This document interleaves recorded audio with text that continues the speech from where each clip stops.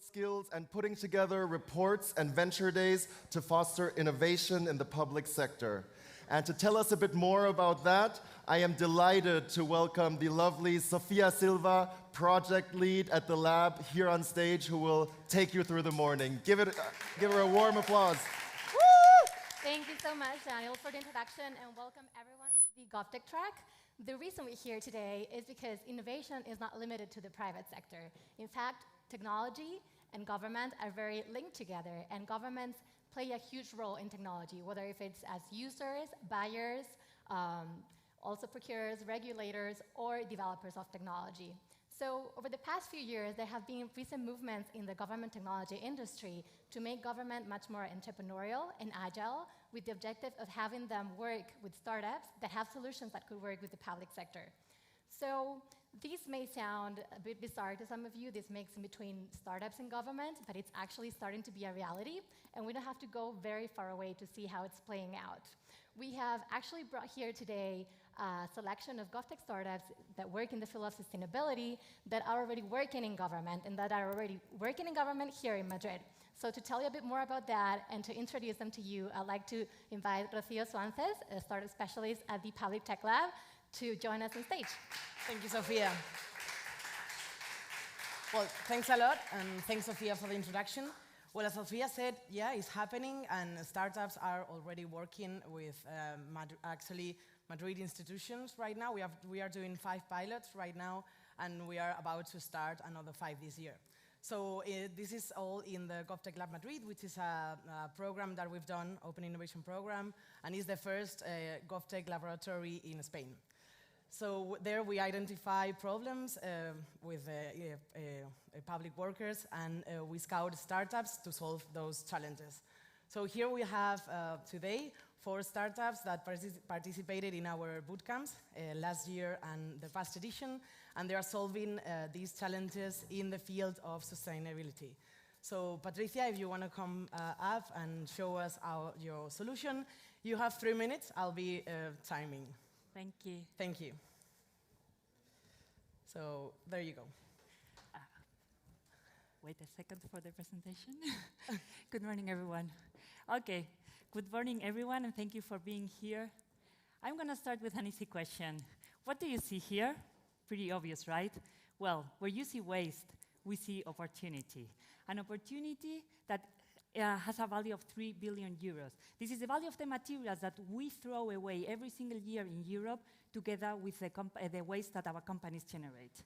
But on top of that, raw material costs has kept increasing continuously over the years, and right now is putting a huge pressure on companies, big and small businesses. This is due to the complexity of the waste itself, but also to a lack of information about what to do with it and who can use it. We address these questions at Recircular, connecting organizations with waste, or resources as we call it, with others that can use those as raw materials. And we do that with our digital platform, a system that helps us automatize the process and scale, reaching not only any type of waste, but also any type of business, no matter how small or big it is. In our system, companies upload information about their available resources, and our algorithm identifies reuse and recycling opportunities and automatically notifies those other companies that are potential consumers. These ways, if love happens, like in other dating apps, the transactions can be closed within our system, and providing them with traceability. This allows us as well to charge a success fee, a percentage of the value of the transaction, and we also work with freemium subscription models. But it also enables us to measure the impact that is being generated, the environmental and social benefits. We have developed a methodology with which we calculate indicators such as reduction of CO2 emissions, reduction of water and energy consumption, and improvement of life expectancy. And we contribute to several of the development goals, obviously. So we generate economic savings on the waste management side and the raw material acquisition side, and environmental and social benefits that we measure and report to businesses so that they can use it in non-financial reporting or CSR strategies and others. In our 4 years of journey, we've been working with more than 5,000 tons of different wastes, directly with our clients, small social foundations to big corporations in different European countries. And we've had the support of public and private institutions all over Europe. In our objectives is to go on growing, reaching 50,000 tons of waste saved, contributing to a reduction of 150,000 tons of CO2 emissions and indirect job creation of 500. And to do that, we are an amazing team with huge experience, each of us in our area, and we are currently incorporating new profiles as well. And we have an advisory board that helps us with legal, technical, and financial aspects. Why is it important what we do? Because we bring down to our circular economy strategies. We digitalize a sector that is still very traditional, but for public administrations as well. We map the resources that are available, mapping them and letting them give opportunities to create jobs in the regions. And we do that with something that doesn't have any value right now, with waste. Would you join our waste revolution? Thank you very much. Thanks a lot, Patricia. Well, that was Recircular and Patricia Strain. And, well, Antonio, now is your turn. And we have Antonio Pinel from Nomon, and he's going to tell us all about what they're doing to sustainability. Welcome, Antonio. Thank you. 3 minutes, I'll time.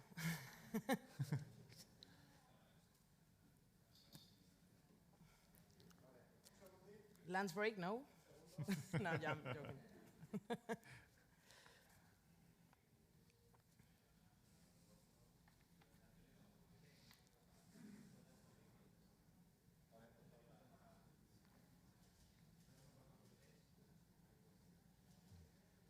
This is to add a bit more nervousness, man. A bit of excitement. More exciting. It's okay.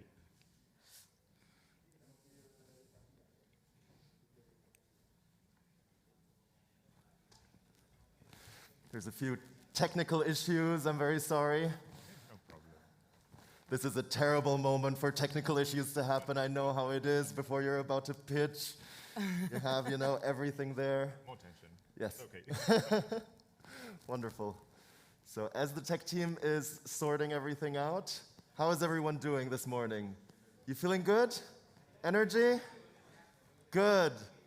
All right. I can take my mask off because I'm on stage. Sorry about that. Did you have a good last night? Did you have a good last day at South Summit? Yay, wonderful. So as you know, today is our last day. So if there's still someone you haven't met yet that's on your agenda, if there's still some company or organization that you want to see out there, go over to their booth. Make the most out of these last, I'd say, probably 6 to 8 hours that we have, because tomorrow, everything will be over, and we'll have to go back to normal life. No. Not sure who wants to do that, but there will be another South Summit coming soon. Maybe it'll be a couple of months. Well, the Valencia one is in a couple of months. The next one in Madrid is going to be next year. And, well, you will have a lot of time to look forward to that program. So, did anyone see the king when he came here on the first day? Yeah? Yeah? Did anyone, get to speak to the king or get a picture with him? All right, good. No, unfortunately not, because otherwise I would have, been like, come on up and show your picture. I didn't get a picture with the king either, I had to kind of work.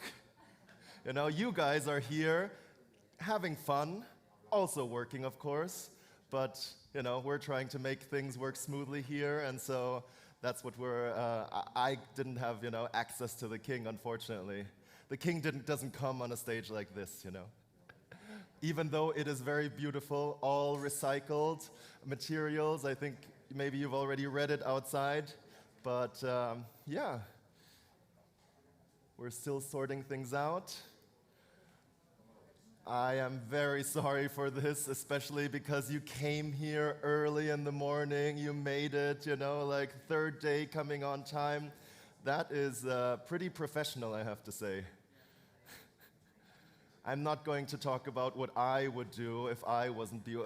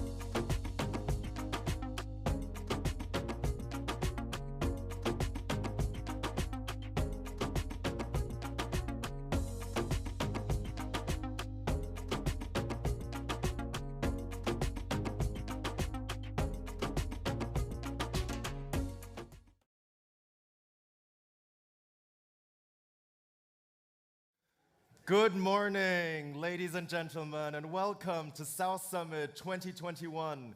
It is day 3, and we are here at the SANBOX stage, and it is wonderful to see you. Obviously, you didn't party too hard last night, so that's a very good one. And we're going to have a jam-packed full agenda today for you, and we're going to jump right into it with the GovTech track. By the Public Tech Lab, which is a GovTech center based at IE University, and they have done plenty of work internationally to transform governments through open innovation and startups and training public servants on digital skills and putting together reports and venture days to foster innovation in the public sector. And to tell us a bit more about that is, I'm happy to welcome on stage Sofia Silva, project lead at the lab. Let's give her a warm welcome. Thank you, Daniel, for the introduction, and I will welcome everybody to the GovTech track. So the reason we're here today is because innovation is not just limited to the private sector. And in fact, governments play a key role in technology, whether if it is as users, developers, regulators, funders, or even buyers of innovation. So during the last years, there have been movements within the technology industry that's related to government to make government much more entrepreneurial and much more agile with the objective of having them work directly with startups that have solutions that could work in the public sector.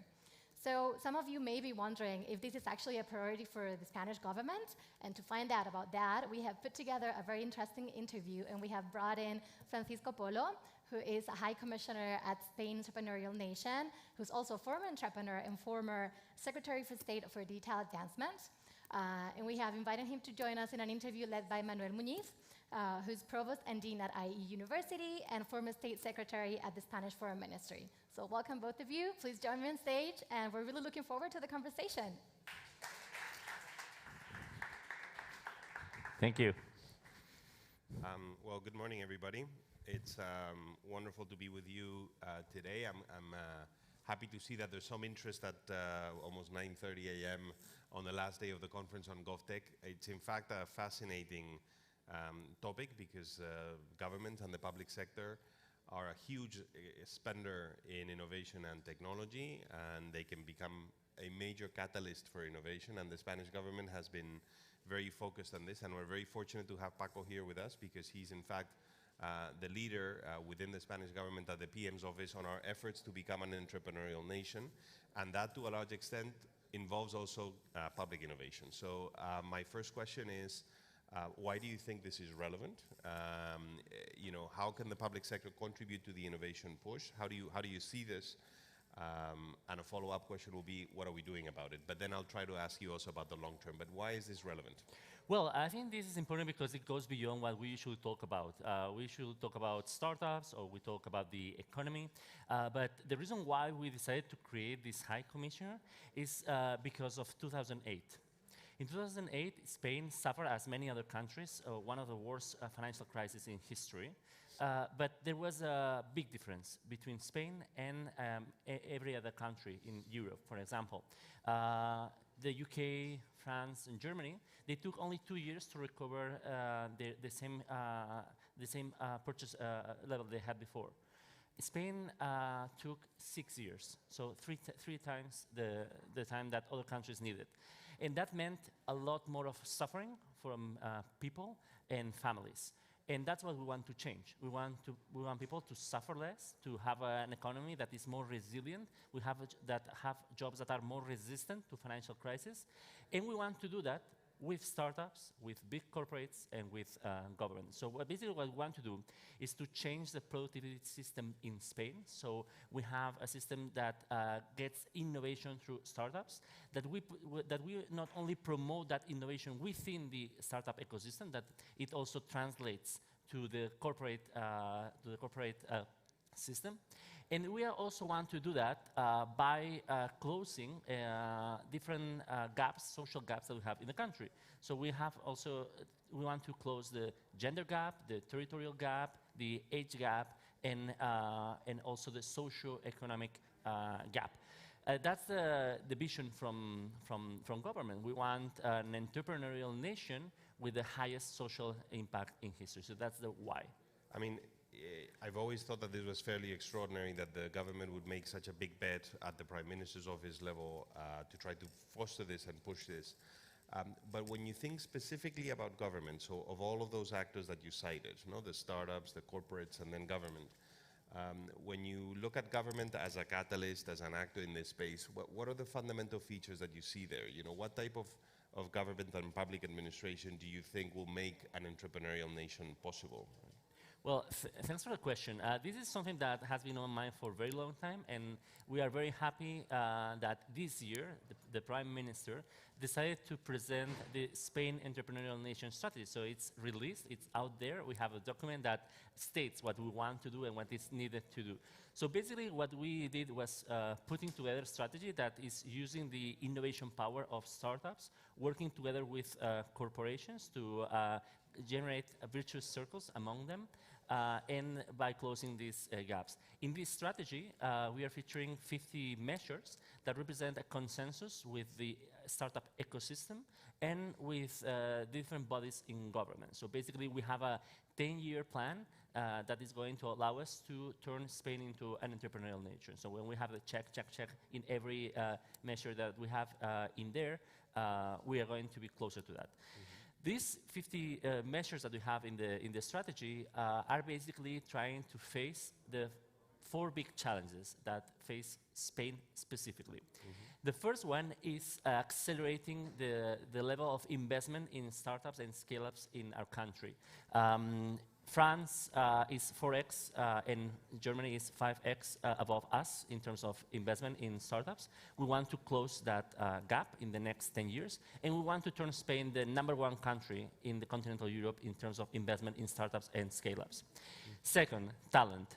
We want to turn Spain into a haven for talent. We know that we are able to develop, and you know it very well. We have great talent, and we're developing great talent in Spain.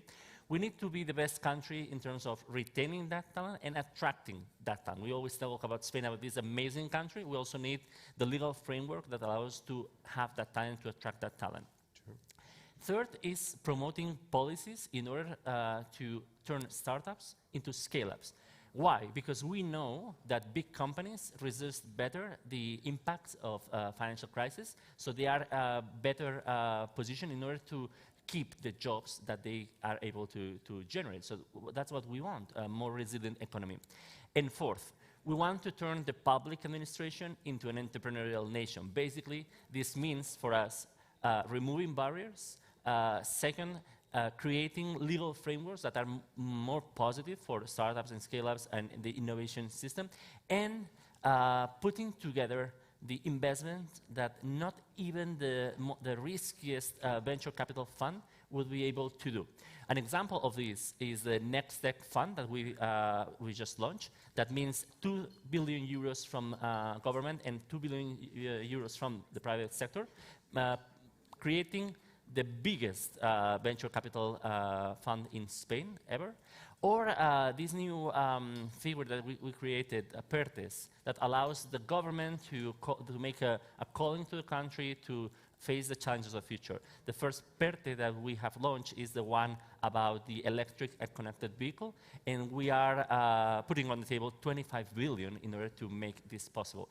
We have never seen an investment like this in order to face the challenge of the future. So this means turning the administration into an entrepreneurial nation for us.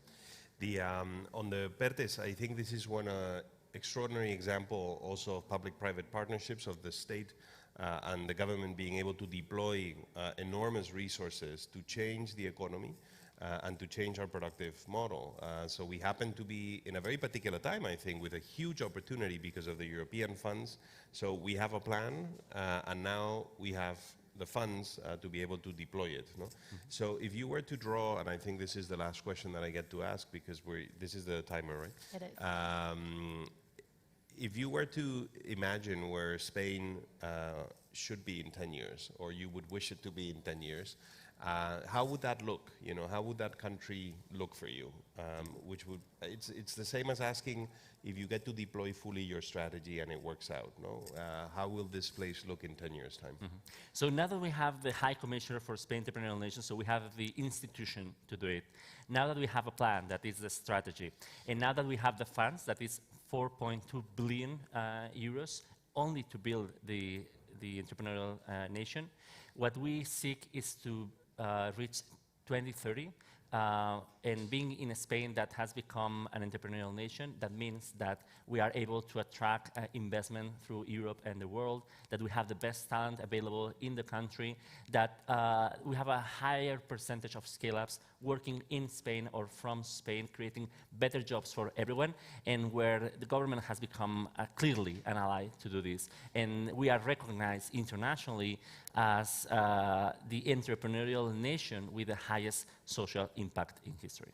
Well, that's a compelling vision. I wish you the best of luck, and you know you can count on IE, and I'm sure the South Summit in that process. Thank you, everybody. Thank you, Paco, for being with us, and thank you to the Public Tech Lab for the invitation and for the initiative, and I wish you all a very good day and a productive final day to the South Summit. Thank you, Paco, once again. Thank you.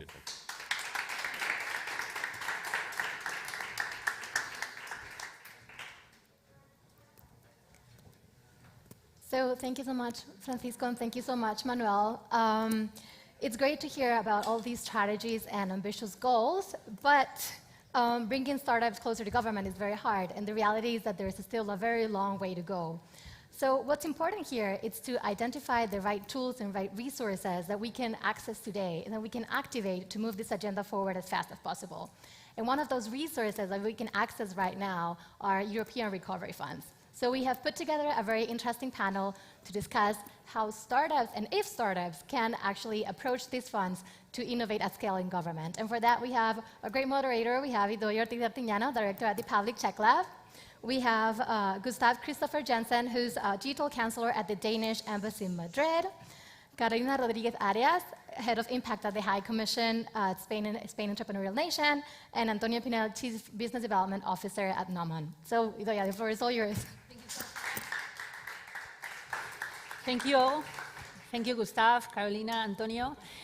Well, I'm going to go, super focused on the main question, right? We have 4,000 million just for digitalization of public institutions just in Spain, and we know that it's a top agenda and a top goal for a top priority for the rest of the governments in the Union.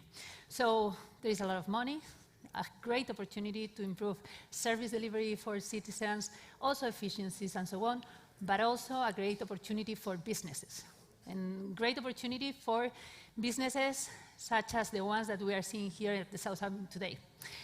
But in any case, we know as well that it's not easy, right? There are some procurement barriers and so on. And what we feel is that the game is not changing. What I mean with this is that still there is a lot of money now, but the rules are the same, the way to buy is the same. So what we think is that there is a lot of money for the same players. What's your opinion on that? It's a tricky question, I guess, right? Because we know that these things are not, it's not about money, actually, it's about many other changes that governments need to make and to promote. So we have here two representatives from the government of Denmark, Gustav and Carolina from the government of Spain. Is there any way to channel a little bit or a bit of these huge funds to this kind of startups, scale up, and impact the innovation community? Yeah. The question, I guess, right?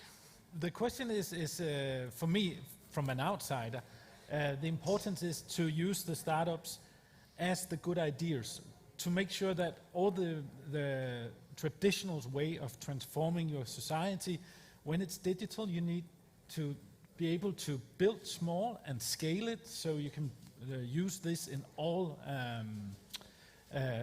government, in all local governments, and in regional governments. It's okay to sit here in Madrid and say we want to build something for the whole nation, but it's actually better if it starts local, and then you can scale it up to the next city or to the next region. And that's where the startups, I think, have a stronger way of getting into the market. Because if you have to build a big national IT program, I don't think many of the startups can lift it. And then you end up with the old ones, and then you do it the old way, and you don't get the transformation that we're actually looking for here in Madrid. Actually, totally agree with that. Our experience has been much easier to have these kind of pilots and these processes with the startups, the scale-up with municipalities, with cities and regions, that, of course, in the national level. But what do you think about this, Carolina? Well, first of all, I'm very honored to share this panel with all of you. As the High Commissioner mentioned before, explained, innovative entrepreneurship is a key driver of our country's transformation. And in Spain, we have already the first steps already set. This huge framework that is our national strategy, the Spain Entrepreneurial Nation Strategy. And we have this milestone on the recovery plan that is this strategy, and we have been working on the Startup Act that will be very, very important to advance in this process and to progress, to facilitate an environment of regulations that can be good, interesting for the startups, the scale-ups, and to transform the economy.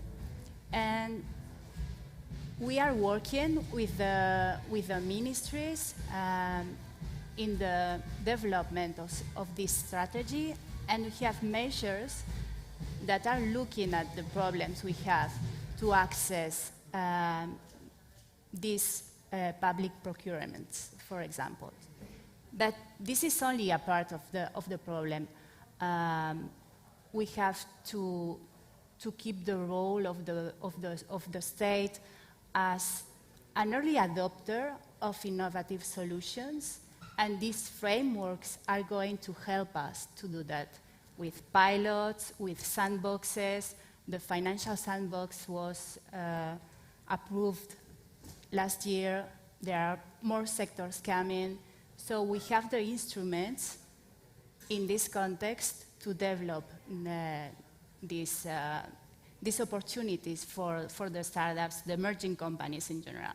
And from the High Commissioner, we are working very hard at looking for opportunities for these kind of companies, connect them with the administration, with the ministries, with the state-owned companies to look for these opportunities and to connect them with the public sector. It's not easy for the emerging companies to communicate, to share ideas or projects they want to present to the public sector. So we are helping to do these connections and looking after opportunities. That is great to know that you are doing this, because actually what we always say is that procurement is an issue, but it's not the only barrier, right? I mean, having these common spaces for startups and civil servants to know each other, to have, I mean, that conversation, that experimentation together is what afterwards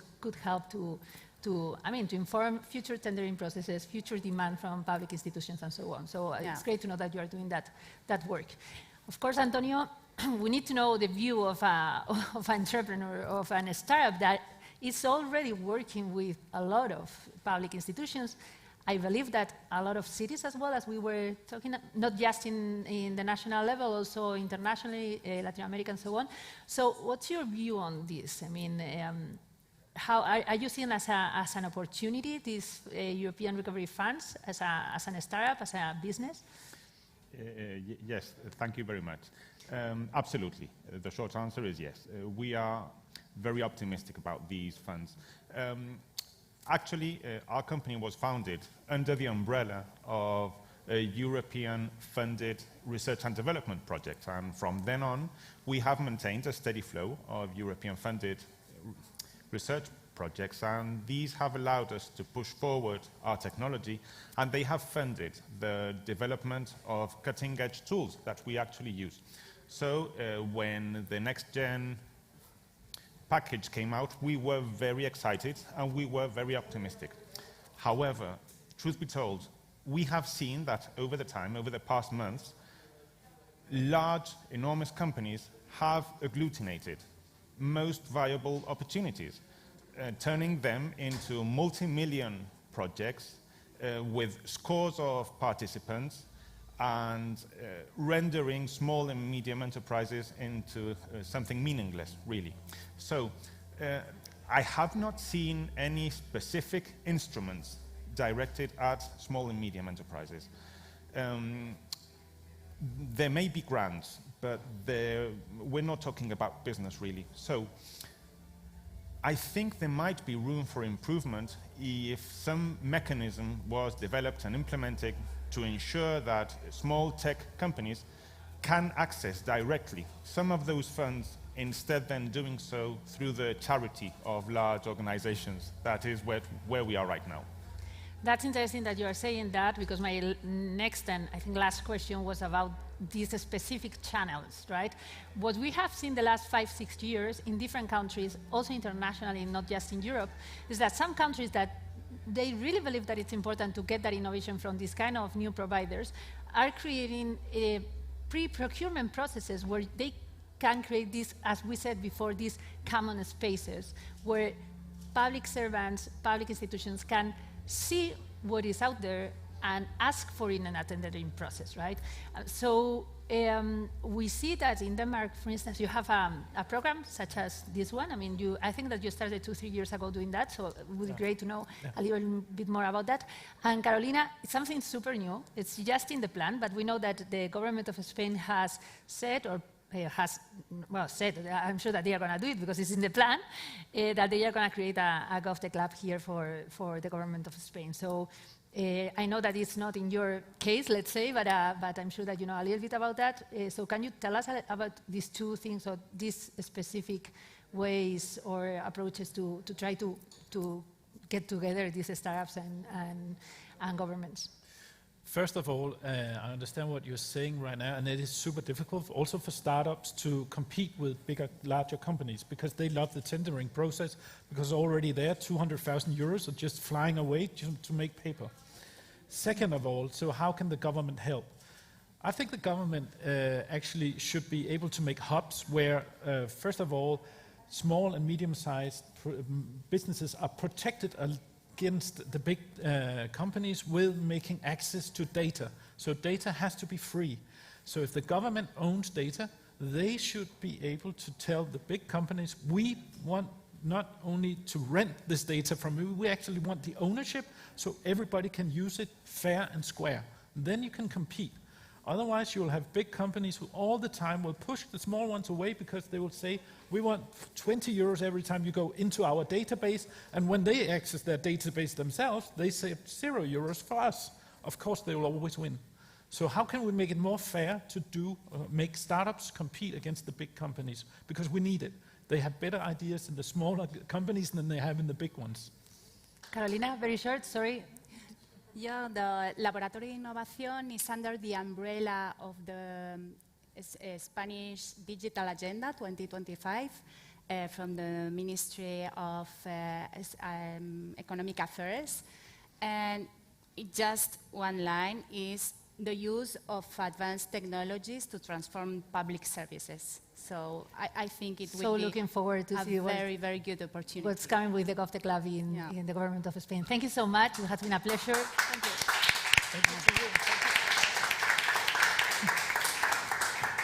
Thank you, Joya, Gustav, Carolina, and Antonio.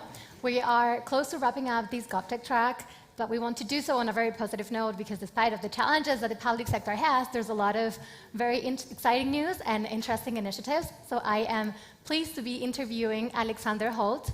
He is the head of emerging opportunities at the Digital Directorate of the Scottish Government. And we are having him here today to tell us about the Global Scale-Up Program, which is basically the first international collaboration project amongst GovTech laboratories. They're bringing together 10 national governments, 2 universities, and 18 scale-ups to pilot all over the place, all over the world. So we're going to have him tell us a little bit about that. Hello, good morning. Hi, Alexander. How are you? Hi.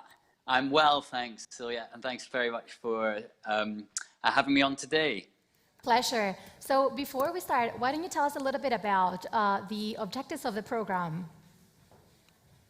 Sure, thank you. So the CivTech Alliance was set up in March 2020, and it was a collaboration of GovTech, CivTech, organizations around the world. So you have the map behind me. We've got folks in the US, Brazil, all across Europe, and in Australia.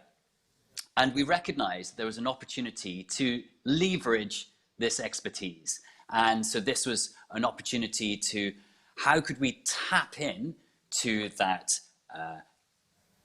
network, expertise, and know-how across our organizations for the benefit of the planet. So if you think about some of the issues that your panelists before were talking about, in terms of procurement, access to governments, how could we operate at a global level and provide scale-ups, so more mature businesses on a trajectory for fast growth, an opportunity to access governments they wouldn't otherwise know how to access. And so we have teamed up with the UNDP, World Resources Institute, and Michelin Scotland Innovation Park to set 3 challenges around environmental resilience, decarbonisation, and food wastage. And as you said in your intro, that we've got these 18 hugely talented scale-ups part of the program. Great. So I mean, thinking from the perspective of government, Alexander, I feel like it must have been very difficult at first to get political buy-in to get this to move forward. So how did you get your government to commit to this initiative? Well, we set up the CivTech Scotland GovTech program in 2015. So we had had a few years of experience, of know-how, of how to bring government and public sector together in one country. And we were able to put the CivTech Alliance together because we had had this experience, and a number of governments across Europe and wider were following our model. And so, and when you start showing the benefits, it's like any startup. You need to articulate the value proposition. So the value proposition for a government, and then globally governments, is about accessing innovation that you wouldn't otherwise know how to access. It's about ensuring that you're able to take that innovation and help achieve your outcomes. But you're also looking at collaboration. Intergovernmental collaboration between the different policymakers, between the companies, and all the stakeholders that come together as part of this. And as you say, 10 countries, 8 governments, 2 academic institutions, 18 scale-ups, and a program that enables phenomenal access for scale-ups. I mean, it sounds great. I know the program is still running, but what kind of lessons and opportunities have you identified so far? So I think the main thing about working in government in this space is you could spend months planning something, or you could just get on and do it. And that your learning is by doing. And that's the biggest lesson that we've had both from CivTech Scotland, but also this. So COP26 in Glasgow in November was the catalyst to get this started. And we could have spent months planning, but actually we decided just to go out with something which was rough and ready and learn as we went along. And so the biggest learning from this is to just get on and do it. Because from that, you then have all these other learnings about how you engage with the market, about how you engage with policymakers, how you ensure that technologies are there to have a pathway, perhaps to procurement, but certainly to some sort of delivery. And the key lessons, other lessons, were as you work on how do you engage with particular sectors? This is not early stage businesses, this is scale-ups. So how do you target them? What's the value proposition? What works for companies? So a key part of the program is something called the Scale-Up Safari. And so this is where the 18 companies, as a cohort, rotate through each of our host countries for 2 to 3 days. And these introductions to policymakers and procurers, innovators and investors then give the companies an opportunity to access the regional ecosystems. And so what happens in week one when we hosted, we learned from that in terms of what was the right format for interaction, which when IE and public tech hosted the following week, we learned on from that. And when you had hosted your week, then how did that influence the following week with the US? And then the following week with the Germany and Denmark. So you're constantly learning about how to put a global program together and support all the different stakeholders' needs. Great. Thank you so much, Alexander, for joining us here today. It's been great to hear about your excitement, as always, and all these amazing insights from this collaborative and international project. So have a great day, and thank you for being here at South Summit. Thanks so much, Tia. Thank you. And with this, we've reached the end of the GovTech track. It's been an absolute pleasure to share these panelists and these interviews with you, and we hope to see you again next year.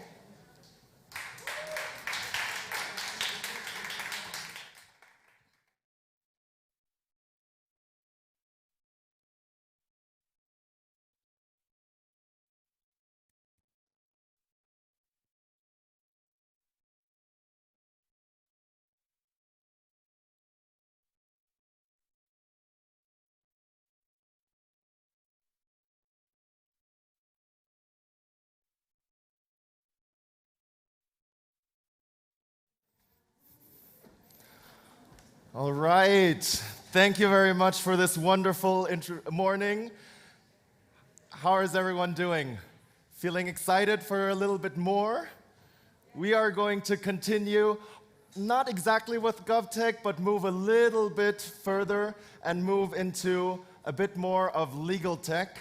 And here to discuss how governments can actually create effective regulation for the technology sector. We have a wonderful panel here to talk about this topic, and a brilliant moderator. His name is Alejandro Turino, and he is the managing partner and head of information technology at Esija, a law firm that has received numerous awards for their work on IP and the digital economy. Alejandro, please join me on stage. Thank you for the introduction. You said that people were excited. We are lawyers. I am not that sure that excitement is the right term for that, but thank you for the invitation. Thank you all for being here to discuss something that in my view is, like a trending topic right now in the legal industry, and of course in all sectors that are affected by different regulations. We got a great panel and multicultural and international and diverse panel. We have with us here, and I will ask them to join here with us. We got Diana Paredes. She is co-founder and CIO of Suede Labs. Diana is the CEO of the company software platform that enables financial institutions to understand and deliver regulatory requirements.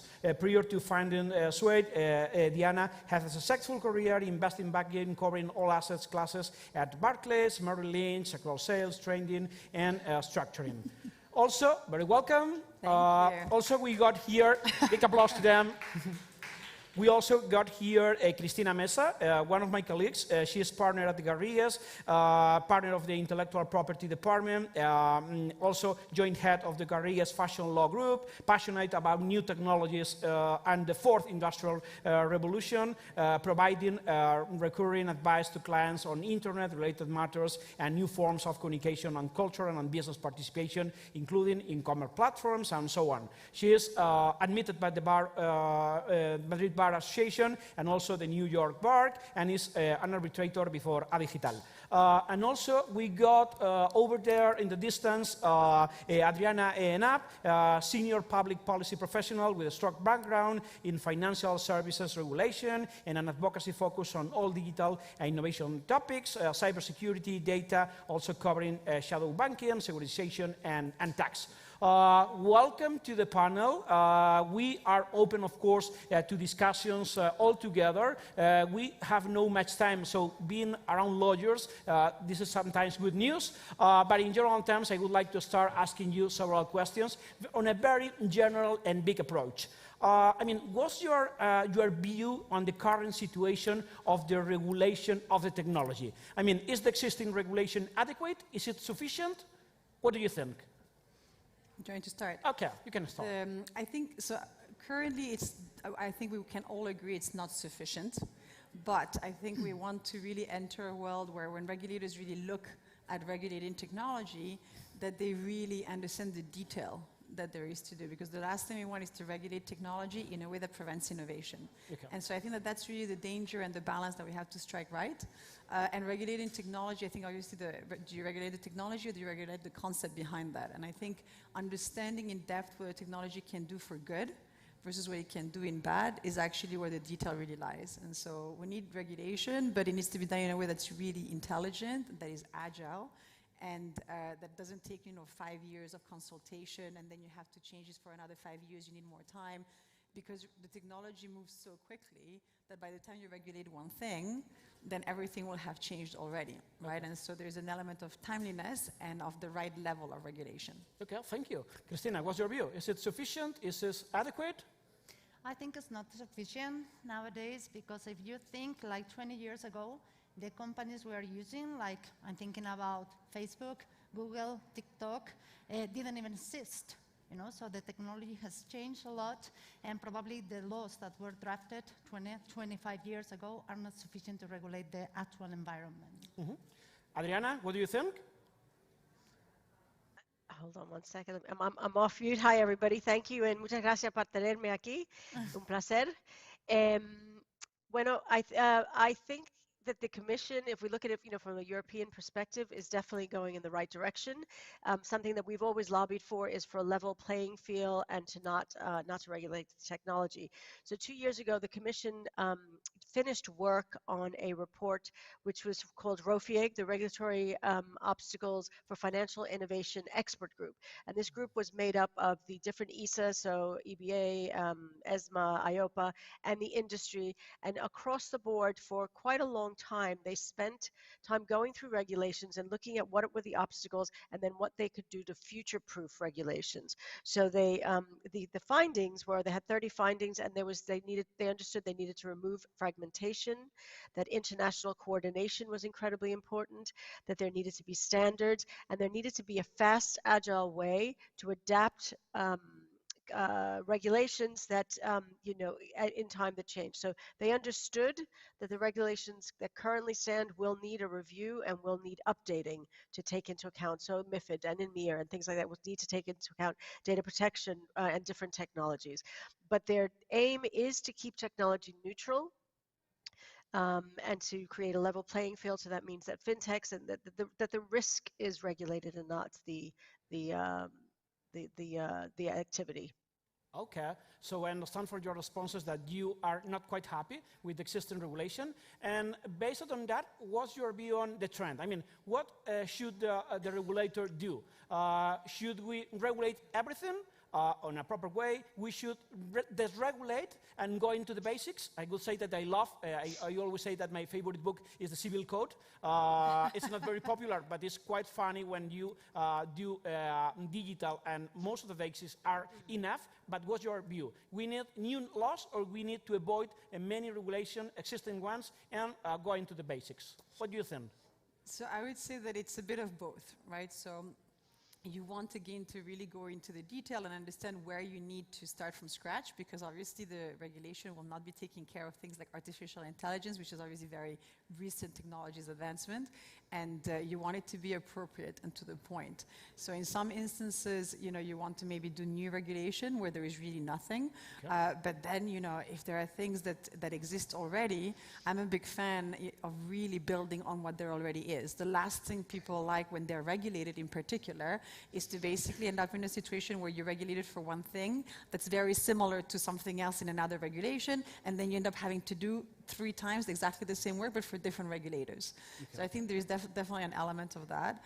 And we have the privilege of being part of the World Economic Forum Technology Pioneer Group and Global Innovators, and part of the work we do with the World Economic Forum is this kind of concept around like agile regulation, right? So we are a RegTech, we work a lot with RegTech, but we do regulatory technology for the financial industry. And what we have found is that the concept of being agile is almost more important than the regulation itself. So it has to really be this feedback loop between the regulation coming out, the industry being able to give efficient feedback, so that then the regulation can adapt again. Okay. And the timeliness, again, is very important. Okay, thank you. Christina, are you also a fan of the civil code, or you are looking for new regulations? I'm a fan, total fan of the civil code, but apart from that, I think that even though regulation is sometimes seen as an enemy for the development of technology, it's not always like that. So if we go back again 20 years ago, the Communications Decency Act in the United States or the e-commerce directive in the European Union were totally necessary in order for internet or tech-based companies to develop. So maybe what we need is a mix, and I fully agree that the main problem here is to be agile, to be able to run parallel to the industry and not to be a burden, but help in order to boost innovation. Yeah. Okay, cool. Adriana, what do you feel? So I think that there's a couple of things. Like I said, with the ROFIG, I think we're definitely going down the right way, and I know that we're doing the same thing in the UK. For instance, right now, we just finished a consultation for the BCBS IOSCO on cryptocurrencies and the prudential treatment of cryptocurrencies, which was quite a difficult consultation and a lot of permutations. But the one thing that we continue to sustain and to push is that if there are currently prudential regulations that are fit for purpose and can cover that, then we should not be adding another layer on just because it's a cryptocurrency, just because it's something new. And so we need to look now, if there are additional risks and there's something, if you're talking about Bitcoin or something like that, that's not permissioned and is not transparent, then, something can be added. But we needed to, because everything was sort of being blocked in together. And we had a call with the BCBS and the FSB and the Bank of England and a bunch of the Fed the other day, and they seem to understand that. And it's like we need to look at what is already existing. Does that fit? Is it fit for purpose? Does it maybe need some adjustments, some tweaking? And then from there we move on, because as Diana said, you don't want to add these layers where you end up, having to provide reporting or adhere to regulations, same but different in many different ways. Okay, thank you. I mean, you all have very international backgrounds. We got extremely good panelists today. And I would like to ask the next question regarding this international approach. It is realistic looking for an international regulation focusing on technology, or this is too optimistic? Christina, go ahead. I think it will be nice, Okay. but I think we are very far away from that. Okay. I don't see like an international feeling from governments of going ahead altogether to regulate anything at all, not technology, but anything.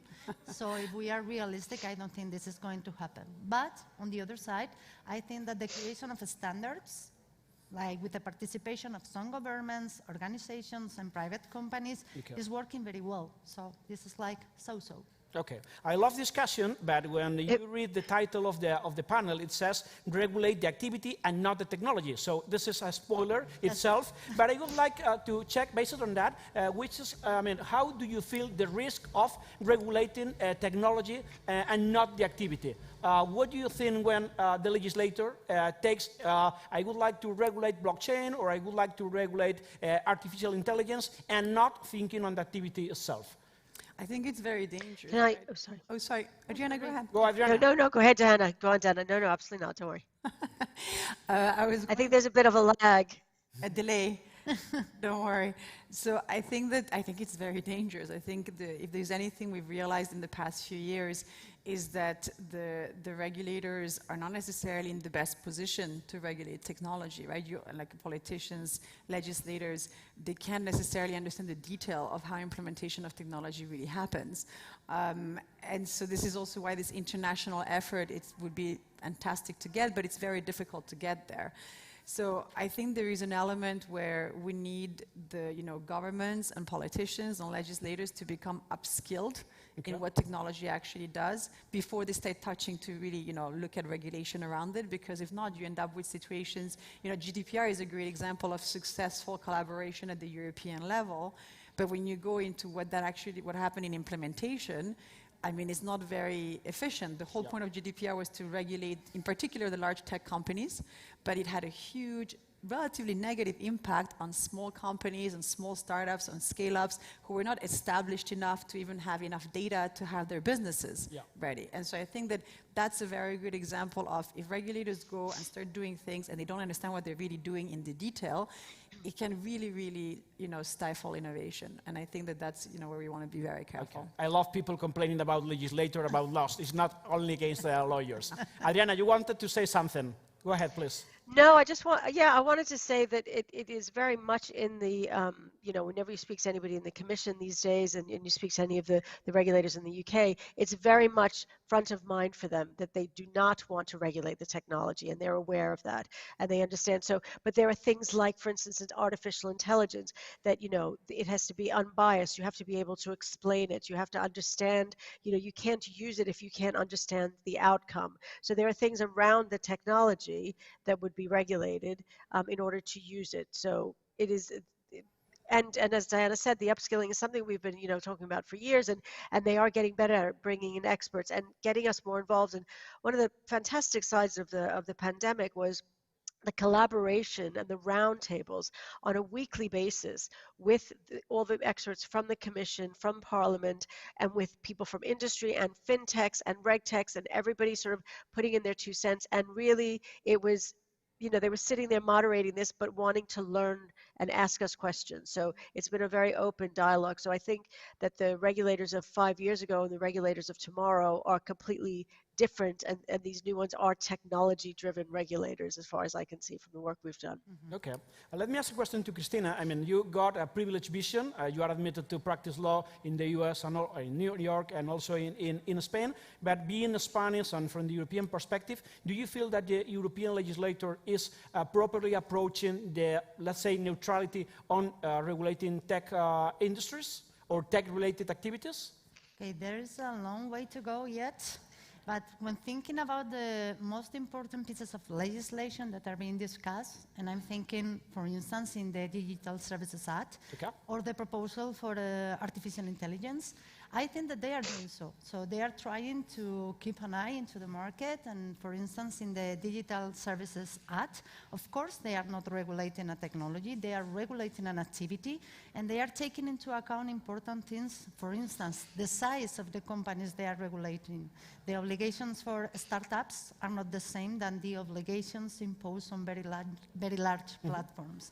And in the case of the proposal for the regulation of artificial intelligence, if you hear the title, it's like, okay, this is regulating technology, but fully. But it's not true, because they are regulating specific cases for the use of this technology. So if properly done, we will see, it can be like a really helpful tool in order to create certainty in the market. And this is very good to look for investment. But we will see. This is quite similar when the Spanish regulator changed the laws regarding cookies, and they were very focused on cookies, and the industry said, well, okay, let's use pixels. So all the regulation is, I mean, we have been discussing for a couple of years, and the day after, it's worse. Let me jump. I mean, we got 2 people from the fintech scenario and industry, and I would like to, and you know that lawyers love risk and challenges. What are the risks and challenges for the fintech industry with regard to the new regulation plan to come into force in the next coming years? So I would say, I mean, there is a global element here, right? So I think the European regulation that is, getting into place and that people are working on, the most important thing around it is going to be really good marketing, right? Because the risk is that, typically Europe comes across as not being the most business-friendly, entrepreneurial-friendly to, foster innovation. And in some ways, you were saying the name of the paper and the consultation is already scaring people away. And what we have to understand is that, so I run a technology company.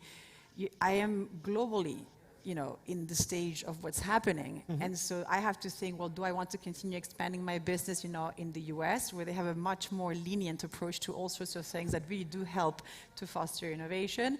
I'm competing with China, right? Where there, the way that they even do technological innovation and regulation and government is actually very intertwined, right? And so some startups have more or less access even directly to the government when it comes to the certain bits of legislation that even help them to become bigger companies. So this is the spectrum, is that, you know, Europe really in that kind of world tends to be the most conservative. And the big risk is that, I mean, at least from what I'm seeing, it's definitely way more conservative than what's in the global stage. And that's a problem. And part of the issue is that by being too prescriptive in some ways, like with the example you just gave, technology companies will find other ways anyway. So then you end up with regulation that is, one, not efficient, but more importantly, it also scares the new companies that want to come and start doing business in Europe. And I think that is just a terrible pity, because in Europe, we really have the opportunity to be the pioneers about what regulation could look like for the good of society. Right? Because we are also competing with, you know, technology companies that are doing things in a certain way in certain countries where they don't necessarily care about privacy.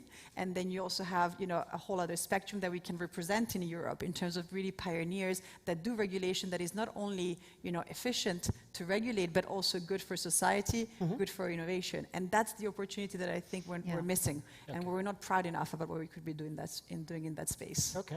Adriana, do you agree? I mean, this is your same view on risk and challenges on the fintech industry?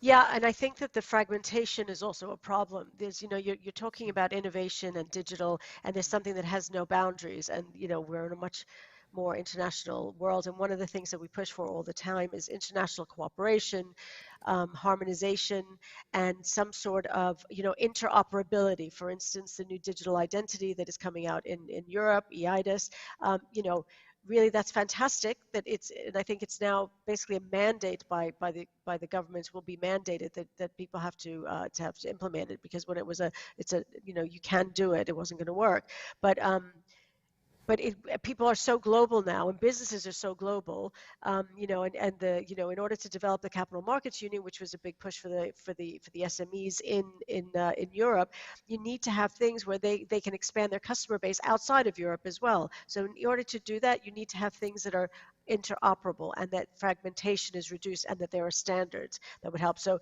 one of the things, again, that we talk a lot to the FSB and the BCBS, and try to pull it up at that level, because there are certain things like data. So, you know, data localization, a bad thing for the economy.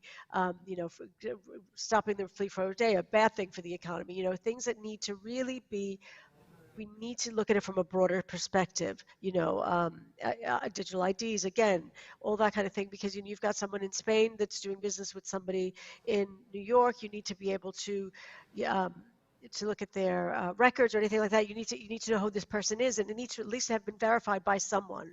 So in order for us to continue, and in order for the fintechs and the startups to grow to an international stage, there has to be this interoperability and reduction in fragmentation and harmonization. All your answers, I would say that all your answers remember me a couple of years ago when I started studying law. I remember my first day at the faculty, there was one professor say, "You know the reason you are here?" And I was thinking, my parents, no, it's not that. This is because law is intended for one reason, providing certainty to all the individuals and all the companies. So when we are fostering this innovation and this technology-focused approach, is always, I guess, intending to provide a proper scenario for all of us to discuss. Let me jump into another question, and you started on that, and you mentioned China. You said, Diana, you mentioned... Don't get me in trouble with China. No, nothing to do. Let me be rude on that. There is a saying, very rude, and sorry for that said that US people, they innovate. Chinese people, they say Asians copy, and what we do in Europe is regulating. Christina, from the European perspective, do you feel that Europeans are the whole time regulating and avoiding companies to enter into the EU arena? Well, I don't want to open my Twitter account after this question, okay? It will be like terrible, but I think that this has changed a lot. Probably the most accurate one was the one related to the European Union regulators, but with regards to China, if you have a look into the number of patents So I don't think that China is copying anymore. They are leading the application of patents, and more especially, they are leading the application of patents related to artificial intelligence. So I think that they can do whatever they want. They can copy, they can create, they can innovate, and we have to be more open-minded. And of course, Europeans, we regulate, and I don't know if we have to be proud for being known as the best regulators. I would prefer being known for being the better innovator. But it is also true that there are some voices in the United States asking for regulations similar to the ones being implemented in the European Union, because somehow US citizens think or feel that they are losing control about certain values, such as privacy. Okay. What about Diana? Adriana, what do you think? Do you think that there is a block in the European regulation that do not permit international companies to enter the market in good circumstances? Do you think it's just the regular stuff, or what's your view? Adri, do you want to start? Yeah, so we're kind of right in the middle of all of this right now with a legislative proposal called DORA, Digital Operational Resilience Act. And so previously, I don't think so. It's something, again, that we push for to ensure that the Capital Markets Union package would allow investments from abroad, not just, investments within Europe, because, that was never going to grow enough. It was only sort of domestic within the EU. But DORA is to ensure digital operational resilience. So different from regular operational resilience, which is business continuity management, it takes into account ICT risk and third-party risk management, so things like the CSPs, outsourcing, and cybersecurity. The fear is, and within DORA there isn't this, but the fear is that there's talk in some circles of this data localization, which means to keep things local within the EU. And this would be going back in time. This would be, obviously, ensure security, ensure, the privacy of data, but we need to have that free flow of data across the world, with adhering to the data protection regulations. So that's the only thing I see where we're starting to go a little bit backwards, and it isn't anything that's put in place, but it's something that's being talked about in certain circles in order to, I think, retain the sovereignty and retain and protect, businesses within certain countries. But really, we need to be allowed to spread outside of Europe. I don't think that other regulations necessarily, GDPR makes it a little bit difficult, but I think it's not difficult to adhere to. But I don't think I would say that there are other regulations that create any problems. I mean, within DORA right now, it's still being discussed in the Parliament and the Council. One of the issues on intragroup. So we outsource a lot of our services into a ServCo from, say, Switzerland as a Swiss bank, or the UK into the EU. And the discussion is now, do these entities have to have a legal base or an office based in the EU so that there's a legal recourse to them if something went wrong? The original intention of the regulation was to look at a CSP, one of the large cloud service providers or large service providers into the EU, that they had a legal entity in the EU. But we think that requiring the intragroup, which is already under the company umbrella, is an unnecessary layer. Diana, your turn. So I would say the problem is more around marketing in Europe. I think there's a lot of really good stuff that happens. We have great entrepreneurs, but then when they look at growth, they go to the US, right? And that happens very quickly. And this concept of marketing, I feel very strongly about, because there's a lot of really good things that happen, but there is not really this promotion at the European level that we're doing this in Europe as a whole. There's a lot of dislocalization from one country to the other that really takes away from the realities of what we could stand for in Europe when it comes to regulation of technology. Whether it is, promoting more our tech companies and supporting them more in investment, and also making, political decisions where in Europe we start taking technology seriously. Because we realize the risks of not doing that. And I think that at the political level, obviously you have some people who are more vocal than others politically in a positive way for technology, but there is also a lot of fear around technology in a way that there isn't in the US or places like China. So I think it's more of a cultural positive marketing about what technology can do for good. and how Europe can play a role in that, versus a lot of people still in Europe feel that they're competing for their jobs with technology. They feel that artificial intelligence will reduce their privacy. And it's the role, I think, of tech companies, of course, but also of politicians to educate themselves sufficiently to have a conversation around that that's educational, that takes the population with them into the next era of innovation, which is really what we should be We doing. got people saying time out. Let me be very, very close, like an elevator pitch. 10 seconds, how would you say the legislator to, an advice to the legislator to regulate? How would you say in 10 seconds?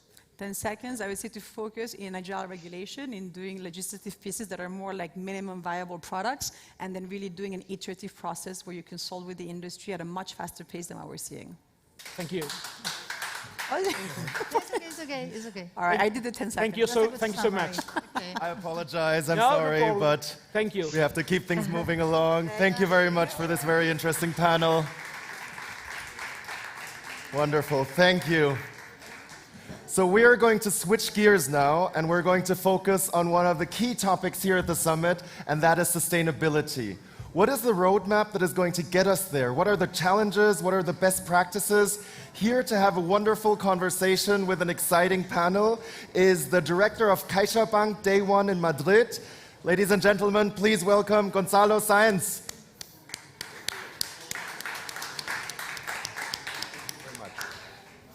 Thank you. Please, my panel, come with me. You can sit down, Elena, and Severiano, and Joanna. So,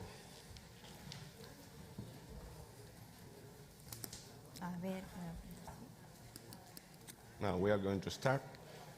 So, first of all, good morning, everyone, for coming to this panel, Roadmap to Sustainability. For me, these days are very special because it's the start of normality. I remember South Summit 2020 when all of us were watching TV, like all digital. And I see these days how people need to see by person, face to face, not just with a TV or a monitor. And also, South Summit 2021 is become sustainability, carbon neutral. So this is a good introduction for our panel. We are going to discuss how companies can help other companies to become more sustainable. And please, let me introduce this panel, and I will ask them to introduce themselves briefly, please. Okay. First of all, thank you very much for inviting Imagine to this special event. It's a pleasure for us to be here with all of you in this physical South Summit. Let me talk a little bit about me. Currently, I work at Imagine in the communication department, and before it, I was the digital channels director in Bankia for almost 5 years. I was developing the digital channels with the IT teams. For example, in 2020, we implemented a new app of the bank, and it was a big challenge because it was in the middle of the pandemic. So, also, I have worked close to the innovation department, implementing some MVPs, for example, about sustainable projects, like to reduce carbon footprint. So I have developed all my career in the bank, and before it, I worked as a consultant in Deloitte. And now I can tell you that my current project is the most important current project in my career, because in Imagine, we believe that we can build a better and more sustainable planet for everybody. Thank you. Thank you, Gonzalo. Thank you for the invitation to this panel, and thank you to South Summit. My name is Severiano Solana. I am the head of sustainability strategy and reporting in CaixaBank since March of this year. Before that, I was doing similar activities in other areas of Bankia around the sustainability. So I think that today is a great day just to talk about sustainability. Yeah. So hi everybody, thank you Gonzalo and thank you South Summit for having me here. So I'm Joana Gallo, I'm co-founder of A-Planet. A-Planet is a startup helping organizations to manage their sustainability holistically in an efficient way and to structure, collect, analyze and report all their ESG information, that is environmental, social and governance information. And we help all the organizations to be more sustainable and to create positive social and environmental impact. Okay, thank you very much, three of you. Seriano, if you want, I can start with you. First of all, thanks for accepting our invitation to this panel. And I want to ask you one question. What are the main challenges that company faces in terms of sustainability? Well, at CaixaBank, we believe that now we are living in a disruptive moment for the economy and for the society. In this moment, sustainability is taking a great importance in almost any decision in our customers or investors and the society as a whole. When you see these kind of situations in the past, you can, and you are in a company, you can have two approaches. The first could be to see that this is a threat, that this is a great problem, that probably all the legislation is not enough developed, and you see like everything negative around the environment.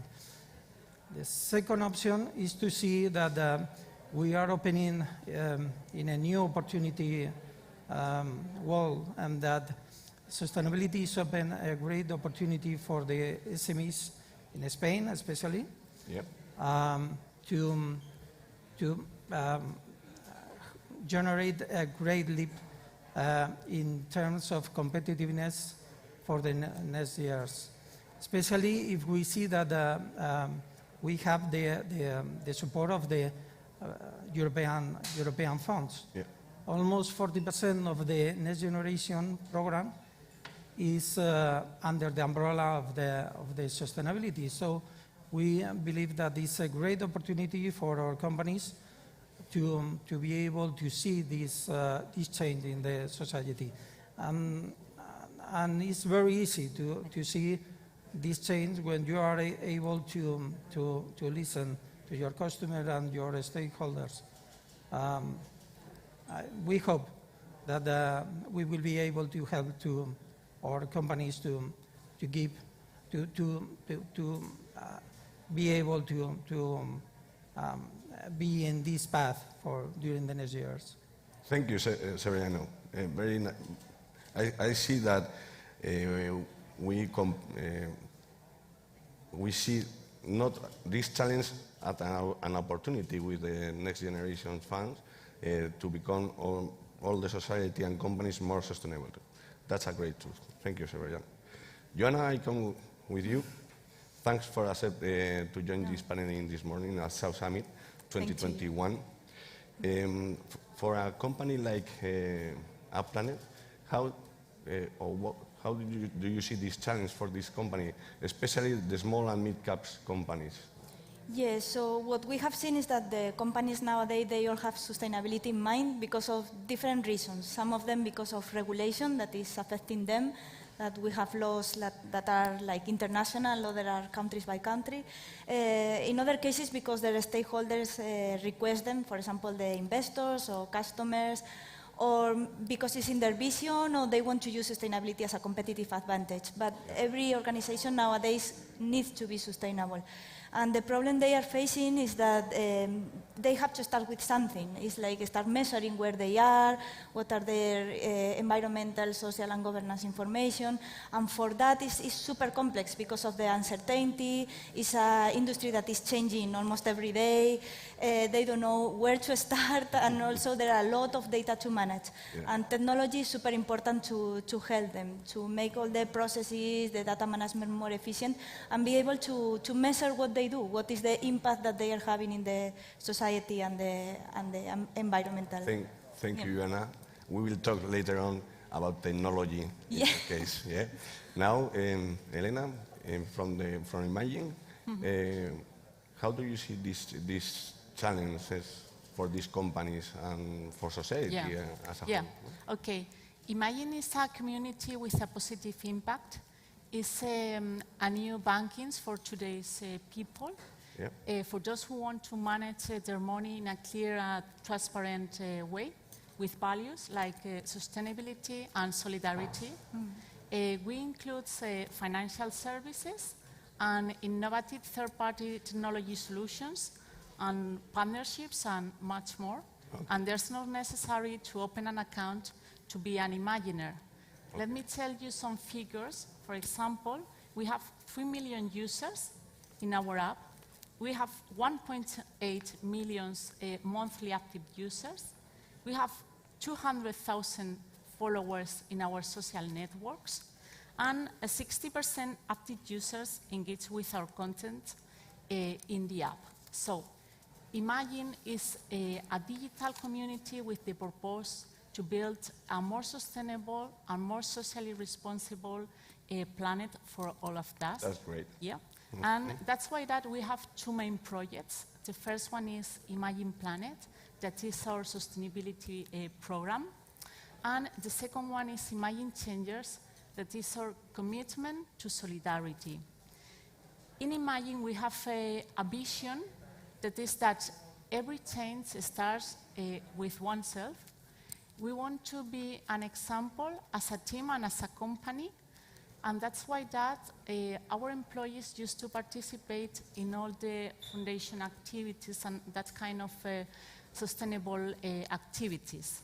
Our branches are on a space that are coherent with the Imagine's positions and values, and it should evoke the sustainability in the little details. You can see a lot of plants in our branches. Okay.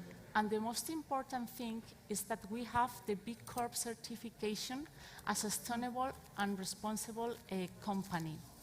Let me explain what is Imagine Planet initiatives, because we can define this program with 4 factors. The first one is commitment, the second one is the coherence, the third one is transparency, and the last one is innovation.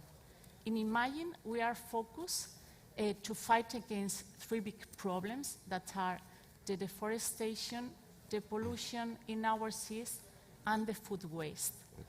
That's why that we have big goals. For example, 40,000 plant trees through our Member Get Member campaign, more than 200 kilos of plastic waste collected by our users, and to have more than 100,000 users engaged in our activities. Thank you. Thank you, Lena, to share with us all the programs that Imagine has to become a better world in green. Joanna, can you tell us how a planet is using products and services to help these companies to become more sustainable? Yes, so the main problem organizations are facing is that sustainability professionals, they should be focusing on the strategy, sustainability strategy of the organizations, on how to create these kind of initiatives to have bigger social and environmental impact. But they spend most of their time, in fact more than 30% of their time, just managing data, collecting information from different sources, from persons, systems, and also calculating the impact almost manually. So all this is something that could be can be automated with technology, all these data management and processes. And this is when technology comes into place, with tools like a Planet. So you can structure all your data, like create your initiatives, communicate your initiative easily, take them to actions, make people participate, and also measure what you are doing, know where you are, have visibility, analyze the data. And all this is the power of technology, that you can focus where you can add real value and have bigger impact. Thank you, Joanna. That's the important thing, data and how to track this data into sustainability. Yeah. And now, Severiano, sorry, for the end. Perfect. How banks and CaixaBank are helping nowadays these companies to become more sustainable? We believe that we must play a very important role in this transformation of our companies in the Spanish society and in general. For that reason, we are doing different plans, different activities, just in order to obtain these goals. Let me explain some of the most important things that we are doing at this moment. During this year, we reinforce the sustainability in CaixaBank with the appointment of the Chief Sustainability Office, and that is member of the Management Committee, and is reporting directly to the CEO of the bank. Okay. But we believe that is a very important signal for how is important the sustainability in the company. In May, we signed the Net Zero Banking Alliance commitment, which means that in 2015, we take the compromise to be neutral in carbon emissions. And that means that if you want to get this goal, you have to do you can only achieve this goal if your companies, your clients, are zero emissions at that moment. It's the only way. And for that reason, we are doing a lot of things, I told you, but probably two most important things that we are doing in the bank is to invest in systems, in IT systems, just to be able to manage all the different information, all the data that we need to be able to know where we are in this path and how we can help to our clients in this goal. And the second one is to train the team. If we want to help to our customers, you need to spend money just to be able to help to your team with this help that they must be able to give to our customers. It's the only way, and we believe that you can achieve these kind of goals in the future. Maybe it's a good example, and probably it's an example that you can spread to other companies in other sectors. Thank you very much, Sebe. I think that it's very important what you said about the team, because if just is the manager that is waiting to change how we are doing things, I think that the team has to believe that they have to do it, because sometimes we see that we look at the society, we want to become green and sustainable, but the team, they don't change the way they do their things. And I think that we have to move and look forward to change all the people. No? The panel is coming to the end, and I have to say thank you, Joanna, Severiano, and Elena, to come with us here and stay in this panel. And I hope all the audience will have an idea, and a better idea and a clear idea what companies like yours are doing to change the world and become more green and sustainable. Mm-hmm. Thank you, all of you, to come with us, and the panel has finished. Thank you. Thank you very much. Thank you very much.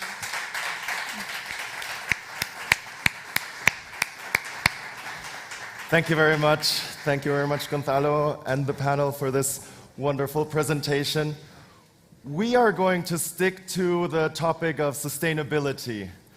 And I have been working in the sustainability sector for probably a decade now, and I cannot tell you how many sustainability conferences I've been to where we get water in plastic bottles. And I don't know about you, but I am super proud of South Summit to actually have implemented a more sustainable strategy for water, and it's a nice little giveaway. However, I don't know if this will be practical to roll out into beyond events, into general life. So here to discuss how can we drink water and be more sustainable, I am very happy to welcome a panel of experts to shed a light on what their solutions are. And I will be moderating this panel and I would like to welcome on stage our wonderful panel.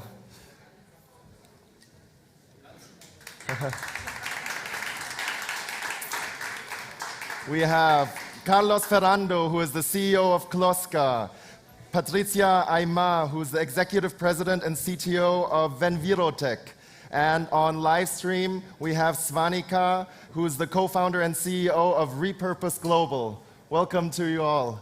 And before I ask you to introduce yourselves and what you do, I would love to also hear a bit about what motivates you. Like, why did you get into this business? I mean, water, I know, is an important topic, but from a personal point of view, what made you get into this? So, Patricia. we add to this topic by producing a complete biodegradable bioplastic. That is how we perform like a bottle that could be complete biodegradable and sustainable. And we do that because we believe in a real circular economy. What we do is to produce this biodegradable bioplastic from organic wastes. So this is our motivation, a circular economy. Our mission as a company is to improve the quality of life in the planet through the preservation of the environment. And also about the pain we are feeling about what we are doing with our environment, no? In my case, what I realize is that even if I change my attitudes and my behaviors, becoming more sustainable from my side, I felt guilty, no, about what is happening. Yeah. So it's about how can we influence, no? How can we make the future better, not for us, for everyone. So it's about this in our case, in Kloska. What we thought is that the best and the most exponential growth and the fastest growth will be influence on people, no? Try to find this kind of people who really feel the pain, like we are doing here, and try to influence in the other, because we think that we are only 8% of the population that really feel the pain. So we need at least 50, 70% of the population. So let's try to influence in the other. I mean, recycle, it's a good way, but maybe it's the second stage. The first should be influencing people. So this is what we do in Kloska. Wonderful, thank you very much. And over to Svanika. Hello, everybody. I hope you can hear me okay. It's a pleasure to be here. I actually can't see the audience from where I'm at, but I'm very excited and thank you so much for having me. So I'm Svanika Balasubramanian. I'm one of the co-founders and CEO at Repurpose Global. We're the world's leading plastic action platform for CPG brands to take action on their plastic footprint. And then we created the world's first plastic credit platform. So in the panel right before us, we heard a little bit about the carbon credit sector and kind of what is happening with regard to carbon. And, we saw a lot of opportunities to bring the learnings from the carbon sector into the plastic space as well. So carbon credits in their own right were quite revolutionary in being able to unlock private sector capital for solutions that could combat climate change. And then we said, why not apply those same principles and allow the public and the private kind of funding entities to participate in plastic action solutions. So what we have today is really a collection of waste management, recycling, infrastructure, supply chains that we build around the world in South America, Africa, and Asia. And we fund these projects by working with CPG brands who want to do something about the plastic footprint. So it's really kind of, thinking about influencing the plastic crisis conversation, exactly as Carlos was saying, from different angles. So we have some people kind of like doing it from the consumer angle, and what we see ourselves doing is kind of influencing companies and corporates and giving them the option to act responsibly. Wonderful. Thank you very much. And so, like, what I'm hearing from you is that you're not necessarily the traditional entrepreneurs, but maybe you would even call yourselves social entrepreneurs. Is that something that you can associate with? So I'm wondering, like, do you have a bit more perspective on how social entrepreneurship can really contribute to the mission that you are on? Yeah, Patricia? so I will say that it's a kind of social entrepreneurship, what we do, basically because we are improving quality of life and that just affects our health, our way of living, but also because, as I was saying before, we are creating a new circular economy in Envirotech, for example, with organic wastes and then producing that biodegradable bioplastic that will bring to the society new jobs. Also, we are really on having equal gender works in our company, then based on sustainability with a really sustainability focus with everything what we do. So that's the way I think about how we just add to social entrepreneurship in the way we are working on. How about you, Carlos? Yeah, I will add that the social entrepreneurship means that money is not the goal. Money is a tool to reach your goal, which is create impact and create a better future. No, brilliant. In our case, and speaking about the how people drink water in the world, people don't know that we are using 1 million plastic bottles per minute, and only 9% of these bottles are being has a second life. No. So it means that we are throwing rockets to Mars, but we don't know how to recycle the plastic. Yeah. So imagine it's just a gulp of water, 30 seconds, the life cycle of the bottle, and 91% of possibilities that won't see never a second life. So it's a big drama, no? Should be what we have to focus so if we see that the future cannot be like today, we have to put our passion, our tools, our superpowers to be part of the change. That's all. Absolutely. What you were saying reminded me of this poster that is out there on the internet that says, whoever thought that digging down, drilling for oil, turning that oil in refineries into plastic, and, like the whole process is more efficient than just going to a tap and, opening up and having some water and washing the glass afterwards. So yeah, absolutely, there's still a huge problem. It's like we are living in the 19th century or something, and we are speaking to move to Mars. Why? No, maybe we need to solve the problem here. Yeah. How about you, Swanika? Is social entrepreneurship something that you also identify with? And Yeah, most definitely. And I completely echo everything that has been said so far. And I especially liked what Carlos said about kind of, for us thinking about money and then funding as really a means to an end to create impact on the ground, because ultimately we all want the same goal. We all want less plastic leaking out into the environment. I just want to also kind of bring in two extra dimensions into what we do over here.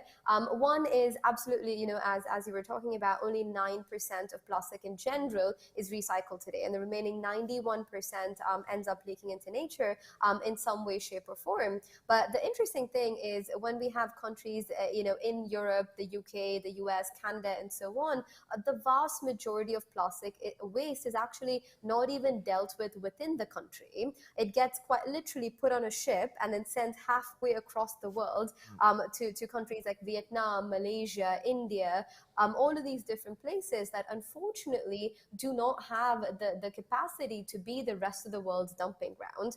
And so you have a lot of the plastic kind of like going out into these countries, which creates an interesting socio-economic problem as well, where today, quite literally, there are hundreds of millions of people who are kind of trapped in cyclical poverty because, they're part of the informal, illegal waste management sector to deal with all of this trash coming in from everywhere. And I think by some estimates, up to 1 million people die every single year because of mismanaged waste that we send out there. And so you have, this environmental problem that is also causing the socioeconomic one. And so when we fix the environmental problem, not only are we kind of safeguarding our marine ecosystems, not only are we protecting our natural biodiversity, at the same time, we're also able to provide livelihoods and increased income, jobs for all of these people that are otherwise in that informal sector. So every single plastic credit project that we built on the ground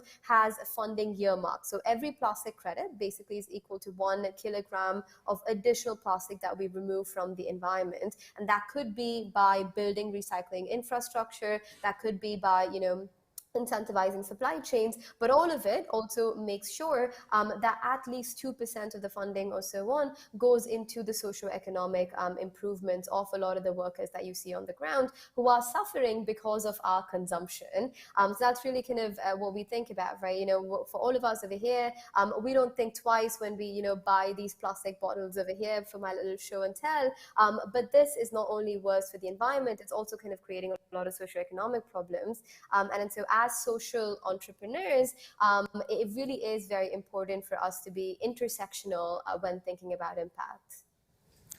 Wonderful. I'm glad you bring that up because all too often when we talk about sustainability, we're thinking about environmental sustainability.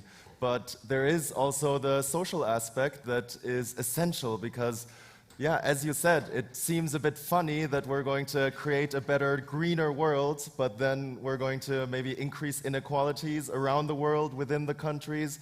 So, yeah, thank you very much for making that point.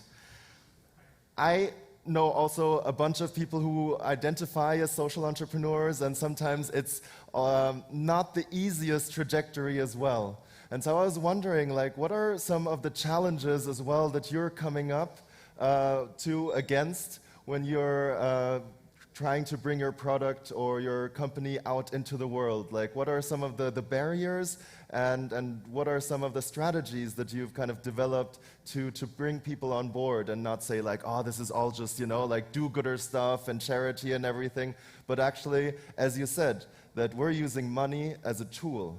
Mm-hmm. And Patricia, shed some light. I will say that as a barrier in our scope, I will say that the formulation of these bioplastics, because I've seen in the media sometimes that they found a bioplastic bag somewhere with, that's the topic. The topic is that how we define biodegradability and how we apply the bioplastic and how we just give information to the consumer how this bioplastic must be managed. So that's a really big barrier that we are dealing with to solve because it's a problem and it must be solved in order to get the specific knowledge to people in order to know that if you have a bottle that is with bioplastic, you must manage correctly that, and that's what we are dealing for. Also, we are generating new formulations, new bioplastic formulations for solving in that way. Mm-hmm. And Carlos, you were talking about influencing people, what are the challenges or the barriers that you're facing when you're trying to do that? Yeah, it's super important, and because it's about psychology, about design, and about technology in our case. Let me explain what we are doing, because our goal is to reach partnerships and co-create and add value to big communities and big brands. This is what we are doing now. We are redefining how people find, transport, and drink water in the world, no? So today, when you are walking around the city, you are thirsty and you go to any place, you buy a bottle, you have a gulp, and throw away, no? Thinking that will be recycled for the responsibility of the government or other company, no? So we are trying to give more convenience to this journey, no? So we create an app with the one you can say to the phone, I'm thirsty. The phone will locate you the closest fountain, okay? And then we'll give you rewards every time you refill without plastic waste, and every time your friends refill without plastic waste. And creating like a marketplace inside our app to reward the people. At the end, is giving back the cost of the plastic, of the CO2, the cost of creating the bottle, and the cost of don't know how to recycle. No, so we create that. We create also a bottle as a fashion accessory. It's a bottle with a patent system that you can show. Nice. So you walk on the street, and just in 1 second, without shooting, you can say, okay, please don't throw plastic for drinking water. No, and now we are doing the digitalization of the water fountains. So these are the 3 pillars to change how people find and drink water in the world. No? So our goal with this big platform is to offer it for big communities. No? But we have a big challenge, like many other startups here, who is influence and add value to big companies. We are a brand of brands. With our other big communities, we are not able to make it alone. So this is today our big challenge. To work with Apple, with Google, with the biggest companies of fashion, with... All right, everyone here working for a corporate, please come and see these guys. Mr. Elon Musk, we are waiting for you. Yes. I'll call him later. And I'll Please, let him know. Also Branson, if you have... Yeah. But what I'm hearing also that is really wonderful, you're not just like getting people as consumers, but you're putting them into the shoes of kind of influencers, because they don't only get points from themselves, but from their friends, right? Exactly. So if I sign up 1,000 friends, you know, like I don't need to go and get water myself, but they will do the job for me, actually. Look, it's the exponential mathematics. If you influence 3 people in 1 hour, these 3 people in another 3 people in another hour, in 23 hours, all the humanity will reach this... you can dominate the world. In 1 day. All right, we're done. I mean, problem solved. However, if we do have maybe not a whole day and are not quite there yet, Swanika, over to you. What kind of challenges do you see, and how are you tackling them? Yeah, that's a great question. I'm also just able to see the screen now, and I can see that I'm in a little box on the stage.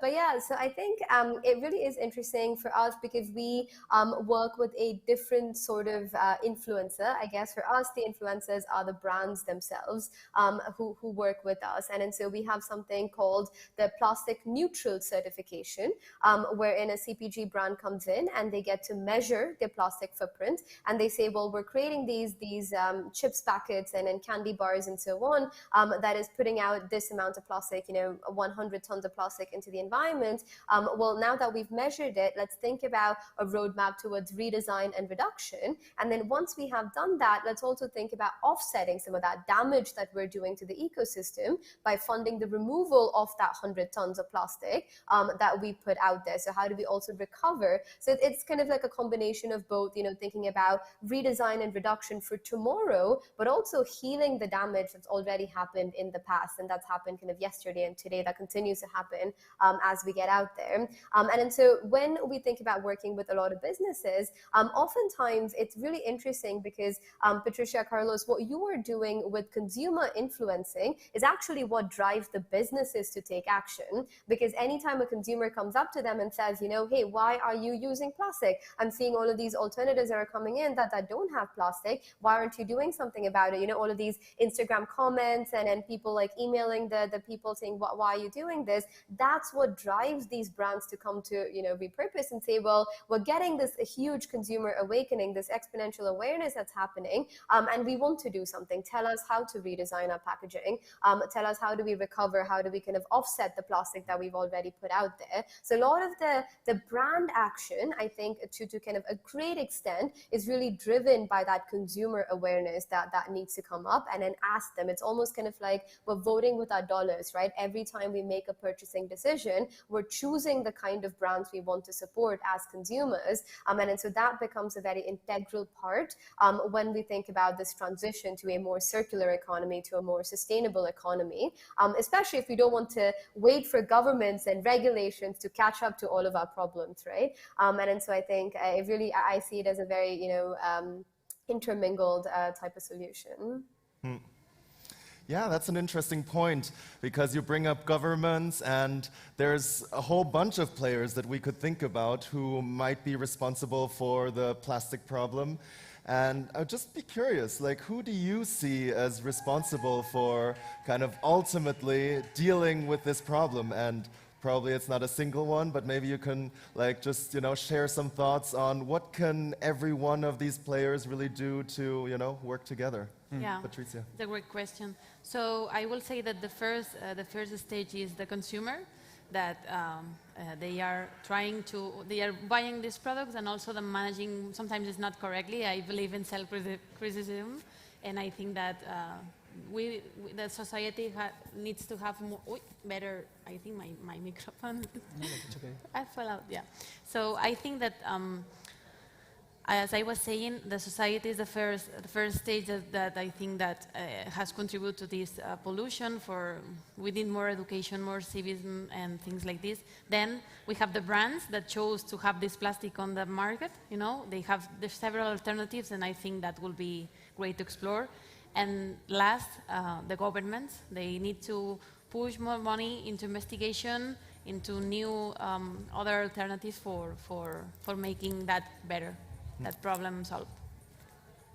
Yeah, I agree with Patricia. It's about the culture of the people, no? In our team at Kloska, we love the etymology of the words, no? And we use always a beautiful word, which is the consciousness. So the meaning of consciousness, it's a gift. It's con is together, scio is the knowledge, and nis is the action. So consciousness, reach a global consciousness, should be share a knowledge for everyone. So it's about share this culture with the people, and have the feeling that we are co-responsible, no?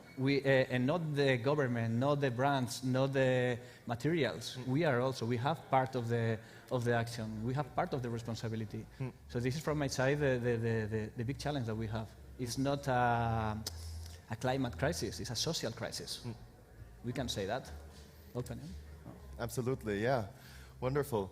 And Swanika, how about you? Where do you see responsibility or actually opportunity for, engaging? Because in a way, it's not only about the negative side, but it's also empowering to see that you have agency and you can change things in the world, maybe even if it's just with a little step. Yeah, and I definitely agree with everything that's been said so far, because I'm a huge believer of the fact that none of our social or environmental challenges have a silver bullet solution, right? That there's never going to be kind of one single idea out there or one single action out there that suddenly it's like, poof, we fixed the world. Plastic, the plastic crisis is all good and everybody go home, right? I think it's always going to be kind of like a toolkit where we need a series of different things to happen, and we need all of those series kind of it's a single toolkit packed with many different solutions that all work together. And then some of these solutions are the responsibility of the consumers to kind of drive the engagement and drive kind of the right and demand the right type of actions from the brands. And then some of these solutions definitely I do think sit with the brands themselves as well, because to a large extent I do believe in the whole polluter pays model, where if it is kind of a company that is putting out there and is destroying our ecosystems, they do have a responsibility to do something about that. And one of the reasons why they don't at the moment is because there is no incentive to.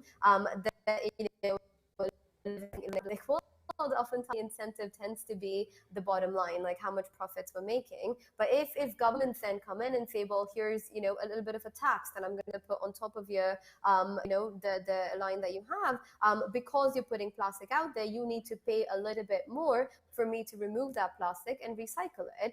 So that's a little bit of like what the governments can come in, and then, of course, more research and regulation and so on. So I really do think to sum up that it needs to be everybody doing their own little part to kind of contribute to this toolkit that collectively then we have a chance of solving for the plastic crisis. Because individually, I think it's very hard to come up with, a single magic idea that fixes everything.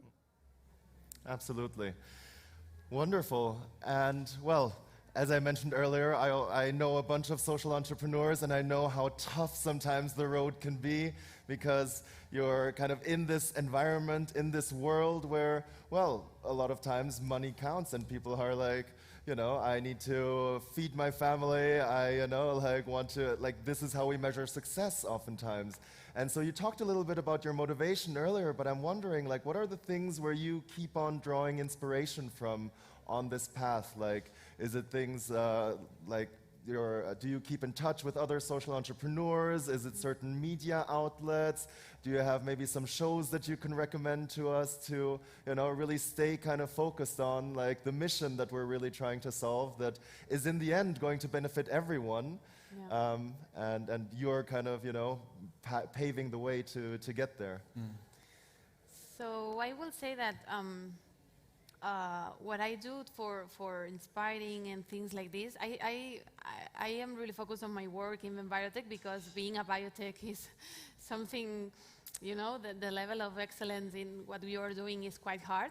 And what inspires to me every day is to see a big team, a very big team, the best one, I think so, because they are really intelligent, they are really smart. I think I surround myself with people that are better than me.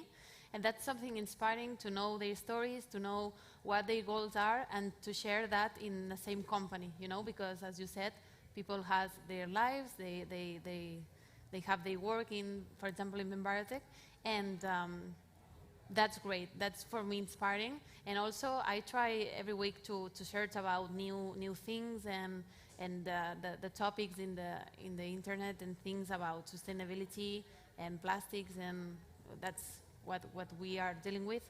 And I will say that I will highly recommend the media, I will say in my point of view, about leadership, and because I think that the path it's quite large, and for fighting in this way. And I will say that we must be strong in this social entrepreneurship, and it's quite important to take care of people and do it great. Exactly. And I just want to say, I'm very sorry if you see us swatting here, but yes, there's this fly that really, I think she wants to speak.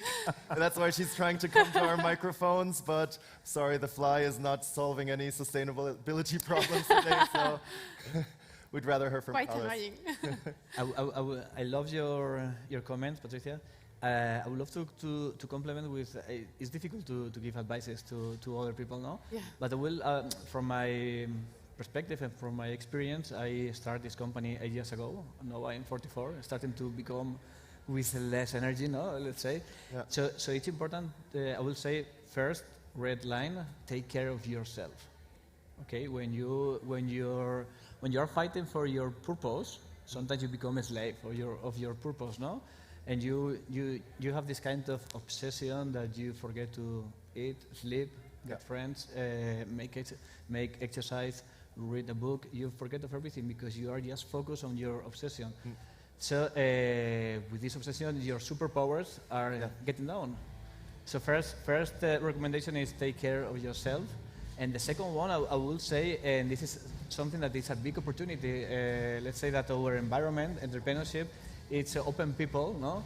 But we can see many selfish entrepreneurs that have their own focus. I have to grow my company, please don't touch me, no? And I will say that because maybe the social entrepreneurs have this wide point of view, no? So I really find a lot of help in other people, in other social entrepreneurs who really want to help when you have, for example, emotional problems, you can be open, hey, please, I need help. For example, last year was, not sure for you, but for us was quite difficult with the team, with emotions, with finance, with everything, no? Yeah. So many people is open to help you. So ask for help to other people. Find your tribe and ask for help. Wonderful. And Swanika, how about you? What keeps you going, and where do you get your energy and inspiration from on the journey? Yeah, definitely echoes so much of what has already been said. And I think specifically talking about social entrepreneurs, I think it's also easy for us to get disillusioned sometimes just by looking at the magnitude of the problem, right? Sometimes you're coming out there. So for us at Repurpose, for example, you know, we remove 11 million pounds of plastic waste annually from the environment. And I get excited about that. And then you turn around and I just did a quick calculation. In the 30 minutes that we've all been talking today, over 16 million kilograms of plastic waste has been created. And so you just kind of like think about the magnitude, the size of the problem, and then you say, well, you know, am I really moving the needle forward? And then how do I kind of keep going? Is this worthwhile, or is this problem just too big to solve? And I think that's a problem. I think that's very unique to social entrepreneurs because we're so mission driven, and we really want to make a dent in the whole crisis. But I think what really helps me is celebrating the small wins, is being able to see the value in each small win that you're able to create, because it really is, you know, the mountain is never conquered in one step. It's a series of different steps that get there. And while, you know, it might be imperfect right now, it still means we're better today than where we were yesterday, right? And I think it's really important to keep celebrating the small wins, even if the big picture, the road ahead looks really far away. I like that. Take care of yourself, celebrate the small wins, surround yourself by people smarter than you, which I have definitely done today, so thank you very much. Yeah, those are really great tips, I think. We're kind of coming up to the end of our panel, but I just wanted to ask you, like, you mentioned it, that we've had a tough year. I think all of us can relate to this, like, difficult times during the pandemic. Besides, like, wishing for this to become a bit more normal somehow, like, what would your wish be for 2022 if you kind of could put out a wish to the universe and say, like, if this would happen, I would sleep a little bit better at night? That's a difficult question, eh? Let me think about it. Right. You have the answer? Already? More or less, but it's a strength and so. In our case, when your purpose is influencing people, we are 7.7 billion people in the world, no? So you don't have a limit, no? You don't have a limit. So in 2022, we want to change the mindset of 5 million people, no? Nice. And this is like, how can we reach that 5 million people? Understand that drink with plastic waste is obsolete thanks to Kloska, no? Yeah. This will be a good project for us, but I'm sure when we reach 5 million people, we will need 50. And we will need, so it never ends. So this is an open invitation for these communities of millions of people that we are here to add value and to inspire others. Wonderful. And yeah, it seems like really there is not the goal is the journey, right? Like, and it's not necessarily that we're going to arrive at some point, because then there will always be more kind of to go and exactly. Add value and enjoy the way, no? Wonderful. Patricia? Yeah. For 2022, I will say at a professional level to have our bioplastic in the market in big quantities.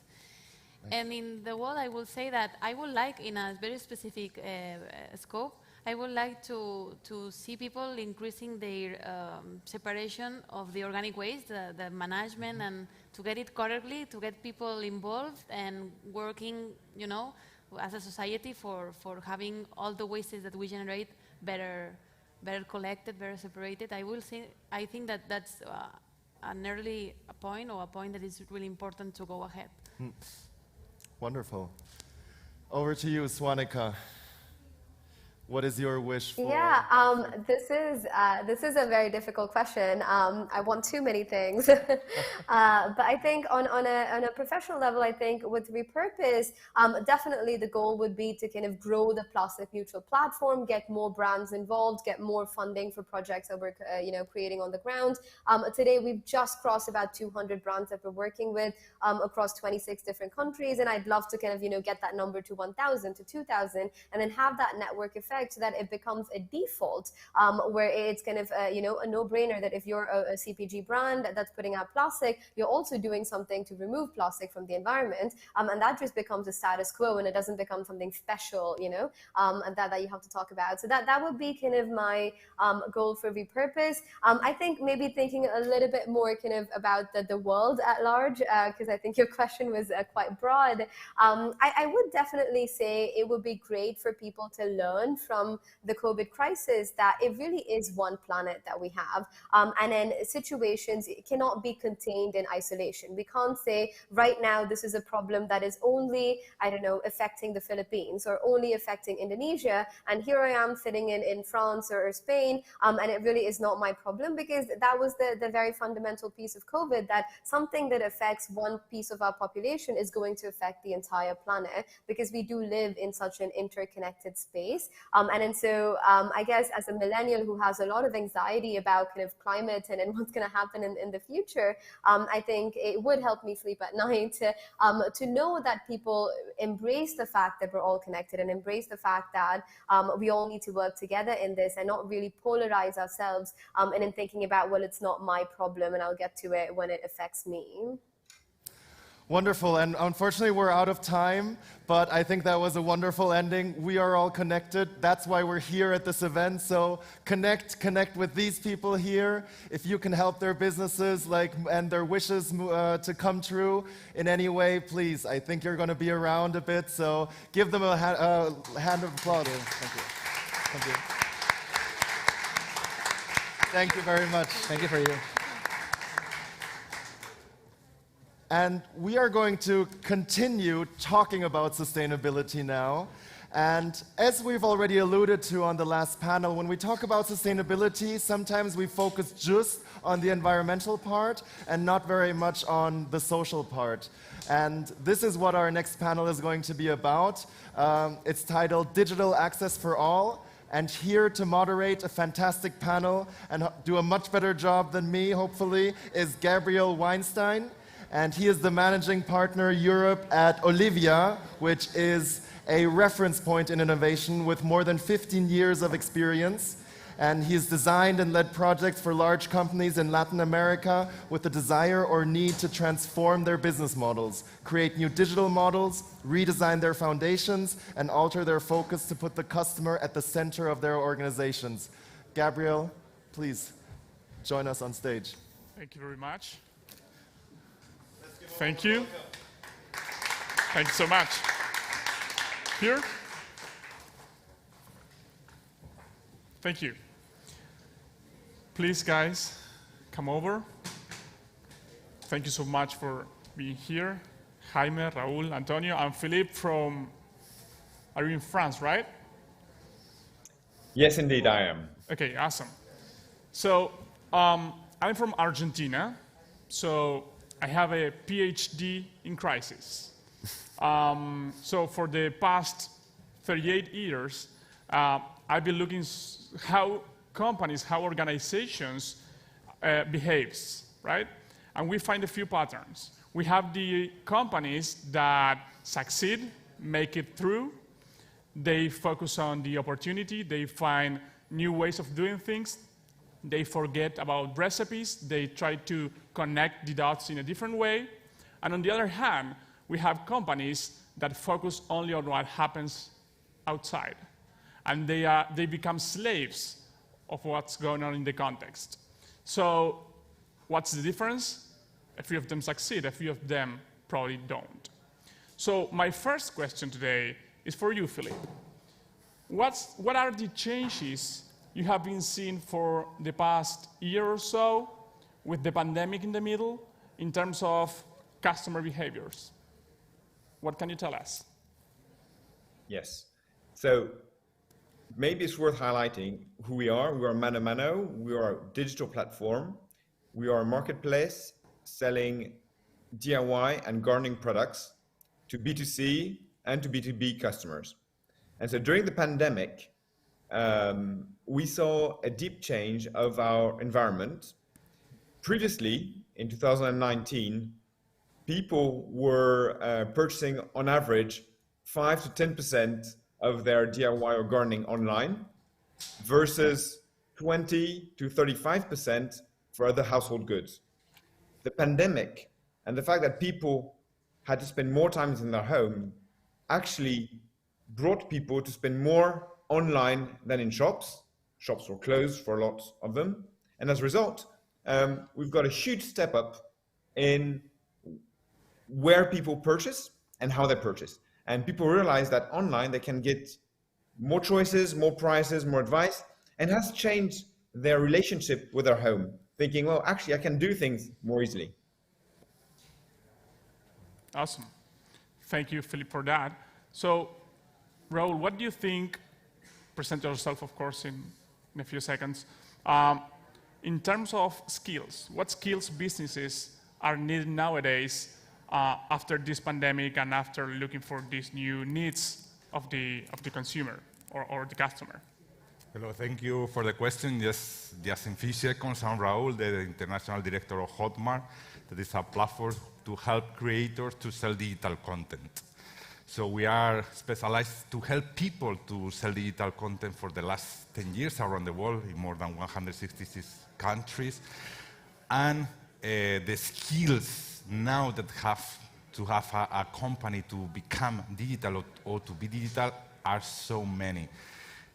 One of them is, I think that big companies that, like we have in the audience, should look at entrepreneurs. They are so fast in the digital environment. For example, our platform helps creators to transform their passions in business, selling knowledge transformations. And what I am checking, I am traveling all the time around the world, visiting, talking with digital entrepreneurs from Japan to US, that in Spain we should look more to the digital environment as innovation to scale. And it's something that is not really happening, and small entrepreneurs are so good on that. And I see in America, for example, how big, huge companies are innovating all the time, looking what is going on in the entrepreneur environment. Awesome. So in one way or the other, the four of you are related to innovation, right? So when you see a company, when you see a startup, when you see a small or medium enterprise, what do you see if you consider that as an innovative company? And any one of you can answer that. How can we become more innovative? It doesn't matter the industry, it doesn't matter the size of the company, any of you. Okay, maybe I can take on that. Well, first of all, I'm Jaime, a managing partner of Intellectium in Madrid, and we are focused on helping companies fundraising, either private fundraising, like financing rounds, or public funding as well. So I would say that definitely we are used to work with startups, and here, like, all the atmosphere is startup world. And I think that everyone, following the point of Raul, has the concept of scalability, like since the very first moment, or at least they should have the concept of scalability since the very first moment. I think, like, for SMEs and stuff, like, sometimes we take on projects of digitalization of these companies that we actually are surprised that they were not there yet. So, like, when right now we are already talking about blockchain or AI or stuff like that, they're still like a step back, maybe like following on cloud or systems like that. So I think, following the point of Raul again, that the concept of scalability is something that we take for granted in some atmospheres and in some environments, but in some others it's actually the innovation already to bring up that concept. Yeah, I totally agree. And from my point of view, there is we say many times the triangle of successful for a company in the digital environment. That is the product, the audience, and the strategy. So you need really a good product to convince that you could transform or to resolve a problem. You need the audience to be sure that you have people that know the product. And you need as well the strategy to convince this audience to buy the product. And what is happening many times is that the entrepreneurs or big companies are just focusing one of them. In US, they are so good in the strategy, in marketing, and they forgot many times the product. And I mean, you buy something that is a bullshit. But they are so good selling.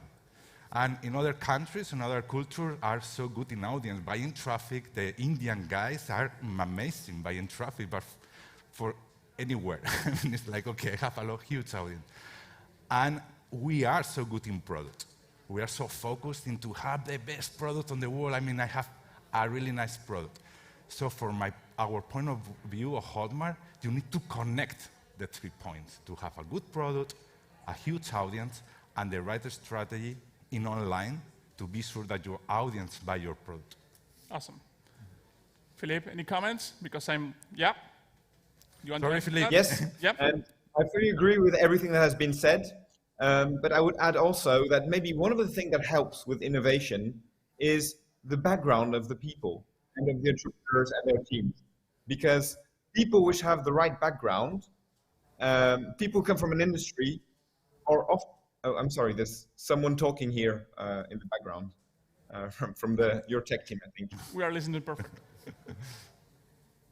Okay, I'm sorry, there's someone talking on top of me here on screen. But basically, I think people coming from a different background than the industry they're trying to disrupt really helps, because they don't come with a set mind, they don't come with pre-installed ideas, and that helps them have the ability to actually disrupt the vertical they're in.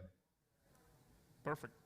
Antonio, when we talk nowadays about innovation, most of the people, or many of them, think instantly about digitalization.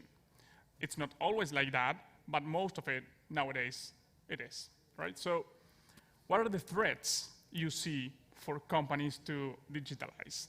Like being afraid of experiment and make mistakes and learn? Governments, regulations, other countries, India, China, what do you think? Well, thank you for the question. Hello, everyone. I'm Antonio Perez, and I'm at Repsol Foundation. We are running an accelerator for startups, and we also have a venture capital activity for social impact. Talking about digitization, we are very much focused on the energy sector, and we've been doing digitization since forever, like all the geoscientists, all the physicists, mathematicians, chemists. But it is true that nowadays we are seeing a shift toward digitization in like all aspects of the not only in the energy sector. So as I would highlight as a burden or as something to overcome is that we need what we call translators. So we need the software people and the digital people, and then we have the application, the real applications. So what we see a lot in startups is that they are experts in AI or machine learning or whatever neural network, but they don't apply to the real use case. So we try to be this link or this translator and connect the entrepreneurs or the software and the digital side with the problem side. And sometimes it's difficult because you find startups that they can do whatever because they have developed a motor or they have developed a tool and they only need problems to solve. But I would say that it's always good to work a little bit beforehand, before opening to the sector or to the investors, to work a little bit the use case and find really the trouble to solve. So basically, you put the idea first or the problem first, and if you have a problem to solve, there's a need that someone will pay for it in order for you to exist, right? Mm-hmm. So Jaime, coming back to you, you mentioned before that you help startups to get funded. Mm-hmm. So how much investors look or pay attention to the gap that exists related to digitalization or the technological gap, or this gap that Antonio mentioned a few seconds ago about focusing on the problem and that problem exists or not? Okay. I guess for startups, the challenge in terms of digitalization for investors is to see like where the technology lies in terms of the product of the company. So for example, right now there are like many buzzwords, like again, like the ones I said before of blockchain, artificial intelligence, and so on, that many startups claim, and they claim fair, because it's true that they incorporate them. But it's not easy to see like how deep in the product it lies, or how strong the team is in that particular technology. I think this is something that is becoming more and more complex as technologies are becoming more and more complex.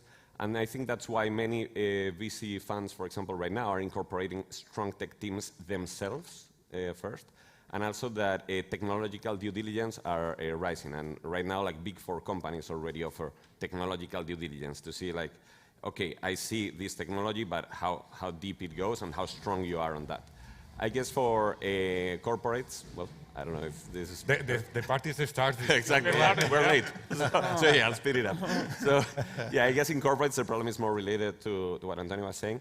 And I guess that they don't even have the concept many times of process, product, people. So first, try to solve something purely with process, just like automate a few steps, or like the checklist, or follow in a way that you will cover every case, and that already many times is not part of the mindset of many people there.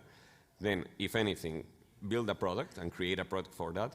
And last, if you need to hire more people, hire them. But I guess that mindset is part of the gap in non-startup companies. Pretty clear. So, Philip, let's forget for a few minutes about startups and let's focus on small and medium enterprises. Where do you see them in terms of digitalization? It very much depends on the vertical, and that was one of the big surprises that we had when we launched in the home vertical. Basically, some of them are very much ahead, and then the companies are ahead in terms of distribution, but the companies that are ahead in terms of digital distributions are usually not necessarily the ones that were big in the other world, in the world of physical retail. And if you look, for example, in our vertical, the companies which have embraced digital distribution are not, very funnily enough, the big brands. It is importers, it's people from abroad, people coming from China, where definitely digital is more convincing and wider spread. And it's these kind of people who have started becoming the biggest producers and importers of goods through the digital channels. And the other kind of competitors, retailers, are embracing it, but much more slowly, but also they have maybe more change to do internally, and that takes time, and that is complicated. We shouldn't underestimate it. Okay, fair enough. So Raul, continuing with that, how do you think that small and medium enterprises can scale through a digital product? Yeah, it's very interesting because, as I said before, I travel a lot and I see many different cultures of digitalization, and I think that there are huge opportunity to scale a business with digital products.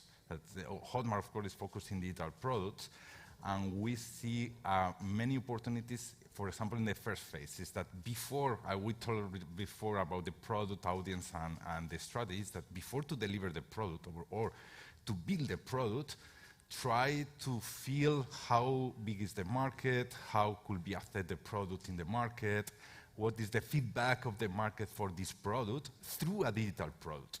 So before to build a beautiful chair, you could sell a PDF to how to build a chair, or other stuff that is very common in other cultures of entrepreneur to check if your business or your product or your company could have successful. But here in this audience that support that are many people with already a company, is that how to use a digital product to sell more, to scale my business.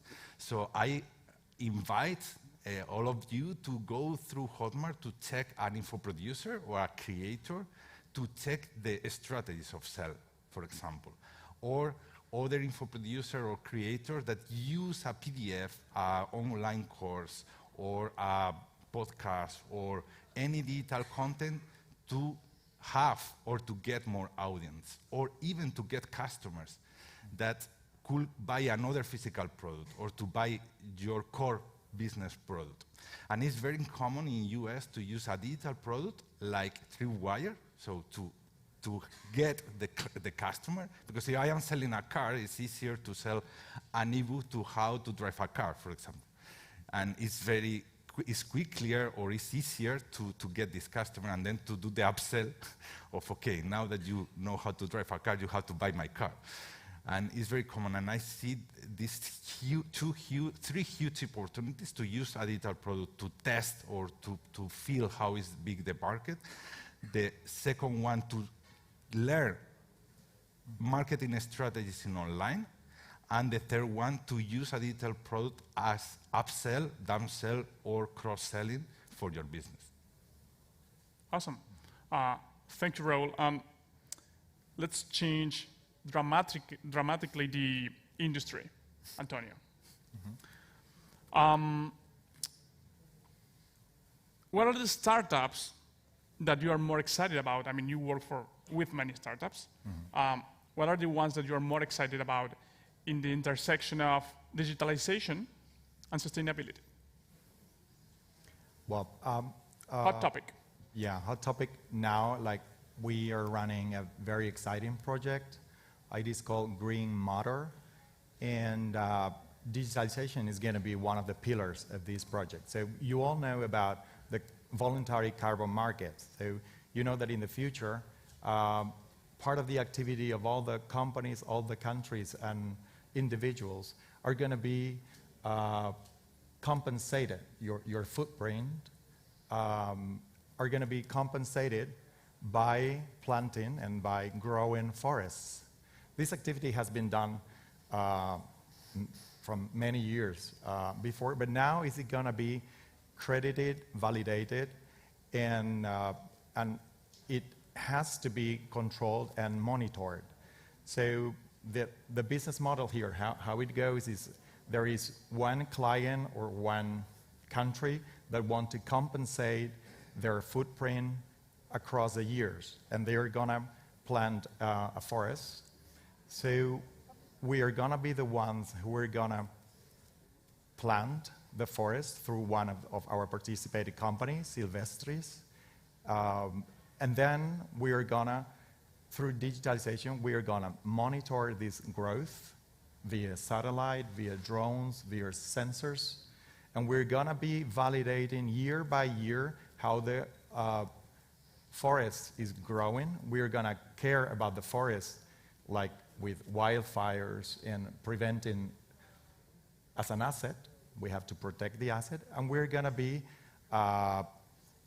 certified or through a third party or through this. And this is a market that is going to explode in a couple of years. You are now seeing even individuals, when you get a flight, you can donate €1 to compensate the footprint of your flight through the plantation of forests. So I think it's really, really exciting, and it's going to change the world. And can we invest on it? Yes. Okay, awesome. Take notes. And in terms of Repsol Foundation strategy, what are you doing in terms of that intersection?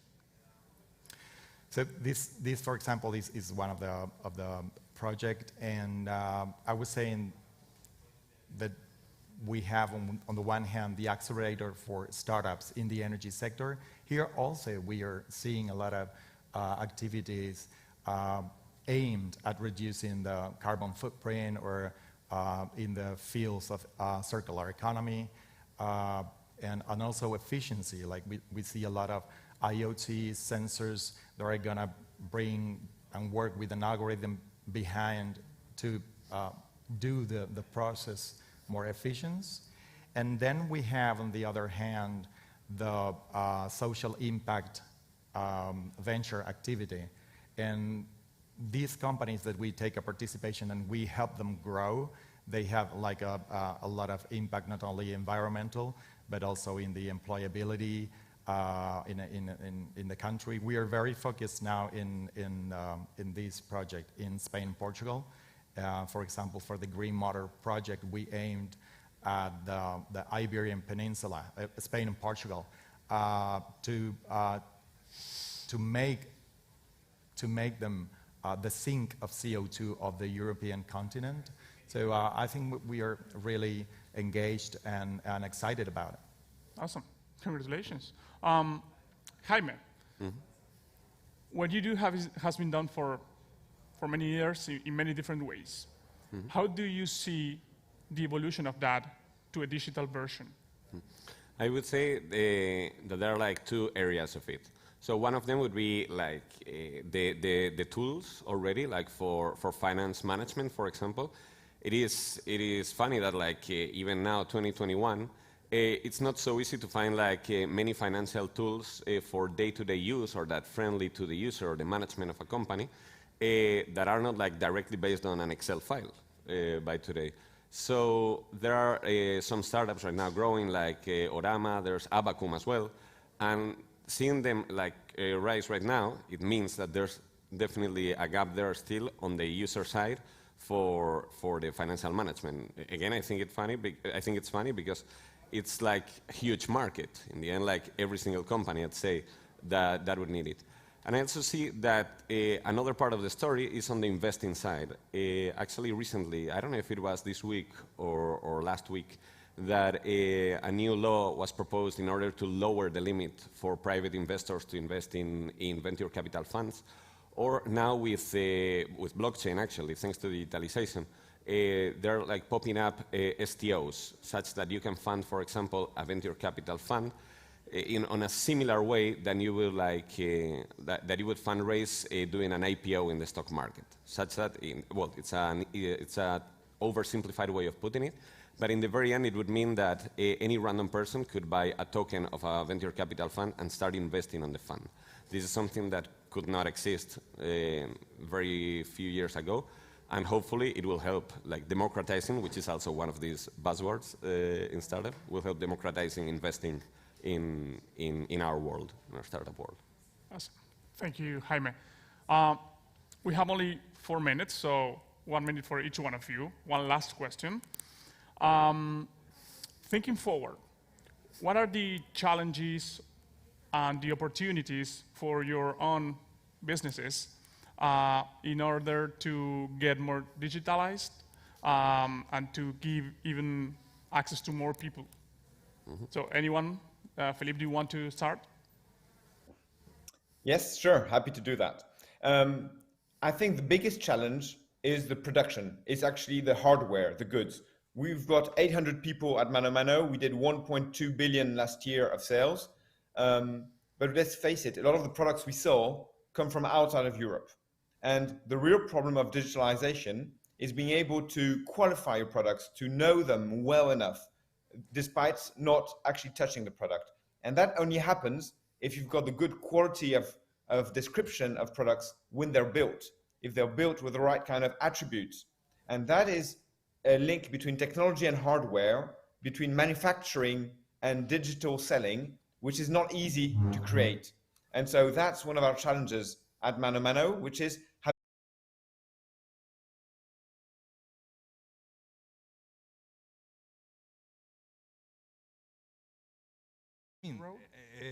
I don't see, it's like, okay, Raul, you are in this environment, so the answer is no, because it's your interest. And it's true, because when you want to open a restaurant, you have a lot of risk, because you have to choose the right place, you have to rent the place, you have to paint white or red or blue, and any decision is so critical with a lot of risks. In digital environment, the risk is so low, because you could invest as much as you have in many different ways to be compliant with your goal, linked with your investment. So the risk is so low. Yeah, of course you have risks, and I say many times that the main risk in digital environment, in this kind of strategy, is your time. So you have to put your time or your team time in the table. Thank you, Raul. Jaime. Yeah, in our sector, especially on the public funding side and helping companies get public funding, I think there's a huge opportunity for digitalization because many times it's an obscure world. It's not even that easy to know if you meet the requirements to apply for public funding. And I think I actually make always the joke that we shouldn't be needed, the consultants for public funding. It should be something much easier. So both from the administration side and also from the consultant side, of course, we will need to build much more digital tools, tools that are able to adapt to each company's particular situation, such that we remove that obscurity of this world. So I think already some platforms like Fundit are working on that and doing a great job, but I guess it's still much more to go to clarify all that part for sure. Thank you, Jaime. Antonio. For me, the challenge, and I'm going to go back to the translator profile, I think it's really important to have these translators between the digital world and the real problem world. So we need, and you can either come from the problem side and become more digital, or you can become from the digital side and learn what the problem is. But I think it is really important to have more hybrid people. So, and the sooner we make them, like when you're studying mechanical engineering, if you are already with the digital gene inside, you're digital. So I think the sooner the better. Awesome. Awesome. Thank you very much. Out of time, and I have to be a bit strict on the timing. Thank you very much. Thank you, guys. Wonderful. Thank you, and sorry about that. And for our next session, we're going to go back to GovTech, but we're going to switch it up a little bit. We're going to hear from 4 wonderful startups that are brought to us by the Public Tech Lab, which is the GovTech Center at IE University. And here to moderate the session is the lovely Rocío Suances, who is the startup ecosystem builder at the lab. Rocío, your stage.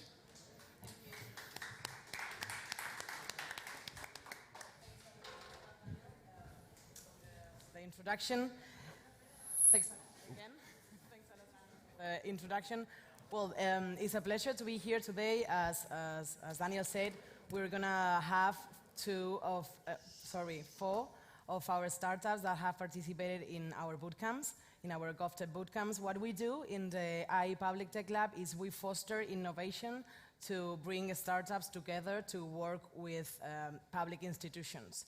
And so far, we've done 5 pilots with municipalities of the community of Madrid, and we are about to start another 5 this year.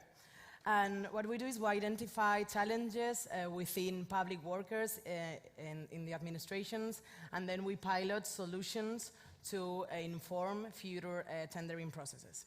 So here we have Patricia from Recircular. Patricia, you have 3 minutes to. We need technical problems. It always happened. So yeah, we're gonna have 2 startups here in the States, and we're gonna have another 2 remote startups. So Patricia, thanks a lot.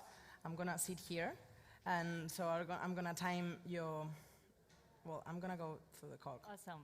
Thank you very much, and hi everyone. I'm gonna start with a simple question. What do you see here? Pretty easy, right? Well, where you see waste, we see opportunity. Look here, 3 billion euros is the value of the materials that we throw away in Europe every single year with our industrial waste. But on top of that, cost of raw materials keeps increasing, adding a huge burden to small and big companies. This is due to the complexity of the waste and a lack of information of what to do with it and who can reuse it. And these questions are addressed by Recircular. What we do is we connect organizations with waste, or resources as we call them, with others that can use them as raw materials, substituting this way their need for virgin ones. And we do it with our digital platform, a system that helps us automatize the process and scale, reaching not only any type of waste, but also any type of business, no matter how big or small they are. In our system, companies upload information about the available resources, and our algorithm identifies the reuse and recycling opportunities and automatically notifies other companies that are potential consumers.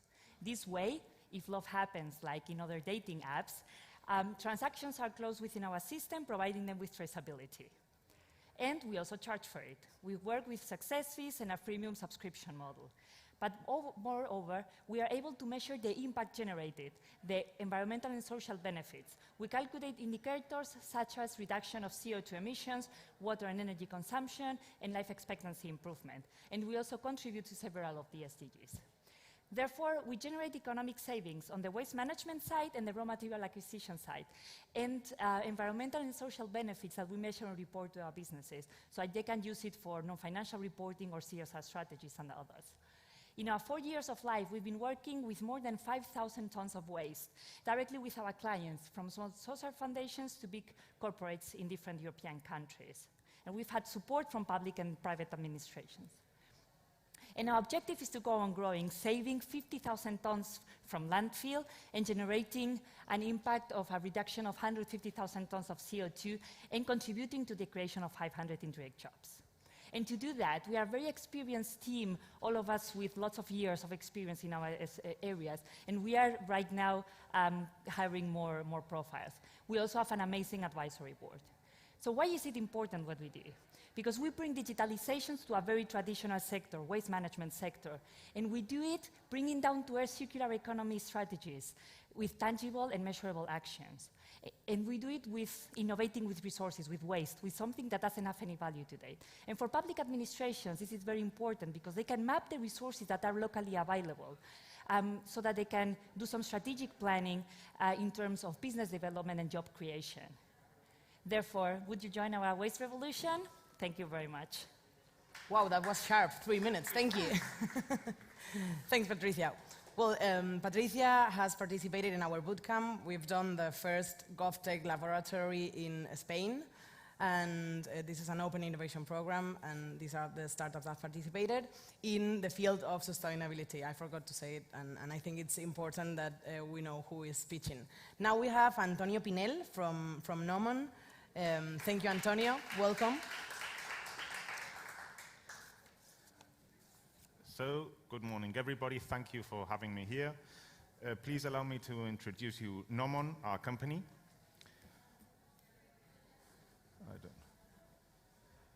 Okay, so our company was founded at the intersection of these new massive amounts of data sources regarding the movement of people, goods, and vehicles on the one hand, and on the other, advanced analytics, machine learning, and artificial intelligence. When put together, this allows us to give public and private sector decision makers advanced analytics, quantitative analytics, decision support tools to aid them in their day-to-day work.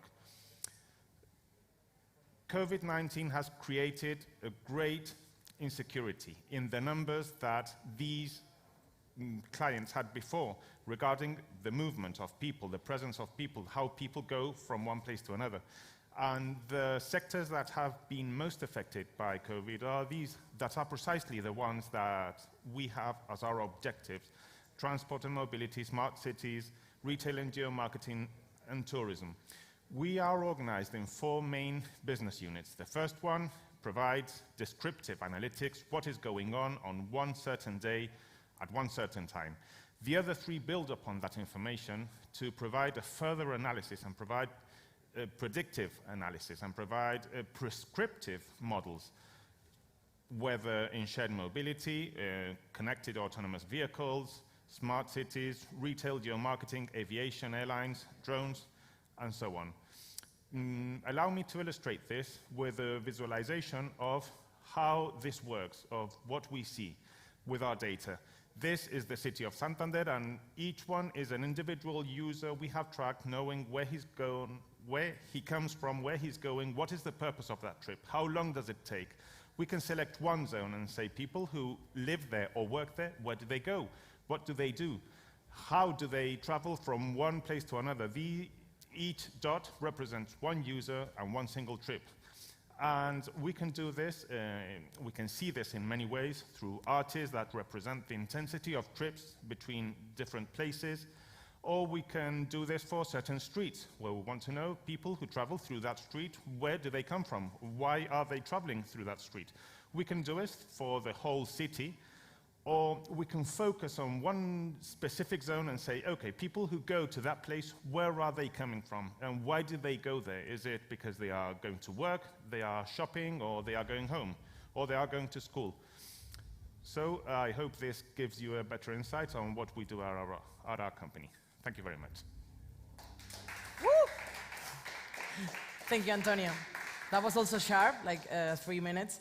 And I don't know if you're seeing the impact that these startups could have if they reach the public sector. That's our main goal. So now we have Bicua. He's Juan José Pocaterra from, I think, Venezuela. Oh, there you go. I didn't see the... Hi, Rocio. How are you? How is everything? Very good. Okay, you have 3 minutes, so I'll time you again. I think you're gonna be sharp, but stick to the time. Thank you. All right, perfect. Thank you, Rocio. Hi, I'm Juan José Pocaterra. I'm the co-founder and CEO of Vicua. We're a company set with the purpose of transforming emerging cities into smart cities.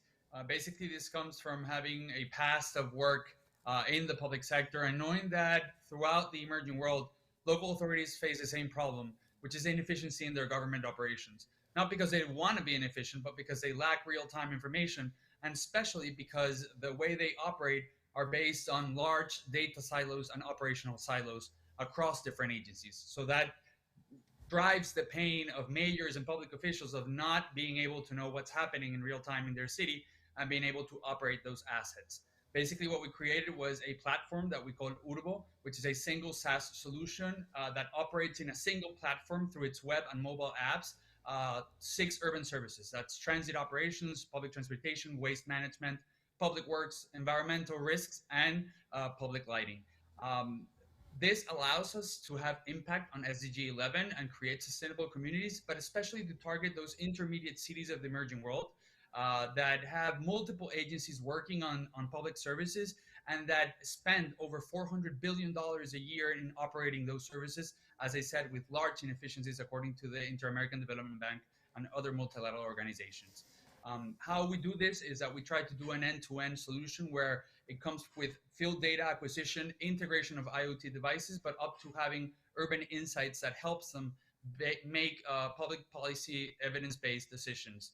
This works very easy and seamless for the public officials and the agencies. Basically, they upload data, multiple data sets into the platform. This allows a city like Barranquilla to have over 96,000 urban assets digitized in the platform in less than a week with 9 agencies cooperating together. They start to plan and create activities among them. They share insights from different experts and other public officials around the world, and they can deploy these IoT devices or mobile apps to collect real-time data and have a remote operation.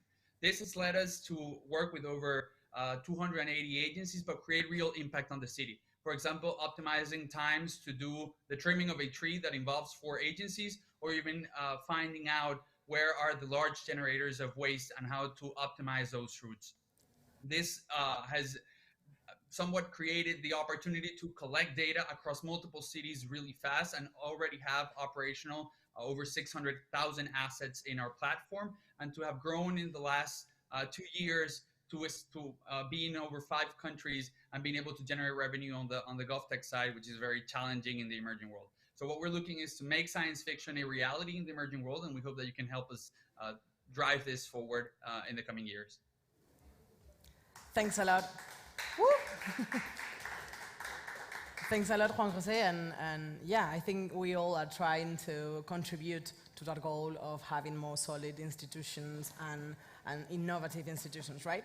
And now we have Mauricio Sestopal from Unidigital. He's from our last year's edition. Hi, Mauri, how are you? Oh, it's great to be here. Hello, how are you? Yeah, well, you have 3 minutes to tell us what are you doing in Unidigital and what impact are you having on the sustainable side. Thank you. All yours.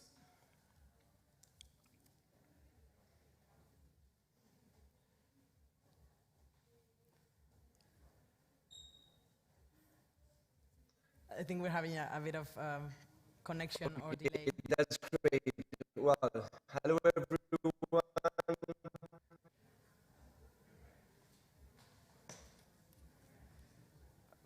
Yeah. There you go.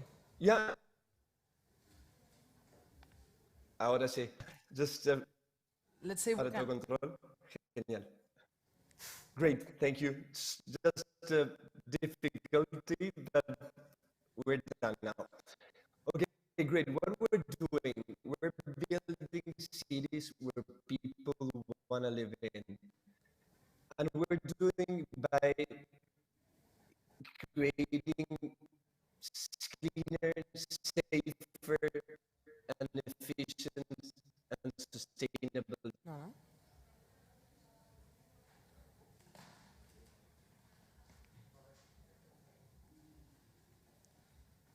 Well, yeah, I think we're having connection problems, Mauri. We are not hearing you, so I'm sorry. I'm here, but I can't think here. I'm to move.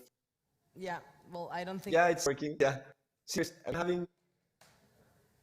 Well, I think we're gonna have Mauri in at another time because I don't think we're able to hear him.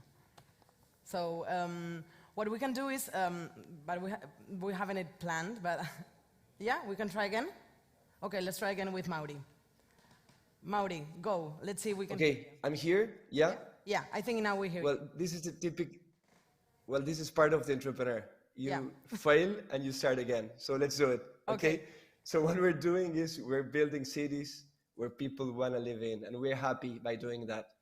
So how do we do it? It's very simple, actually. We're using technology to empower not only municipal workers in their daily activities, but also citizens in this co-creation process. So nowadays, we are present and we have operations in 9 different countries, not only in Latin America, but also in Spain. Our business model is a software as a service, so we charge municipalities a monthly fee.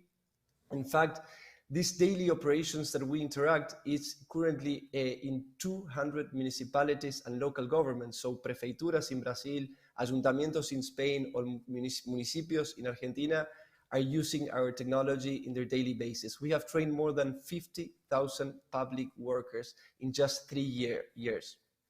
Now, the platform is very easy to use. Actually, we have developed an operation management system that helps municipalities in internal level, and on the external side, we have a citizen relationship management platform. To be even related to the SDGs, the platform is completely aligned. In fact, we are working with World Bank in a program called Tech for Integrity, and the solution is really helping cities to be more efficient, effective. And we do it by this streamlined communication between mayors, decision makers, public workers, and citizens. Government efficiency, citizen engagement, and transparency we're taking to the next level. Now, the platform is special because of 4 main characteristics. We can deploy in just 24 hours. The implementation process is very easy and it's 100% interoperable. It means that we can connect with different platforms, different systems, even IoT, in this interoperability that we have developed in the last 3 years. The platform also is intelligent, so we are able to predict and help municipalities to understand where are going to be the problems before they happen. And finally, it's 100% integral. So we not only work with the areas of social issues, but also environmental, public works, and different areas of the municipality. And to finish, just to give you a few results that we have managed to increase and reduce different factors in municipalities. The main reduction comes on the cost. We have impressive savings when they deploy our technology. In fact, the return of investment is more than 700%. And not only reduction of cost, also reduction of time. The provision of public service is more efficient when they deploy our technology. So finally, and to tell you a bit more of our story, we have not only increased the tax collection in municipalities and cities, but we have also improved the citizen satisfaction. And that's why we are here, because we want to change the world. We are already doing it, and we would love to have more cities on our side. So it's a pleasure to be here. And again, sorry for the technical issues, but we are here, and thank you, Rocio. Bye-bye. Thank you, Mauri. Well, I want to conclude, I mean, with the public sector is a huge client and with a very big digitalization road ahead, right? And there's a lot of need of impacting and spending differently. So he has to buy innovation, and that's why we are here. But to enter this market as startups, and I want Patricia and Antonio to come up with me and share their experience of being a participating in our bootcamp. Because as a startup, to work in the public sector, I think you need to know the rules, right? And there are different rules, and develop a product that is really competitive. It's not as working with a private sector or with a private company. So as in the bootcamp, we've taught you how to work with the public sector. I want you to share with us, like for, I don't know, 30 seconds or 20 seconds, what has been your experience and what would you value the most of your experience with us? Thank you. Awesome. You can start, Patricia or Antonio, whatever. Okay. Yeah, well, in our case, we are really young and we don't have that much experience working with the public sector. So it's been a great opportunity to learn from the people that are directly working with the public sector or in the public sector, to let them tell us what they are looking for, what they expect from us when we put forward a proposition, a proposal, or take part in one of the licitations that they did. And that has been amazing. And then afterwards, having the chance to talk directly with some public administrations themselves, that has been very useful as well. Thank you, Patricia. And Antonio, what has been your experience? Well, our experience has been great because though we do have experience working with the public sector for a few years, we have been able to grasp a better idea of what problems they have, hearing from them what restrictions they face when trying to adopt innovative solutions from a legal point of view, from an administrative point of view. I think it's been very enriching for us. Thank you. Yeah, we have a long road and a very difficult but challenging road ahead. So let's keep working in the GovTech ecosystem. Thank you very much for your participation, and we see you next week. Conversation with our municipalities. Thanks a lot. Thank you very much. Bye. Bye. Wonderful presentations, and we are going to take a little break just to breathe a little bit after these pitches, and we're going to be back here at 1:10. See you then.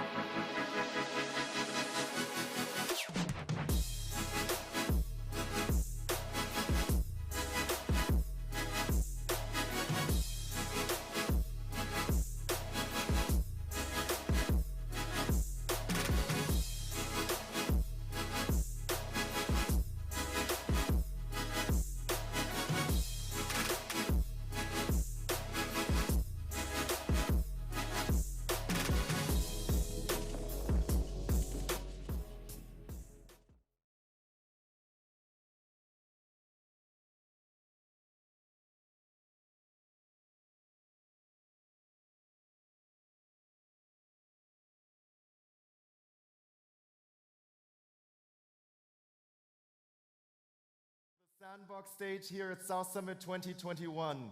We have a couple more sessions for you before lunch, and I just want to say we're talking a lot about change here at this conference and sustainability, and me, I'm sometimes a little bit impatient. I want to see change coming faster, and we have two wonderful people here on stage, one on live stream with us, who I think are just as impatient as I am.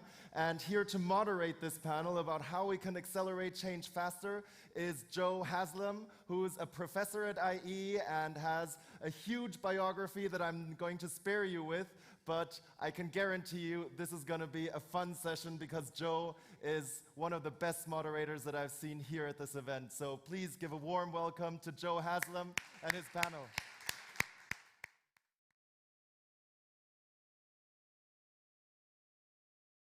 When you get older like me, you know, people saying nice things about you are mean all the more special. You never miss them, so I'm always grateful for kind words from anyone. So Adam has kind of sneaked up, which is very nice. And then I see Amy on the screen with a grand big New York smile this morning. Where are you coming to us from, Amy?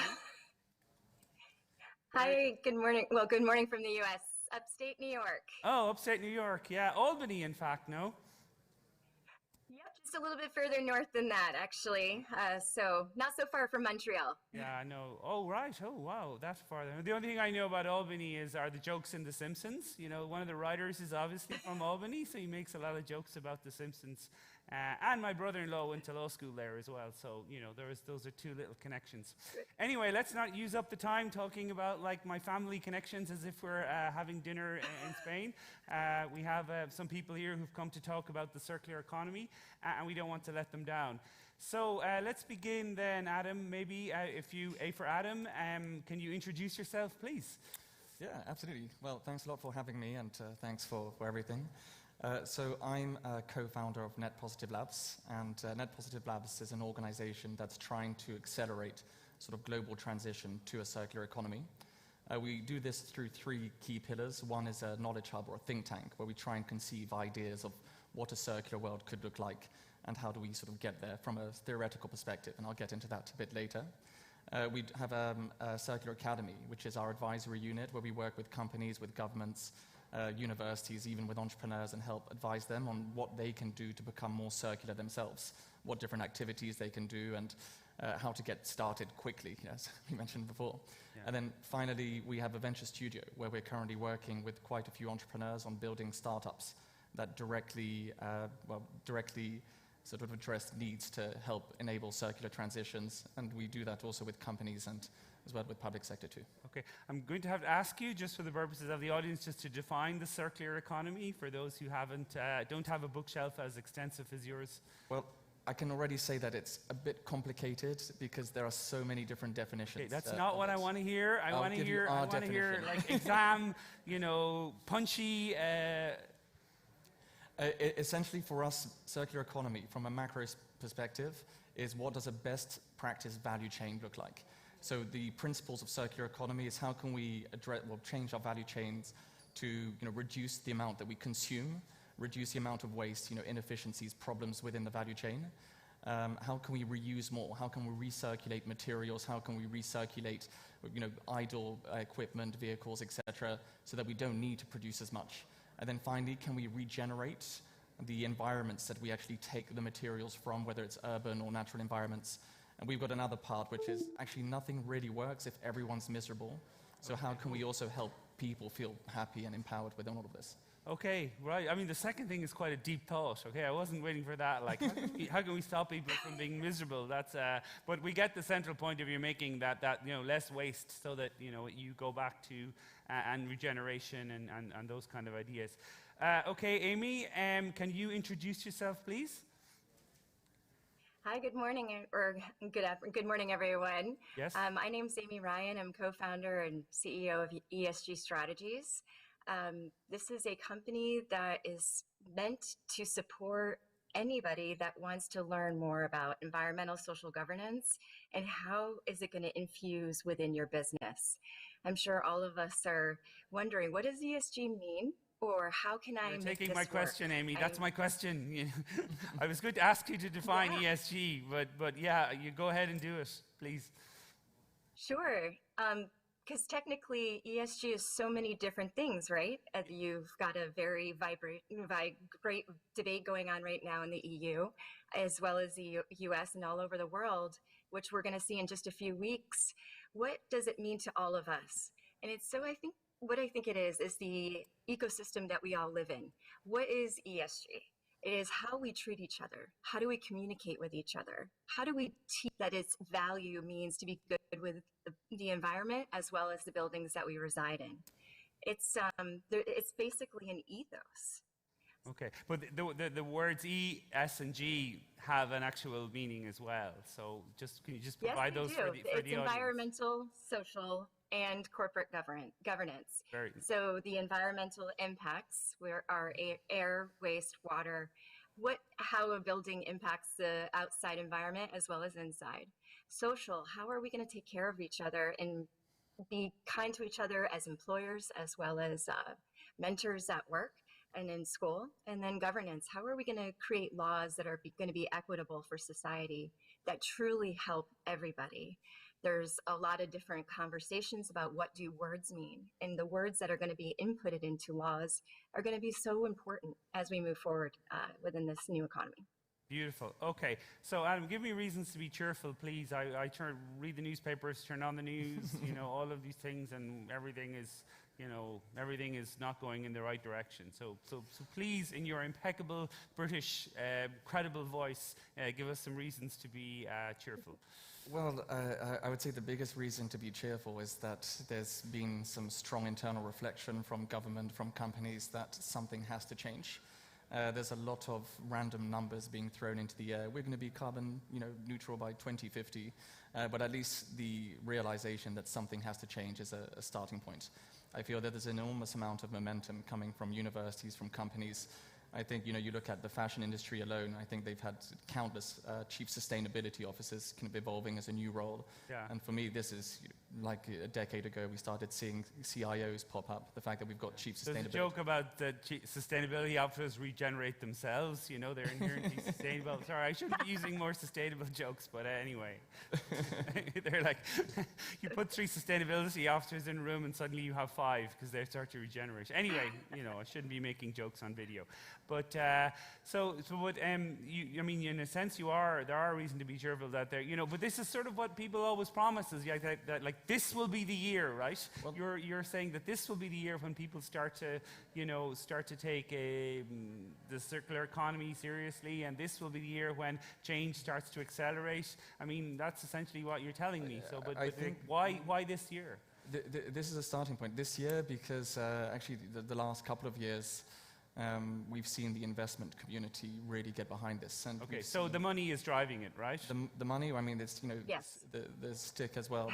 We're also seeing governments looking to, push legislation through. Okay. And you look at this enormous plastic movements that has started moving forward, and these alliances is to end sort of packaging waste and plastic waste.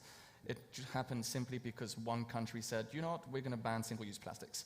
Okay. And ideas turned into legislation. Then the European Commission got behind it. And then every single big FMCG or retailer started saying, oh, okay, wow, we have to do something.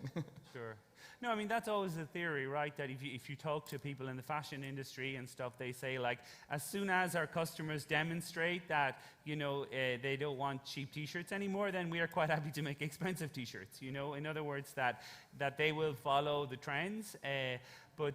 So Amy, you responded to this notion that what's really changing is that the money is, I guess, essential capitalism forces are suddenly being aligned in the right direction rather than previously they were not aligned in the right direction. Could you just sort of explain what you see happening, please? Sure. Yeah, and I don't know if I want to completely bucket it in capitalism, but having been in this field for nearly 20 years, and being at Copenhagen right before the generation of the climate accord in Paris, there was a lot of buzz about 10 years ago. I'm sure quite a lot of folks remember. Yes. This time does feel different. And I think the reason behind that is because there's been an opportunity to communicate to everyone in some sort of fashion what is really going on. How is it going to truly impact our future generations to the point where we're being able to, just from an influence of not just money, but also people themselves, by communicating what really are the values. And I think that alignment is starting to come more into play, in my opinion. Yeah, I mean, it's funny, some of my students might be here, I can't fully see the audience, but they'll know from the classroom that I watch very closely the companies they go decide to work at, and I often say that my class is arming you to ask difficult questions in interviews, and not only that, but asking difficult questions in interviews will actually get you the job. Just going along and saying, I'm prepared to go along with the consensus, in the right organizations, they are really looking for people to come and drive the change. And that's a sort of, but then you do, of course, meet other people who just sort of like, don't sort of believe in this. They believe it's greenwashing. They believe that nothing is really changing beneath it. Can I ask just among, I mean, I don't know how much contact you have with, with like, I guess people just after university, but do you see people making, or even people sort of leaving like banking jobs and law jobs to work for kind of companies that have sustainability at the heart of their values? Absolutely. So honestly, the younger generations are really critically important right now. We have to make sure that they fully understand the connectivity between all of the disciplines that are within this economy. That includes understanding governance, understanding engineering and people. And what I've been really driving to do to accelerate this change is I've started with the local university here where I'm at. We're going to be celebrating next Friday. In fact, that's why I'm not in Madrid, the area's first ESG award, where businesses, locals are nominating their peers, and we're going to be awarding them a prize just for being good stewards of the community as well as the people. Yeah. We need to lead the way. and it's breaking down walls of miscommunication and cultural whatever. We need to really start understanding that everything is connected. Yeah, I have to say I'm not mad on the whole awards thing. You know, like you find things like the best taxation awards, where people give awards to other companies for the best tax avoidance scheme, and like with no irony whatsoever, they trundle on. And thank you very much. It was always my dream as a child to create a fantastic tax avoidance scheme, and I wish to. So I'm very worried about awards, and I'm also worried about But I know what you're saying. That like, but it's a sort of like awards kind of make. It's on top of a symposium. I don't mean to interrupt you, Sure. But that's what it is. This is going through an educational institution. Yeah. So it's coming from a lens of all across the community. The award, it's just to honor a local business, because everybody's businesses have been so severely impacted by the COVID economy. So this is just a way to boost people up and help them feel happy. Sure. I think, you always look for two signs, right? You look for the bottom-up type signs, and then you look for the large ones. So I guess the large ones are the stuff that Adam is talking about, whereby at like legislative level, people are making, single kind of decisions on things like plastics or those kind of things. But I guess you do also have to see the more local or macro initiatives where you just suddenly don't see any plastic cutlery anymore ever, and or those kind of things, plastic straws, you pick your sort of thing of choice. And those, both are signs that something may be changing. So Adam, you're the Prime Minister of your country. Alexander Boris V Johnson famously wanted to be world king. That was what he told his headmaster at Eton, I believe. If I made you world king, and with the ability to do whatever you want, maybe perhaps a nicer way of asking this is if I gave you 3 wishes, what kind of things would you like to see happen? Oof, that's a lot of power you give me. First of all, it's every single level, whether it's a consumer, company, or even governments, adopting much stronger collaboration models, actually realizing that together as a team, things can happen better. There's better communication, better transfer of data information, and the more you can enable that and push that, then actually the more productive and sustainable our whole value chain system can actually be. You're a real systems thinker there. You obviously, I know, are you responsible for implementing that into your head? But of course you're right. I mean, I study how to scale companies, and I always say that it isn't so much your individual initiative, it's the way that each thing you do is connected that causes the exponentiality. So it's but it can be, exponentiality is a difficult thing to understand. So, but you're clearly a big believer in that it's the making the connections between the different parts that together will lead. I'd say, on top of that, second wish is just getting people, the same companies, governments, to understand that where we are now, at a point of humanity, is where we are now. And every decade, it's going to change. Trends are going to change. Technology is going to change. Behavior is going to be changed. And actually embrace the fact that things are going to change, and don't try and resist it. Try and guide it rather than fight it. Yeah. We are at a very early stage of our evolution as humanity. Let's try and guide it in the right direction. And collaboration is one of the ways that you can actually guide it in the right direction. Amy, people in upstate New York get to have wishes as well. So what would your 3 wishes be? I really love the idea of greater collaboration and communication, because I have had to help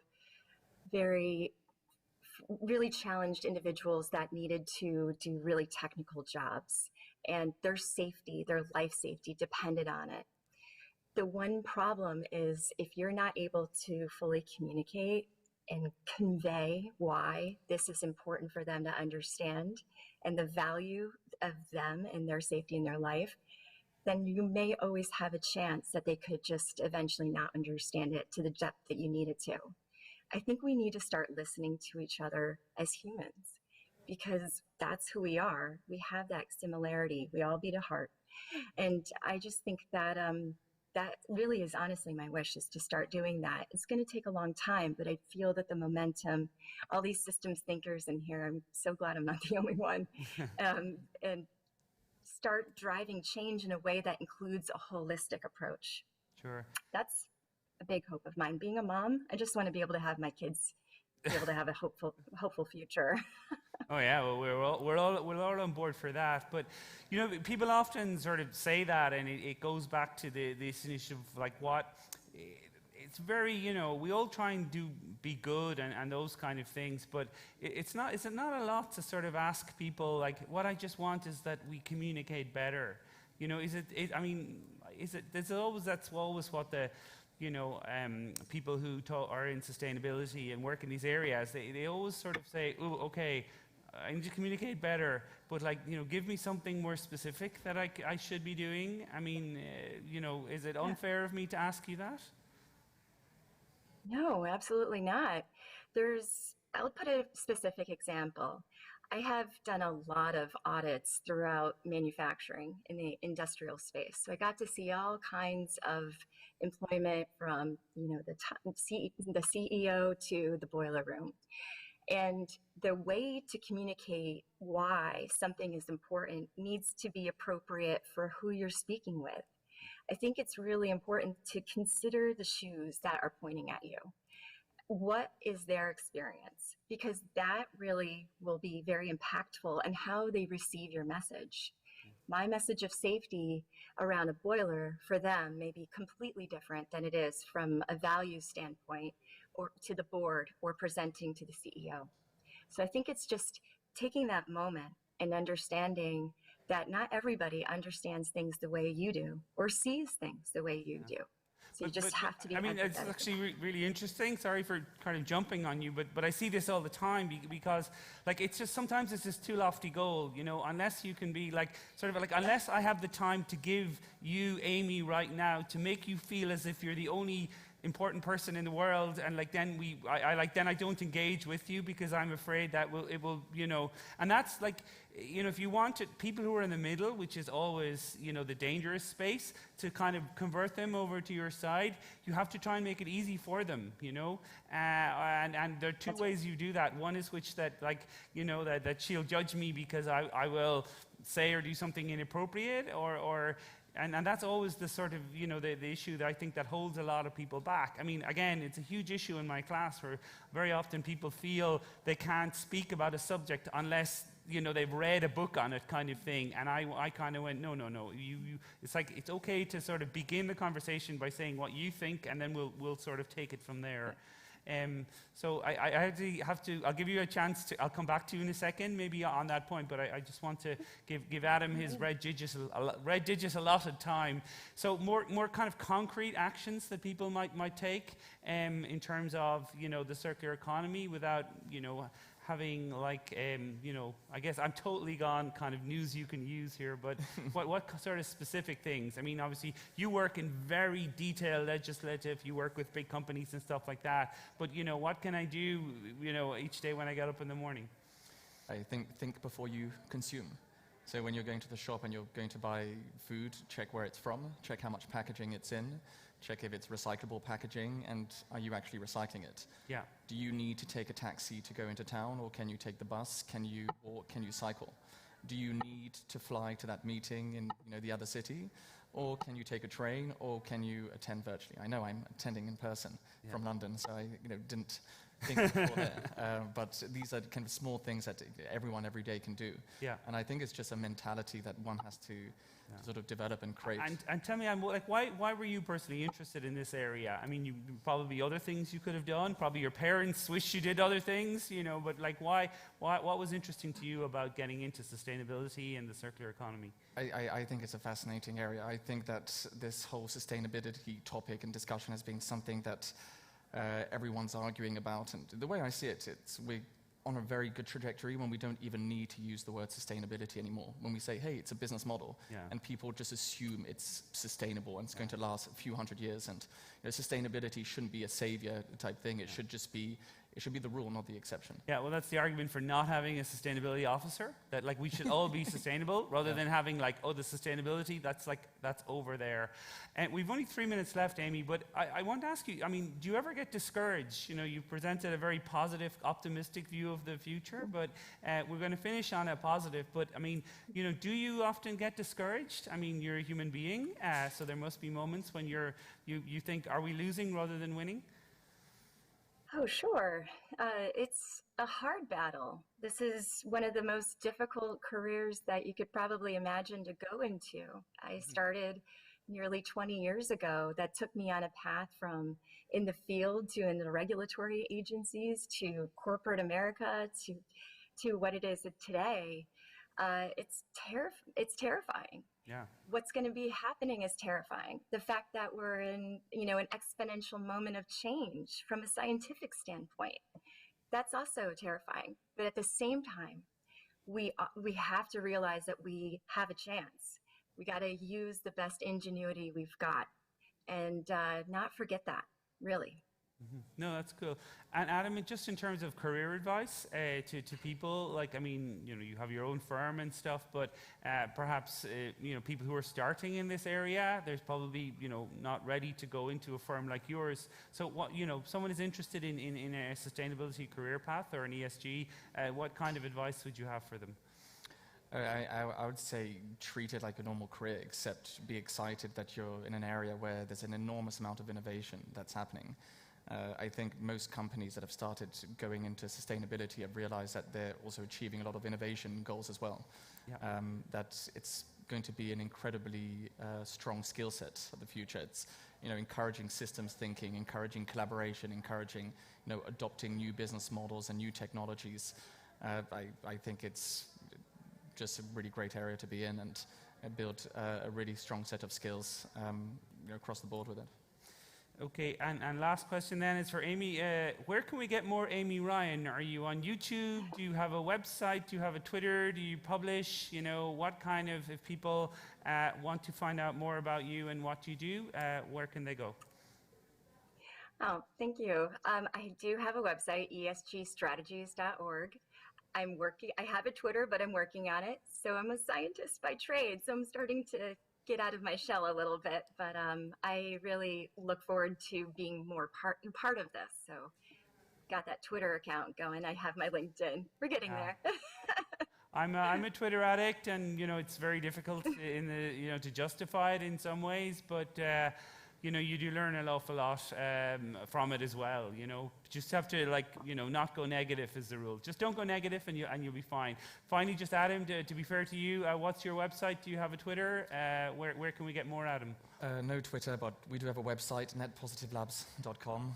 We also have a LinkedIn page as well, and yeah, if anyone wants to find out what we're doing, we do regular sort of publications and newsletters on LinkedIn. I think that's the best place to find out and follow. And you can feel free to reach out if you want to talk about circularity.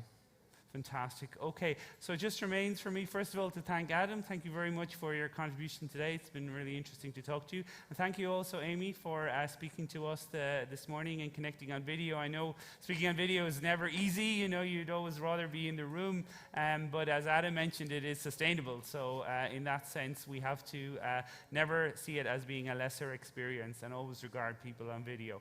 So it just remains then for me to thank the audience most sincerely for coming along and to listen to us. My name is Joe Haslam, and I hope you have a great rest of day. Thank you very much. Thank you. Wonderful. Thank you, Joe. Thank you very much for this panel. Really looking forward to how we're going to use these insights to get change off the ground and a little bit faster. We're going to not slow down now. We're actually going to move now to talking about open innovation, and we're having fireside chat here with JJ Delgado, who's coming from Estrella Galicia and is going to talk to us about how open innovation is transforming their company. And because this talk will be in Spanish and mi español está fatal, I am going to be getting support from Daniel Rubio from Valhalla, who is also supporting JJ in this process. Gentlemen, I'd like to welcome you here on stage. Let's give them a warm welcome. And the stage is yours. Thank you. Buenos días a todos. Vamos a presentar en este ratito que vamos a compartir con vosotros. Lo primero, agradeceros de estar aquí. Como hemos hecho, gracias con JJ Delgado y todo el equipo de Estrella Galicia y nosotros como consultora, como Valhalla, cómo estamos creando un caso de éxito, una aceleradora en la cervecera Estrella Galicia, y vamos a ver los pasos que hemos dado y hacia dónde vamos, ¿no? Porque esto va de lo siguiente. Así que vamos a ver de primeras un vídeo introductorio para ponernos todos en contexto y luego compartimos unas cuantas impresiones sobre cómo hemos realizado el camino. ¿Te parece, JJ? Me parece fenomenal y, bueno, primero daros las gracias porque lo comentaba antes con Dani. Yo no me esperaba que iba a estar vacío, o sea que muchas gracias por el interés que mostráis con nuestro caso de éxito y con lo que estamos haciendo desde Estrella Galicia. Venga, metemos el vídeo si os parece y comenzamos. Todo comenzó en mayo de 2018, cuando dimos nuestro primer gran salto en la innovación digital con el lanzamiento de The Hub, nuestro programa de emprendimiento colaborativo. A través de esta marca, iniciamos nuestra apuesta por el ecosistema emprendedor e involucramos a toda nuestra organización en la co-creación de nuestros primeros proyectos piloto junto a startups relacionadas con nuestra cadena de valor. Un año más tarde, en 2019, decidimos ser más ambiciosos con todo lo aprendido, dando el salto más lejos e internacionalizando el programa. Pusimos en marcha la primera edición de The Hub en Brasil, creando el primer pasillo emprendedor entre Brasil y España. Noviembre de 2019 fue el siguiente hito, puesto que con la experiencia acumulada de las ediciones de España y Brasil, lanzamos la segunda edición de The Hub en España. En ella seleccionamos a 6 startups esta vez más maduras, con las que comenzamos a desarrollar 6 proyectos con impacto directo en nuestra cadena de valor. El resultado de estos 3 años ha sido la creación de un ecosistema propio con 941 startups, de las que seleccionamos un grupo para desarrollar 22 proyectos pilotos de manera conjunta con ellos. Y todas crecen con nosotros porque de las startups elegidas, el 71% fueron invertidas y el 73% han duplicado su crecimiento en gran medida gracias al impulso de The Hub. En 2020, con la llegada del COVID-19, reflexionamos sobre los procedimientos de trabajo con startups. De nuestra experiencia, evolucionamos y maduramos el análisis y validación de proyectos piloto. Así nació The Lab, nuestro laboratorio de experimentación donde desarrollamos, medimos y escalamos proyectos digitales, minimizando riesgos y reduciendo el time to market. Y lo más importante, The Lab es también un marco abierto a la coinnovación con aquellas compañías que quieran desarrollar proyectos conjuntos, pero que comparten la visión y retos de Estrella Galicia. En 2021, The Hub ha vuelto a dar un salto más allá, convirtiéndose en el mejor mecanismo posible para identificar, desarrollar y probar soluciones digitales que aporten valor a nuestras unidades de negocio. Y lo hacemos centrados en 2 áreas clave: Horeca y Direct to Consumer, donde lanzaremos diferentes proyectos piloto. Para el área de Horeca Digital, desde The Hub se está apoyando el desarrollo de la plataforma Eleva, que nace como piloto interno pero con la ambición de ser un instrumento clave en la relación directa con nuestros hosteleros, así como la selección y ejecución de 4 proyectos piloto con startups relacionadas con la hostelería. En Direct to Consumer pondremos en marcha otros proyectos piloto en los que identificar y colaborar con e-commerce de venta de cerveza en Europa. También ayudaremos en el desarrollo de la experiencia digital de un proyecto del área de innovación relacionado con el consumo at home. Todo ello estando atentos a las necesidades de nuestros clientes y buscando siempre las mejores soluciones digitales. Es así como The Hub sigue creciendo, como marca de referencia en el ecosistema de innovación abierta y sobre todo como instrumento clave para la digitalización del grupo.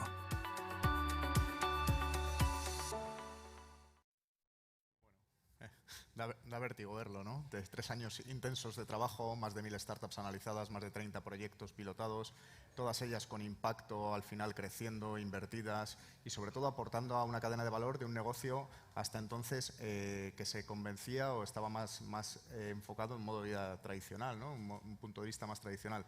Cuéntanos, JJ, ¿cómo ha sido este proceso? ¿Cómo ha sido este reto y qué pasos en el camino hemos dado hasta llegar a donde estamos ahora y luego hablaremos de los siguientes? Pues como dices, ¿no? 3 años de vértigo porque han sido 3 años súper intensos. Todo nace de la necesidad, de, como muchas compañías, de transformarse digitalmente, el tan manido término de transformación digital, pero sí que es verdad que las compañías se enfrentan a la necesidad de entender qué está pasando. Hoy vivimos aquí en el South Summit un contexto puramente de startups, de emprendimiento puro y duro, Y aquí se vive lo que son las compañías que van a ser el futuro, ¿no? Pero en las compañías tradicionales sí que existe esa necesidad de entender pues, cómo se trabaja en estos nuevos contextos. Entonces, todo nace de nuestra necesidad de transformarnos digitalmente y con mi llegada al grupo, una de las cosas que identifiqué fue que la realidad que existe en las nuevas compañías versus a la realidad que existe en las tradicionales no tiene nada que ver. Y de ahí que creásemos un vehículo que acercase los dos mundos. Por un lado, las startups al mundo de Estrella Galicia, lo cual creo que fue muy positivo porque en nuestro caso sí que nos sentimos también como una pequeña startup que ya no es tan pequeña, sino que se ha hecho grande y que hemos sido capaces de escalar de una manera rápida en los últimos años. Y creemos que eso es uno de los conceptos que podemos inyectar a la comunidad de emprendedora y enseñar a los emprendedores a cómo escalar a nivel nacional e internacional, y a la vez acercarnos nosotros al mundo de las startups, entender cómo se trabaja, cómo es el nuevo liderazgo, cómo es el nuevo talento y cómo podemos empezar a hacer puentes. Y The Hub no deja de ser eso, ¿no? Un puente entre los dos mundos, donde la mayoría de los directivos de la organización, estamos hablando alrededor de los top 30, top 40 de la organización, se involucran en el programa directamente en un programa de mentoría de estos pilotos y estos startups que son seleccionadas. En principio, y esto que no salga mucho de aquí, poco engañados, ¿no? Porque les engañamos diciendo que van a venir a mentorizar a las startups, pero realmente lo que busco es una especie de reverse mentoring, que sean las startups las que enseñen y mentoricen a los directivos. Y de ese trabajo conjunto es donde nace nace la magia. Lo mejor del mundo de las startups, de esa frescura, esos nuevos modelos, etcétera, y por parte de los directivos es aterrizar esas ideas que muchas veces es lo que las startups les falla.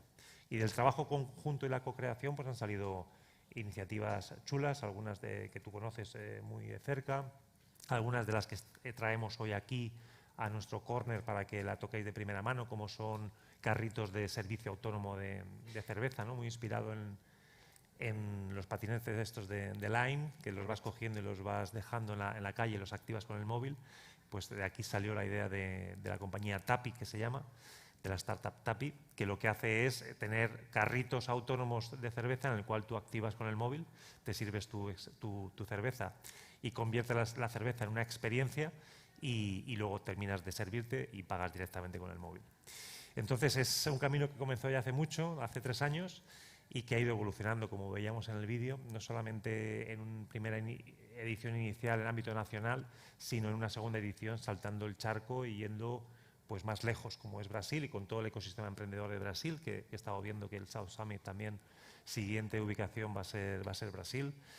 Si no lo conocéis, aunque entiendo que muchos de vosotros sí, para mí Sao Paulo, Brasil, un caldo de cultivo emprendedor a otra dimensión que merece la pena conocerlo e investigarlo, etcétera. Y de ahí pues dimos el salto a la segunda edición a Brasil, ya que tenemos una implantación importante también como compañía.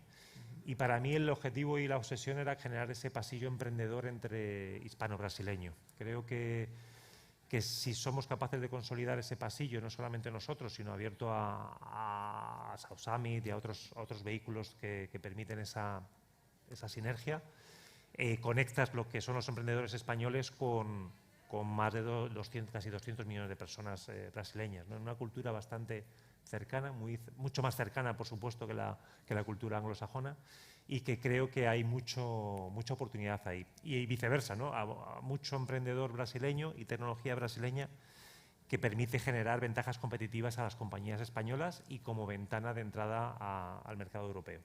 Ajá.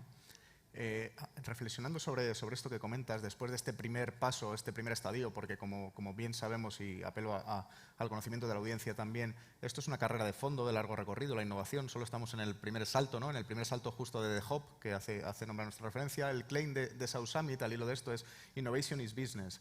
Esto es una realidad. Ahora hemos estado en un proceso de plena transformación de mindset cultural, de los directivos, hemos hecho experiencias piloto, pero en esta tercera edición hemos ido mucho más allá, hemos ido a impactar en el negocio. ¿Cómo valoras este impacto en negocio dentro de una cadena de valor como la de Estrella? Pues efectivamente, yo creo que debido al COVID, ¿no? Yo creo que nos ha puesto a todos también en situación de nuestra capacidad de ser flexibles Y aquí el programa respondió súper rápido, ¿no? En reenfocar lo que es toda nuestra estrategia, no a cubrir toda la cadena de valor de la empresa, desde compra de materias primas, almacenamiento, transformación, logística y punto de venta o consumidor, sino de entender qué estaba pasando en el mercado, entender también que el sector HoReCa, el sector de restauración, pues había sido gran afectado, ¿no?, de toda esta crisis, y focalizar todas nuestras soluciones tecnológico-digitales y el programa en impacto en negocio real a esa parte de la cadena que es crítico no solamente para nosotros, sino para toda la economía nacional. Y de ahí que moviésemos el proyecto en este último edición al canal HoReCa, ¿no?, donde nuestra obsesión es cómo ayudamos a los restaurantes y bares a digitalizarse. Que es el gran reto que tienen ahora, ¿no? Cómo son capaces de seguir siendo competitivos en esa transformación brutal digital, que si no les ayudamos, los pequeños y medianas empresas, aunque tienen una posición muy estratégica y muy competitiva, pueden quedarse un poco fuera de esta liga. Fantástico. Pensando en esto, y como bien sabes, y lo hablamos continuamente, ¿no?, y dentro de todo el equipo, la innovación va de lo siguiente, no va de lo de hoy. Cuando salgamos por esa puerta tendremos el siguiente reto. Ahora tenemos un reto muy bonito hacia adelante que hemos presentado hace poco, durante los 3 años vista, y quiero que nos cuentes cuál es el siguiente salto como abanderado de esta filosofía de Move, que es la inquietud, el movimiento, como el nombre indica, ¿no?, de la propia unidad, y ser inconformistas, porque van en el ADN de Estrella Galicia y de todos los que componemos este clúster, ¿no?, de innovación. ¿Cuál es nuestro paso siguiente con esas luces largas del largo plazo, en vez de pensar a corto? ¿Qué tenemos por delante? Bueno, The Hub al final se adapta mucho a la necesidad que vaya teniendo tanto la organización como el mundo emprendedor, ¿no? Pero si hay dos tecnologías que para mí van a marcar el rumbo en el cortísimo plazo y que no son tecnologías quizá incipientes o que tengan incertidumbre, es la inteligencia artificial y el Internet de las cosas, ¿no?, que son tecnologías que ya comenzaron hace bastantes años, pero que ha pasado ese hype que vivimos quizá hace 3, 5 años respecto a la inteligencia artificial, y lo que ha quedado es lo que ya se va a quedar, ¿no? O sea, la parte base que de aquí empezarán a desarrollarse las soluciones del futuro. Para mí, The Hub y lo que es la comunidad emprendedora, tecnología, etcétera, se va a centrar mucho en inteligencia artificial, cómo la inteligencia artificial y la explotación del dato puede afectar en el performance del negocio y en la experiencia del cliente. Y por otro lado, el Internet de las cosas, ¿no? Como sabemos, cada vez vamos a tener más devices conectados. Todas las compañías están intentando conectar sus productos y lo que se llama digitalizar tu producto. Por muy físico que sea, siempre hay una capa que puedes digitalizar, y quizá cosas como otros sectores, ¿no?, como el sector de las tabacaleras, ¿no?, que nunca pensarían que iban a ser digitalizados. Yo cuando hablaba con ellas hace años me decían siempre, pero ¿cómo se va a digitalizar si es algo que es combustión, que es físico, que te metes dentro del cuerpo? Y hemos vivido en los últimos 5 la disrupción del cigarrillo electrónico, y a día de hoy factura más el cigarrillo electrónico que el cigarrillo tradicional. Por lo tanto, mucho de digitalización en torno al dato y mucho de digitalización en torno al Internet de las cosas. Eso en el cortísimo plazo, ¿no? Y en el medio y largo plazo, más medio que largo, todo lo relacionado con cripto, blockchain, no por el tema cripto o puramente tecnológico, sino el modelo de negocio y de gobierno que existe debajo de la tecnología blockchain y cripto, ¿no? Entonces, The Hub siempre intentará ir un paso más allá e ir buscando cuáles son las soluciones del futuro para traerlas al presente. Qué bueno. Nosotros desde Valhalla, que somos la consultora de apoyo a Estrella Galicia y con los que trabajamos mano a mano creando el programa de Hub, de Lab, estamos encantados de participar en este camino, de apoyaros en todo esto y de co-crearlo con vosotros. Y es más, veo que esta visión siempre a medio y largo plazo es importante, como comentabas, en ese salto ir un punto por delante. También South Summit este año está dedicado a la ecosostenibilidad, a retos estratégicos, en eso también estamos trabajando, ¿verdad? Y es un punto que yo creo donde venimos trabajando y ahora vamos a evidenciarlo más en los próximos años. ¿Cómo valoras este punto donde cada vez hay más startups de ecosostenibilidad que pueden impactar muy positivamente nuestros negocios en términos, por un lado, no de cosmética, sino de ética, y en otros términos de rentabilidad y de ahorro y eficiencia de costes? Totalmente. Además, es una de las cosas que estamos viendo. Cada vez las startups que vienen a traer las soluciones vienen ya con el impacto positivo embebido en sus modelos de negocio, que para mí es la clave, que el impacto positivo con todas sus vertientes, porque es bastante amplio, no solamente con la sostenibilidad, sino también con el apoyo a personas con discapacidades o múltiples maneras que tenemos de impactar positivamente a la sociedad, pero la clave es que está embebido directamente en el modelo de negocio y cada vez vemos más soluciones que vienen, ¿no? Últimamente analizamos temas de logística, la última milla con personas discapacitadas o muchos temas con microplásticos, etcétera, o con procesos de fabricación más sostenibles. Es decir, es una ola que viene y que lo bueno que estoy viendo es que viene ya embebida en el ADN de las startups. Fantástico. Esto que comentas es súper interesante porque hace 5 años cuando analizábamos startups, ¿te acuerdas? Hace 3, este propósito no estaba en todas las startups. Sin embargo, ahora es algo que está grabado, es una línea roja, es ADN, o sea, se ha integrado y ahora es cuando empieza a proyectarse hacia afuera. Es curioso porque al principio había hasta una categoría de startup que era la de impacto positivo, ¿no? Y ahora ya la quitamos porque realmente todas las categorías que analizamos ya vienen desde dentro. Y eso para mí ha sido un cambio en los últimos 3 años, o sea, ha habido evolución real. Al hilo de esto y para terminar, estamos encantados de poder dar este siguiente salto, estos 2-3 años que nos quedan por delante, inversión en compañías. Invitamos a cualquiera de la audiencia que quiera contactarnos en The Hub a presentar su proyecto, su startup. Todos los años tenemos un programa anual. Y bueno, hablando de este propósito que comentaba JJ, que ya vienen todos con propósito, JJ también tiene un propósito que es cambiar las compañías, cambiar las cosas en general. Ha presentado hace poco Smash It, es su último libro. Y bueno, no quería dejar que nos dejaras una última pincelada sobre qué nos vas a contar aquí, con qué nos vas a impresionar y sobre todo con qué nos vas a estimular, que es lo más importante que te pueden hacer, yo creo, en innovación, estimularte para seguir adelante, aprendiendo y continuar el camino, ¿no? Pues bueno, muchas gracias que me hayas hecho ahí la promo. Pero básicamente es verdad, o sea, yo hace ya muchos años que mi objetivo era intentar ayudar a los profesionales del presente a liderar las empresas del futuro. Es una de las cosas que me di cuenta cuando estaba en mi antiguo tiempo en Amazon. Y me he dedicado justo durante la pandemia a escribir este libro, sobre todo para ayudar a estos profesionales y a las compañías a transformarse digitalmente y a conseguir crecer como las compañías digitales, que siempre es lo que yo digo, ¿no? Las compañías no quieren ser digitales o tecnológicas, las compañías lo que quieren es crecer como las compañías tecnológico-digitales. Y en este libro pues cuento mucho de mi experiencia personal, de mis últimos 10 años y los 10 libros que me han hecho cambiar como persona y como profesional. Qué bueno. Nosotros tenemos la suerte de trabajar contigo en el día a día, de tener este estímulo y de poder juntos también tener voz para cambiar las cosas dentro de lo que es Estrella Galicia, el programa de Hub y desde Move. Así que nada, yo simplemente agradecer a la audiencia, contactarnos, estamos abiertos totalmente a las propuestas, estamos también en un modelo de coinnovación con otras corporates y oye, un placer poder haber compartido este rato con vosotros y con la visión de JJ. Y os animo a que sigáis emprendiendo y queriendo cambiar el mundo, que necesitamos muchos como vosotros, o sea que... No cabe duda. Muchas gracias. Gracias. Thank you very much. Muchas gracias por la... Thank you. Wonderful. We are going to actually stay in Spanish, so I will need a little bit more help once again with the next panel. We're going to move into legal tech next, and we're going to explore how technologies like AI or blockchain are transforming the sector and what this means for the future of legal services. And here to moderate our brilliant panel is the fantastic Gonzalo Navarro, professor at IE Law School and head of legal and compliance at Portfolio Stock Exchange. Let's give him a warm welcome. Thank you so much. So we are going to talk about artificial intelligence, blockchain, and the legal transformation of the legal sector. And to do that, let me introduce 2 panelists, Andy Ramos and José María Palomares.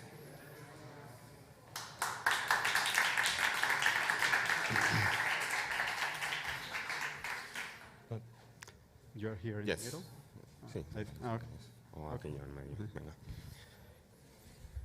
Well, Andy Ramos, he's a specialized lawyer. He works for a very important law firm, Pérez Llorca, and since 2019 he managed the IT and property and technology department at Pérez Llorca law firm.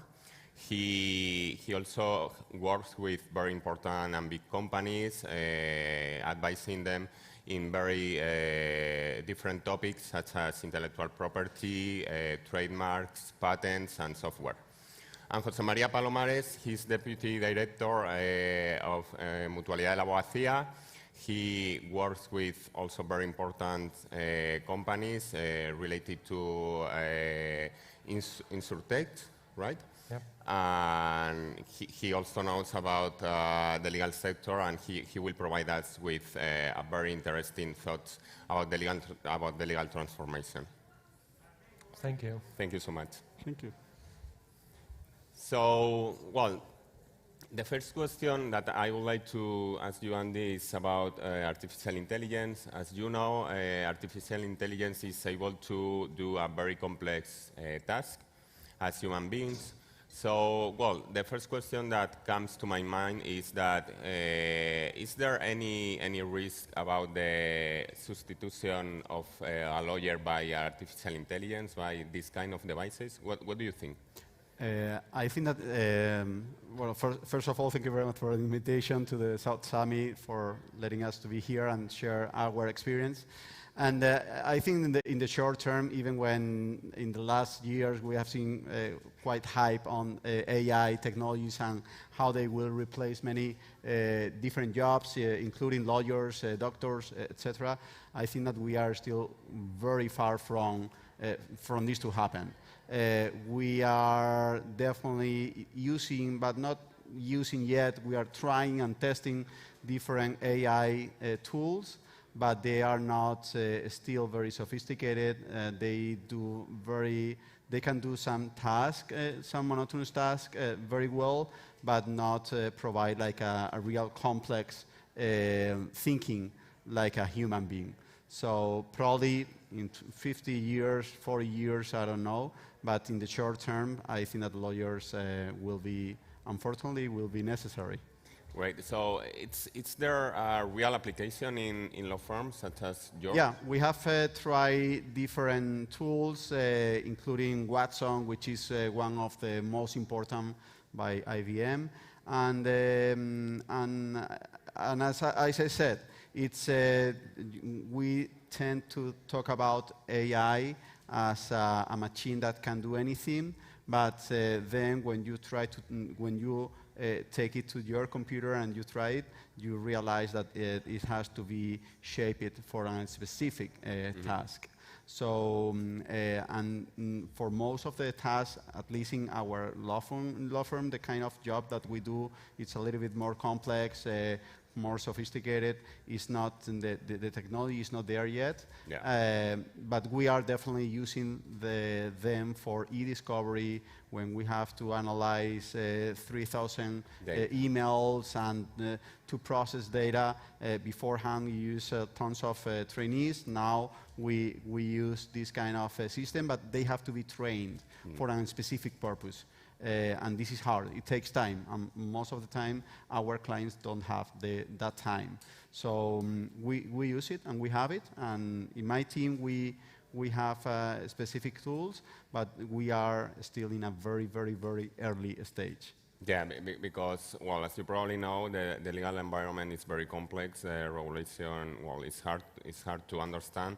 So at the end of the day, you need a lawyer to interpret the regulation. So maybe the tools are focused on managing all kind of data, big data, right? Yeah, I think that in the legal sector, we are very old-fashioned. Our main technology are the email and a word processor.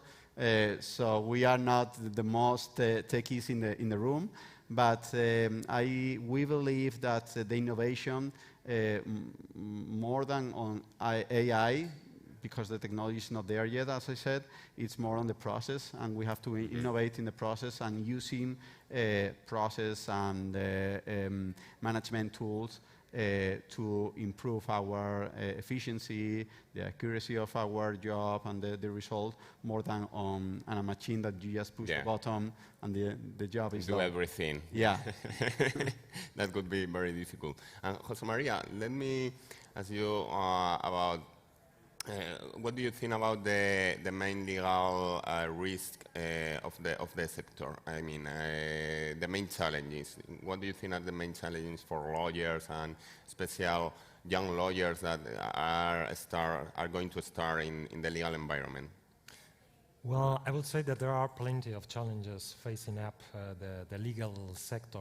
If I have to highlight some of them, I would probably start by the entrepreneurship. I would say that there's a lack of entrepreneurship betting on the legal sector, as we can see every day, every single day in the Spanish market. Just to put an example, the young lawyers prefers to work in big firms, as Andy represents today, or even in big multinational companies.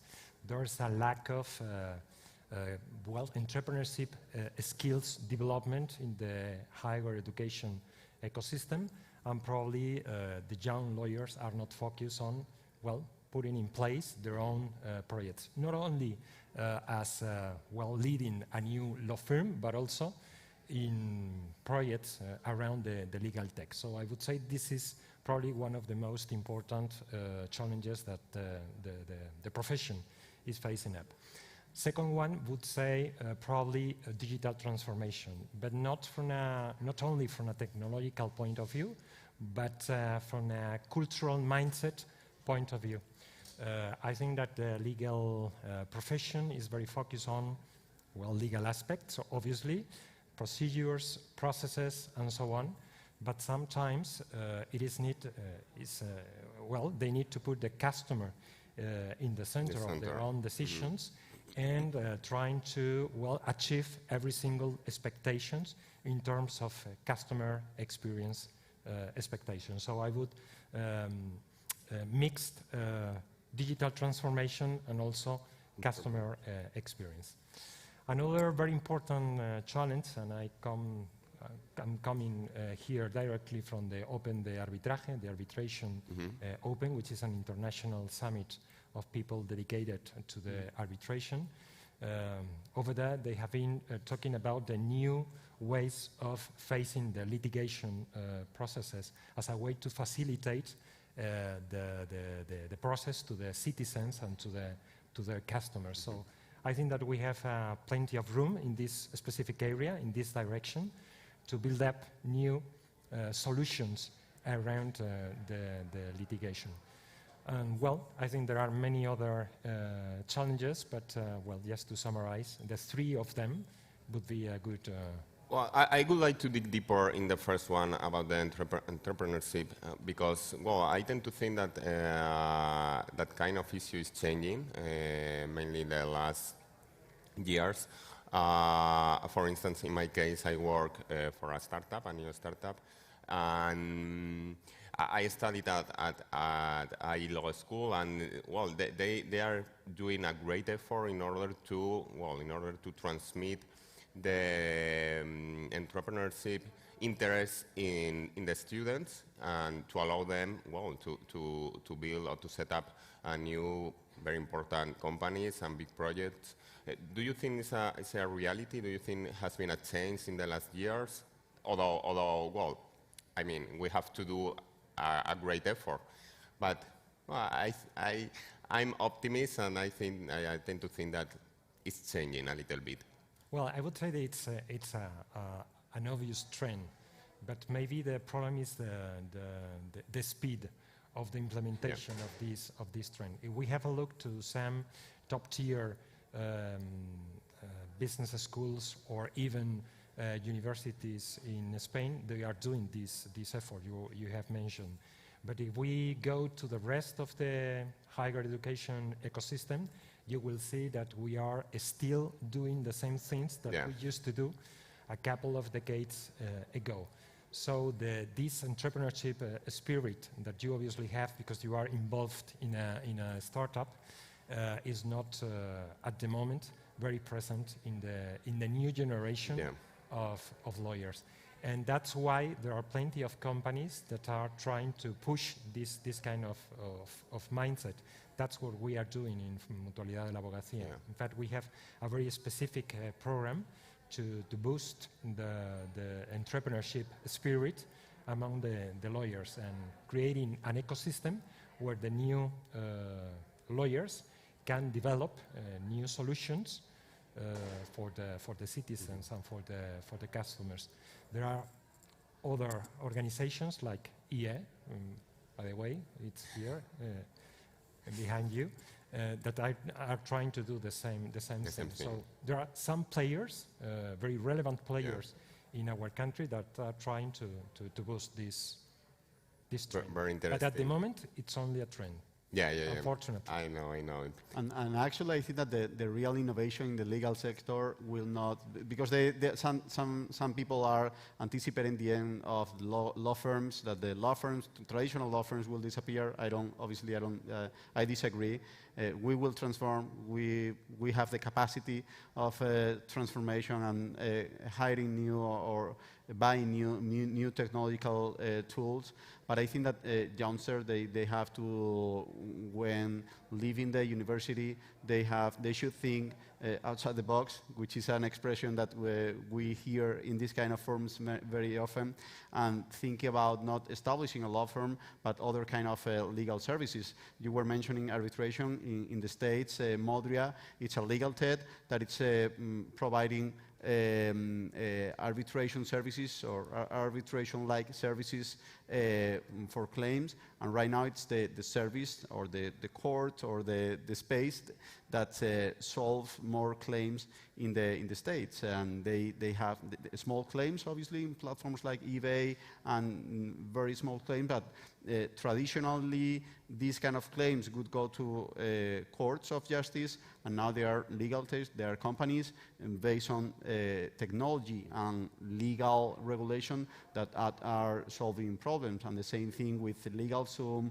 with Rocket Lawyer, and many other great services that are competing somehow with law firms, because they are providing the same services that lawyers usually provide 20 years ago, and in a very more convenient, cost-effective, and faster. And for most cases, they are really good. If you are gonna sell your company for 20 million, obviously you have to go to a law firm. But if you need a rental agreement, you have a trademark license or things like that, they can provide a quite good service. Lawyers can be behind that, obviously. It's a good way to democratize the access to the legal services. And there's an additional good news, at least from my point of view, and that is that, the millennials generation is very focused on the social innovation, and, departing from the social innovation mindset, you can find many solutions to solve many problems, which are very closely related to the legal services that must be provided to the citizens. And we can see plenty of solutions, plenty of small startups that can, have their own space on this market. So, but we have to try harder. We have to push even more these kind of solutions and this kind of young entrepreneurs. Coming, for example, to places like the summit. Well, before the end, I would like to bring to the table another question about, the education of the lawyers. For instance, as you know, blockchain is a very complex technology. Smart contracts is a part of it. And as we know, smart is not smart, and it's not a contract, it's a coding. So, do you think that, as part of the sector is suggesting, do you think it's mandatory for lawyers to study an engineer, or just do a course or a master, focus on the technology? What do you think? Well, I think that we don't have to be coders. I think that we have to understand technology. I studied in the States, and all my classmates, I was studying IP, intellectual property, and all my classmates, they were engineers. They did a bachelor degree in engineers, in physics, in chemistry, and I pretty much was the only one without a technical background. I don't think that probably we are quite far from this fantastic scenario, but I don't think that lawyers, we have to know how to code, but I think that we must understand technology, and we must be open-minded to understand technology, because when we have a software case and we have to bring it to court and we have to be translator between engineers and the judge, who will, at the end of the day, will rule in your favor or against you, we have to not only apply the law, but we have to explain and persuade the court, and we have to translate the technological. We were mentioning that a couple of years ago, I have to take to a court a code generator, and the judge said, "Why don't you finish this?" Yeah, it's a code that generates code. The judge was freaking out. What are you talking about? I don't need to know how to code, but I need to understand how this code generator works in order to translate that information from engineer language to judge language. That's what I was trying to refer in my previous speech when I was talking about the digital transformation. I'm not talking about the technology, but about the digital skills, the cultural mindset. So every single thing you have been sharing with us, it is part of this digital mindset that the lawyer, of course, the young lawyer, has to bring to the profession. So obviously, you need to know about your specialization field. I mean, if you are going to practice the law around big technology companies, you have to know very much about this sector. But at the very basic space, you have to come back to the basics. And these basics are having the digital skills that allows you to, for example, explain to a judge what you mean. How it works, right? Yeah, for example. Yeah. And well, it comes to my mind another question about the ethics, the ethical mindset, because well, as you know, when we talk about artificial intelligence, the ethics part is very important, and well, because it's the beginning of the regulation right now. Do you think it's well? Do you agree with me? Do you think it's an important part? For instance, to regulate the artificial intelligence and for lawyers to know about it?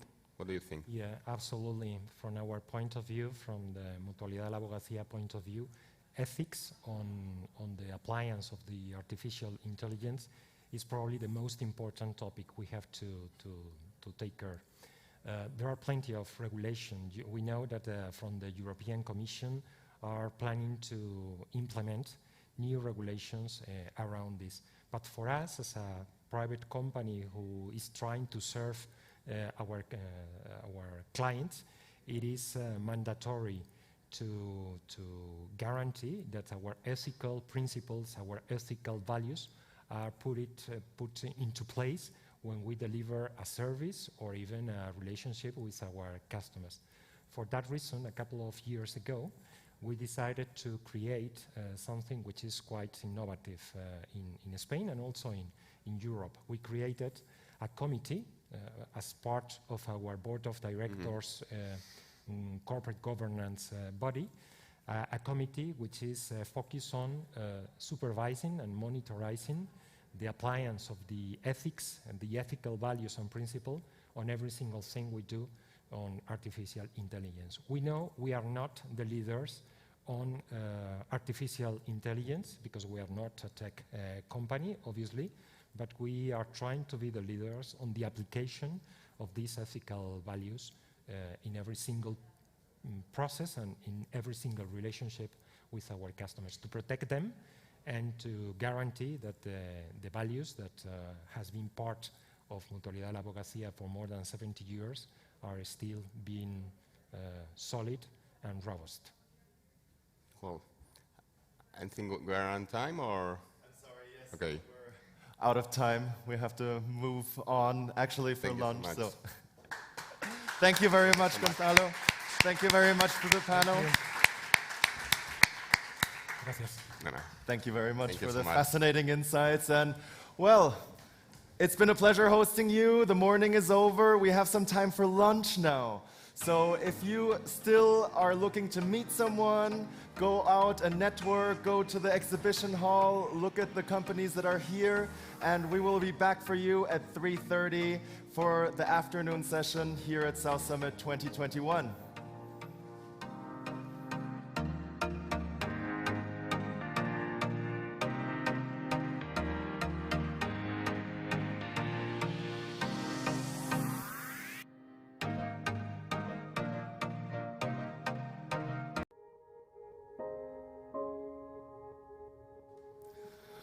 All right, welcome back. Welcome back to the SANBOX stage here at South Summit 2021. We have a couple more sessions for you before lunch, and I just want to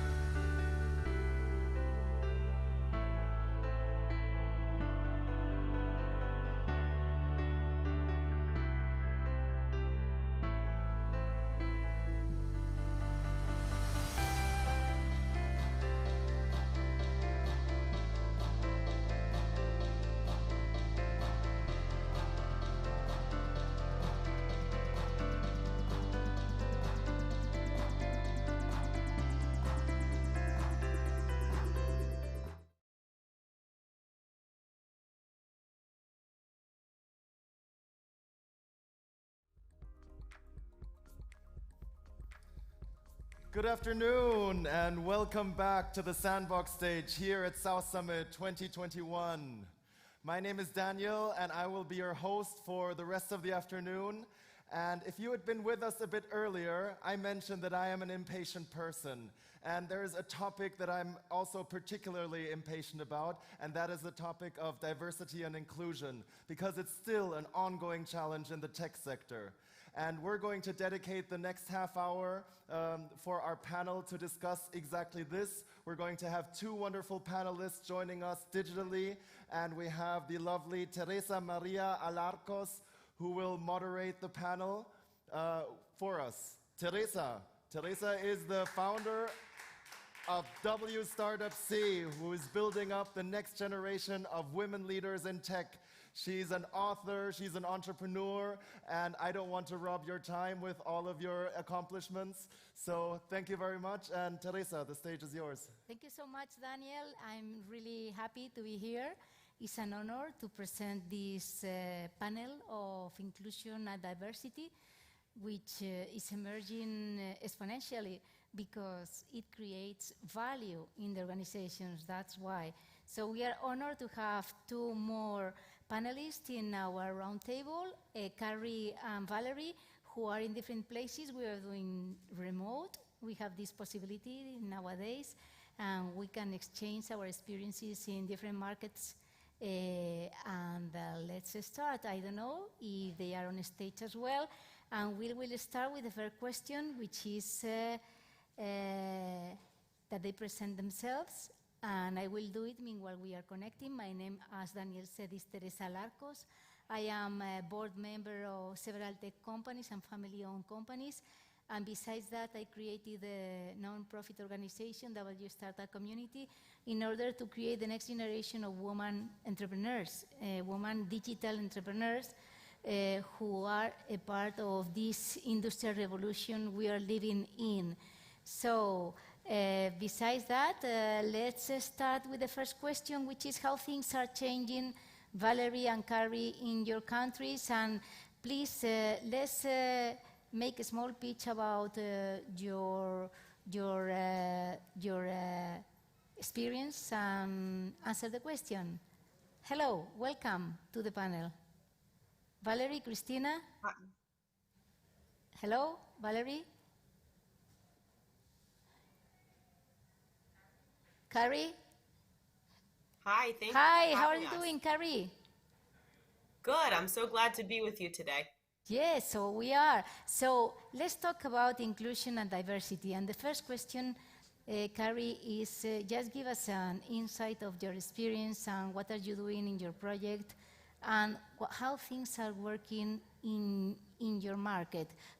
What signs are you detecting, opinion leaders, data of investors in startups led by women and founded by women? Can you give us an insight on how these things are changing, your positive insight of how things are changing in diversity and inclusion of women in the tech industry? Yes, thank you for the question. So my role is as the managing director of the Global Impact Fund, which is a venture capital fund that invests in for-profit companies that drive social impact and are predominantly led by Black, Brown, and women entrepreneurs. This is our second fund, and in our first fund, 80% of our portfolio companies were led by Black, Brown, and women founders, and 100% of the companies were socially impactful. What we're seeing in the United States, where I'm based, is a big swing in the number of for-profit companies that exist that can deliver financial returns as well as social impact. That's really different than what we saw 10 years ago when there just wasn't enough deal flow that existed to invest in and take equity stakes in. My prior experience is I've spent the last 10 years building a global nonprofit organization called the Global Good Fund, which philanthropically supports social entrepreneurs. And there, about half of our entrepreneurs are women and 2/3 are Black and Brown entrepreneurs. So we believe that there are great ideas that come from all people, but all people don't have equal opportunity or equal access to the capital that goes along with those ideas. So I'm very pleased to share more about the Impact Fund today. Thank you for having me. Thank you so much, Carrie. And Karina, I don't know if she's in. Yes, and I'm super happy to be here as well and super thrilled to join, even though it's just virtually. Thank Hi, you so everyone. much. I Karina, hope and I'm you were from here in Madrid. Yeah, unfortunately not, but hopefully next time. So as already mentioned, I'm Karina. I'm from Female Founders, and we are the fastest growing community for entrepreneurial women in Europe. And we basically have the big vision of bringing more diversity, more gender diversity into the European tech ecosystem. So on the one side, we support female founders with their biggest challenge, fundraising.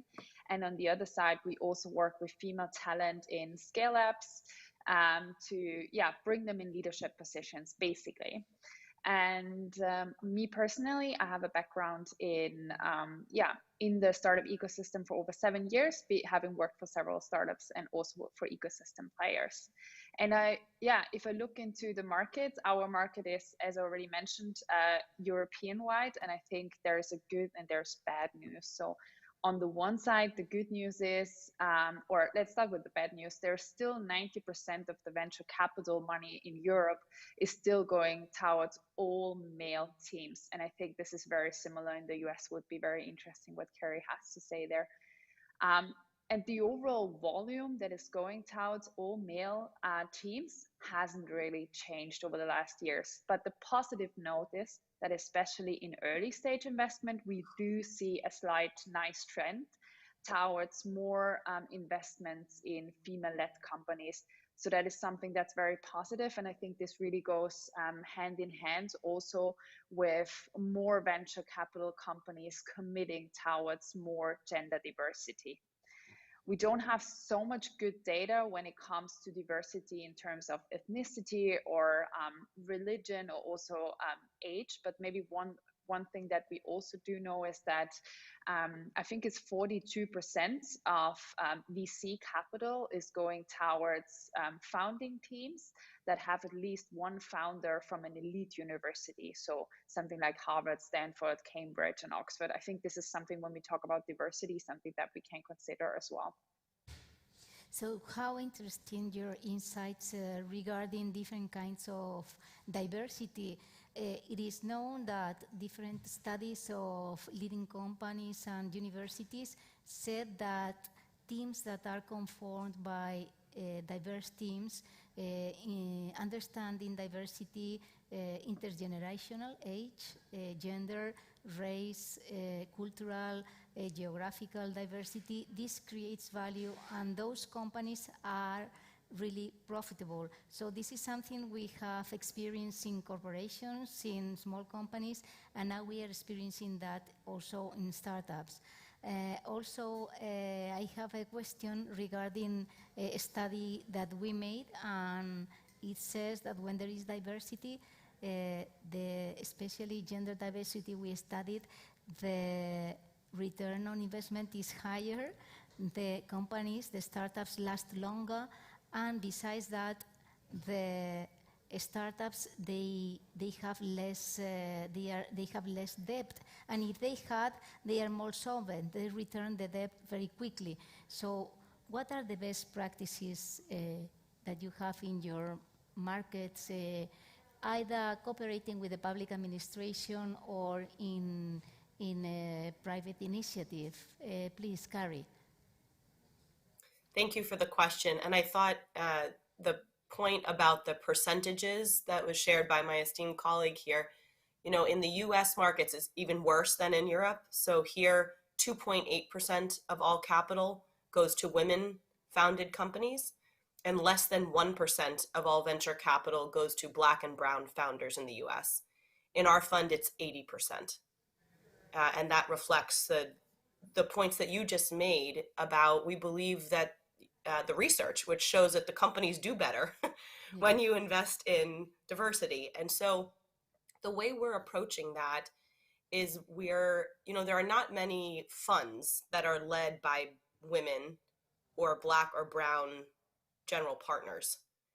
There are not many funds where the investor base consists of women.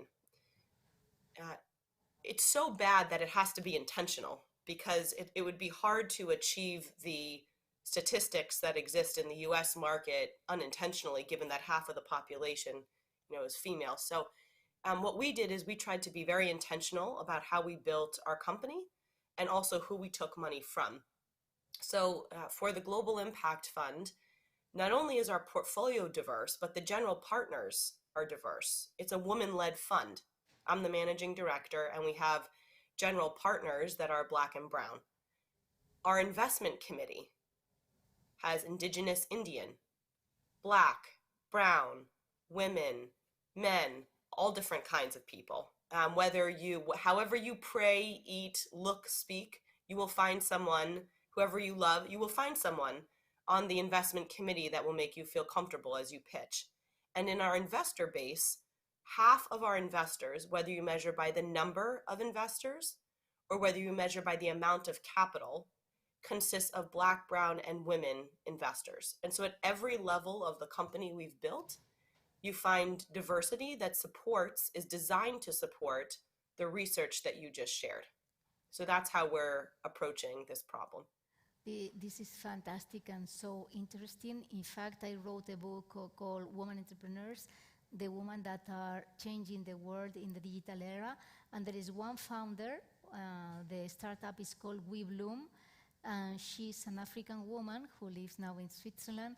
And most of the African women, half of the entrepreneurs are women, but only 5% of the investment goes to women. And the impact of women entrepreneurs is triple because they revert the return of their startups in their cities, in their small villages, in their families, and in their companies. So let's invest in diversity. So what are your thoughts about that, Karina? Yeah, so first of all, I would like to mention that I really like the approach that Carrie and the Global Impact Fund is taking, and I think this is absolutely the right approach, especially if you look at all the studies that are showing that if you have, like from a gender perspective, if you have more females in your investment teams, there's also more investments toward female-led ventures. So there's a very clear correlation, and that's only a very human correlation because we do invest into people that are similar to us. Yeah. So it means if we have a lot of males in the investment team, there will be also naturally a lot of investments in male-led companies. Whereas if we have more females in the team, we will have more investments in female-led companies as well. And I guess the same goes for diversity, like for in general diversity, speaking about Black women and brown women and so on as well. And Carrie, there's also some very interesting happenings here in Europe that I want to connect you to. There's one Founderland. They also concentrate on women of color here in Europe and support them basically. Yeah, if we look into how we basically support female founders, we don't invest ourselves, at least not yet. We support them more in terms of education and guidance and connecting them with investors. So we have set up a whole accelerator program, and so far we've worked with 49 companies. And we've been really successful in what we've been doing because 60% of these companies were able to fundraise after the program. And in total, they fundraised already 14 million euros and with an average pre-seed round of 400K, which is really nice. There's some news that we want to announce soon about more of our portfolio companies getting fundraised. So I think, what we've been doing over the last 2.5 years with the progress really shows success, and I'm super happy to see that all over Europe and even globally there's a lot of these initiatives popping up, and I think we need to join forces with all of these organizations, all of these opportunities, because there's so much work still to do. Even though it's going towards the right direction, there's a lot that we need to tackle.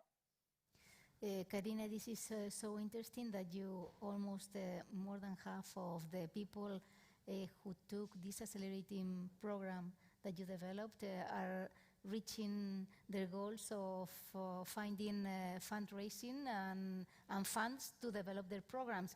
because for women it's so difficult to reach business angels and VCs, especially when they have the minimum product already developed in pre-Series A. They find a lot of difficulties to find these funds because most of the investors are men, like close to 95%. And as you mentioned, if we invest in what is familiar to us. So these things are changing. Even in Silicon Valley, they invented one fake founder in order to avoid this bias in investment, because it was a Stanford study that demonstrated that there was a problem when women used to go to pitch alone and they had to do this strategy. So now things are changing and we are so positive. And my next question is, what are your success stories you want to share? Elevate our, let's say, elevate our, to say that we have to follow that path. Please let us know what are your best practices and just make us happy with those nice numbers. Sure. So we're actually taking a similar approach as Karina. We also have a sister organization, nonprofit called the Global Good Fund, which is an accelerator. And not all of our entrepreneurs come from there. We can invest in whomever we want to, but it's very nice to have deal flow that comes out of an accelerator that's prepared and has been de-risked and is investment ready. So a couple of examples there. We invested recently in a company for the second time, which is female-led. She was in school when we first found her. She did a pitch competition. And we supported her. We added a board member to her board. She was able to retain control of her company that way. The company is called Global Village Fruits and is a jackfruit company. So it's a meat substitute product that's now in retail chains throughout the United States. She just raised a $20 million round on an $80 million valuation. We were her first $10,000 philanthropic grant, and then came in for a few $100,000, and she went on to raise multi-million-dollar rounds. So the social impact there is not only is she a woman-led business that buys from 1,000 farming families where previously jackfruit was going to waste 70% of the time, and now these families are making 10 to 40% of their annual income based on her product. That's one example. I'd also thought I'd share a couple of other examples where it's not just a sweet story. You know, this is really hard. And sometimes people aren't at the same starting line. And so we're working with a couple of entrepreneurs right now where they weren't quite there yet, but we believed in their leadership. And these were also women entrepreneurs. And so we paired, for example, one entrepreneur whose leadership we truly believed in and product we really believed in with the director of another company to help her test her financial assumptions and build a stronger financial model that she felt comfortable presenting. And then we'll make our first investment. We have another company where there is no product yet, but we again really believe in the vision and the leadership of the entrepreneur. And so we're going to give her a very small amount of capital to go test the product, make sure it works, and then we'll have the right of first refusal as her lead investor. And what we're trying to do here is not only help support the leadership of these female founders, but also demonstrate to the market that we're putting capital behind our words. So those are a couple of case studies for where we're really proud, not only of the women who are excelling today, but the women who are taking the necessary steps to get there, and that we're able to signal to the market that they're investment ready. So how interesting, because these are role models for, we are painting paths for women who want to pursue these dreams, to open a startup and to develop one idea that most of the times has a purpose behind and has a strong feeling to achieve that goal. So what are your thoughts and what are your, Karina, the case studies, the success stories we want to share, because we are very positive. People are very interested in women startups. We want to share this ideas, these projects that have been successful to share the world that these stories exist, because most of the stories that are successful from women are not known. Karina, please. Yeah, and I think we definitely need to put them more out there. And this is really something that is also dear to my mind. So we also have like an annual conference where we put on stage more of these female founders that are already more at the scale up stage or already had an exit, and basically showcase their success stories. In terms of our accelerator, since it only has been running 2.5 years and we work with very early stage companies, we don't have like this one big success story yet of like a company raising Series B. That would be a bit quick. However, I think I want to share one story that was something that touched me personally a lot, and that's one of the startups that was in our recent batch that finished in July. And she's already a super amazing woman and a really great female founder that I'm sure I can tell many success stories about her in a couple of years. She basically went out of the program and said now she really has this confidence and she can go to these investors with confidence, and that was a game changer for her. And she was able to basically really showcase this fear of missing out to the investors. And now she's currently raising, she's actually signing it tomorrow. So I'm super excited for her. And she was saying that she talked to the investors before the program and they didn't want to talk to her. Basically, they said that that startup's not interesting to them.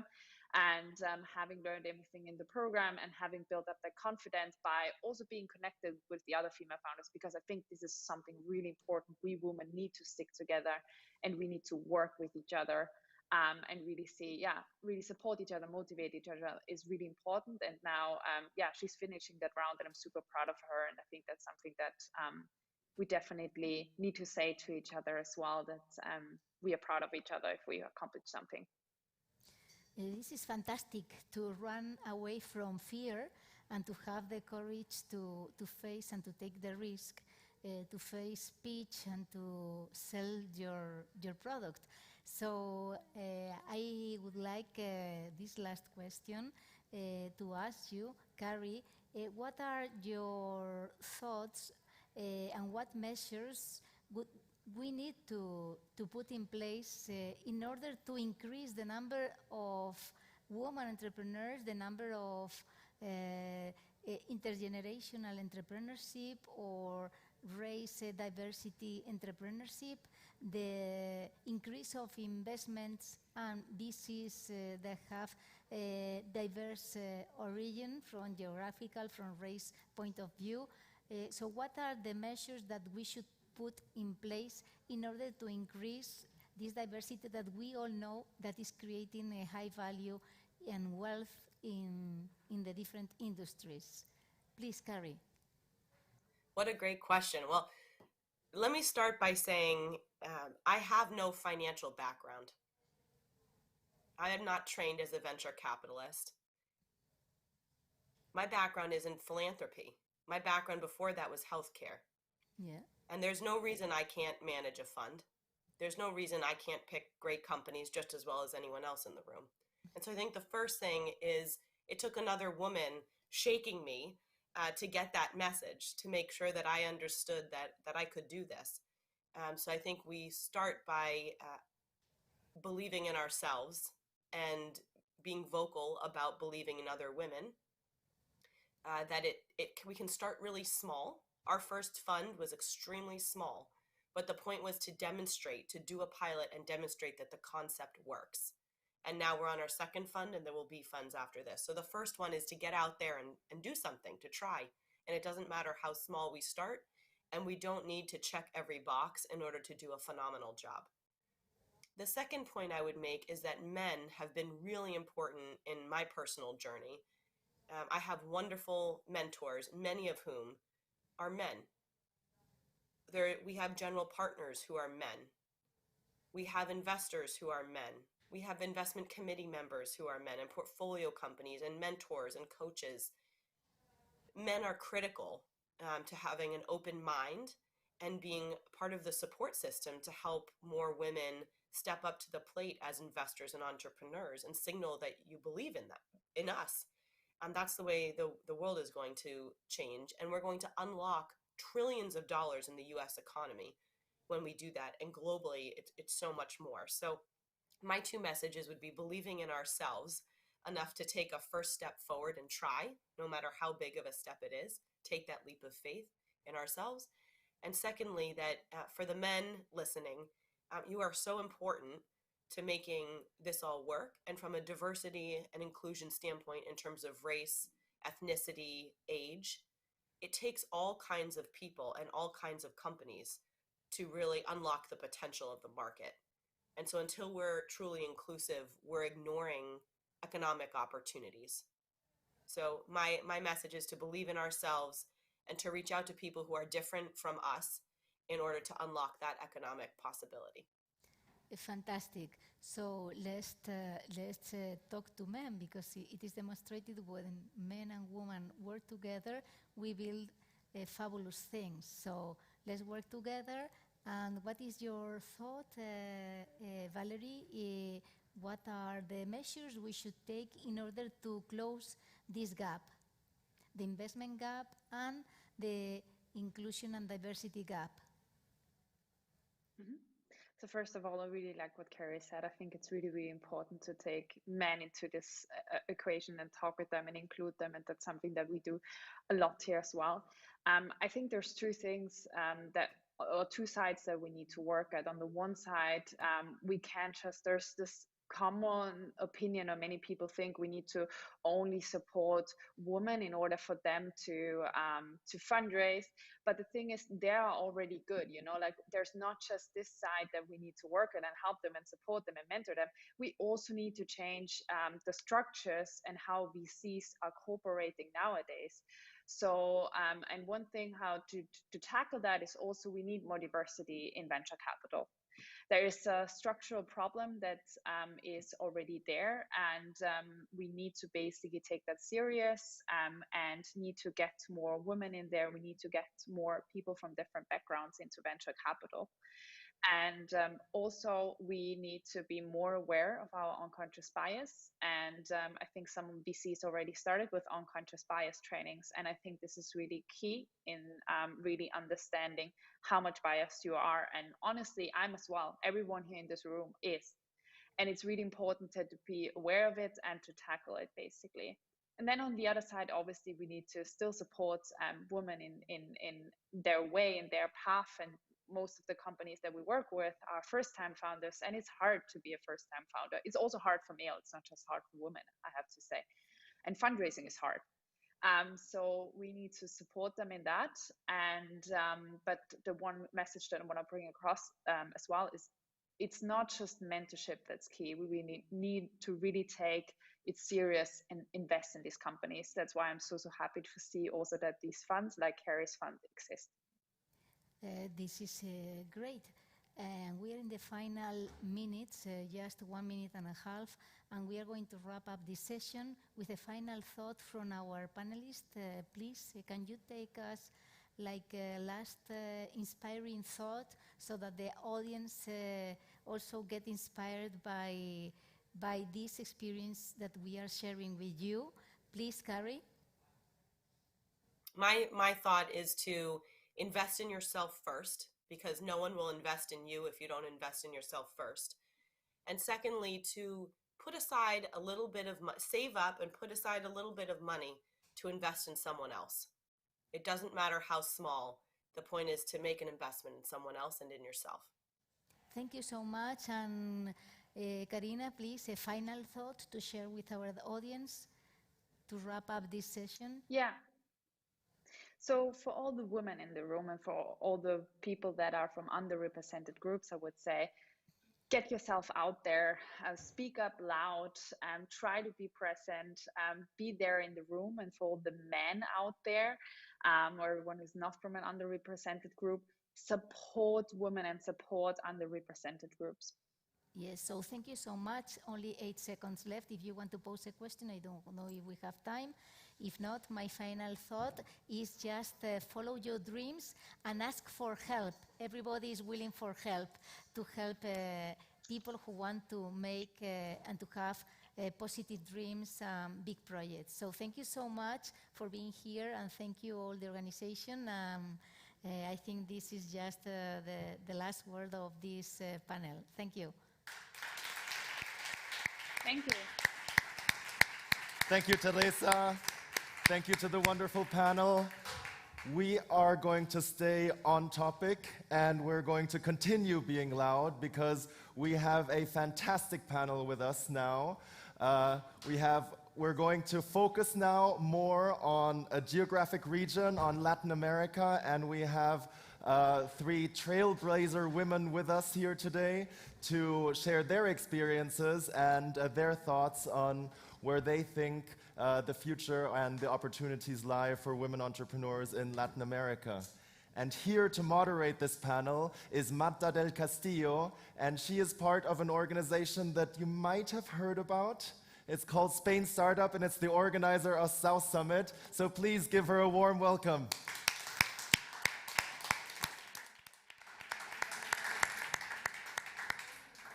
It's a pleasure to be here, and of course it's a pleasure to talk about the women entrepreneurs. So it's not me, I'm only going to be the moderator. I just want to share some thoughts with the real main characters of this panel that are our female entrepreneurs. So I just want to welcome Victoria Blanco, founder of Abaco, a really nice social women entrepreneur.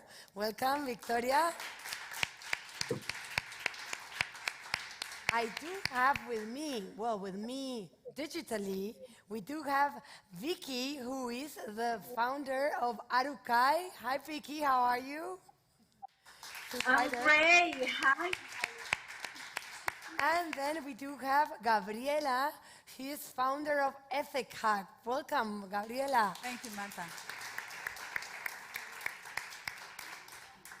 Okay, ladies. First of all, I would love for you to introduce yourselves and mostly do a small pitch about what does it mean, Ethic Hub, Arukai, and Abaco, so everybody gets to know the fantastic entrepreneurships you're doing. So let's start with Gabriela, for instance. Thank you. I'm Gabriela Chang, co-founder of Ethic Hub.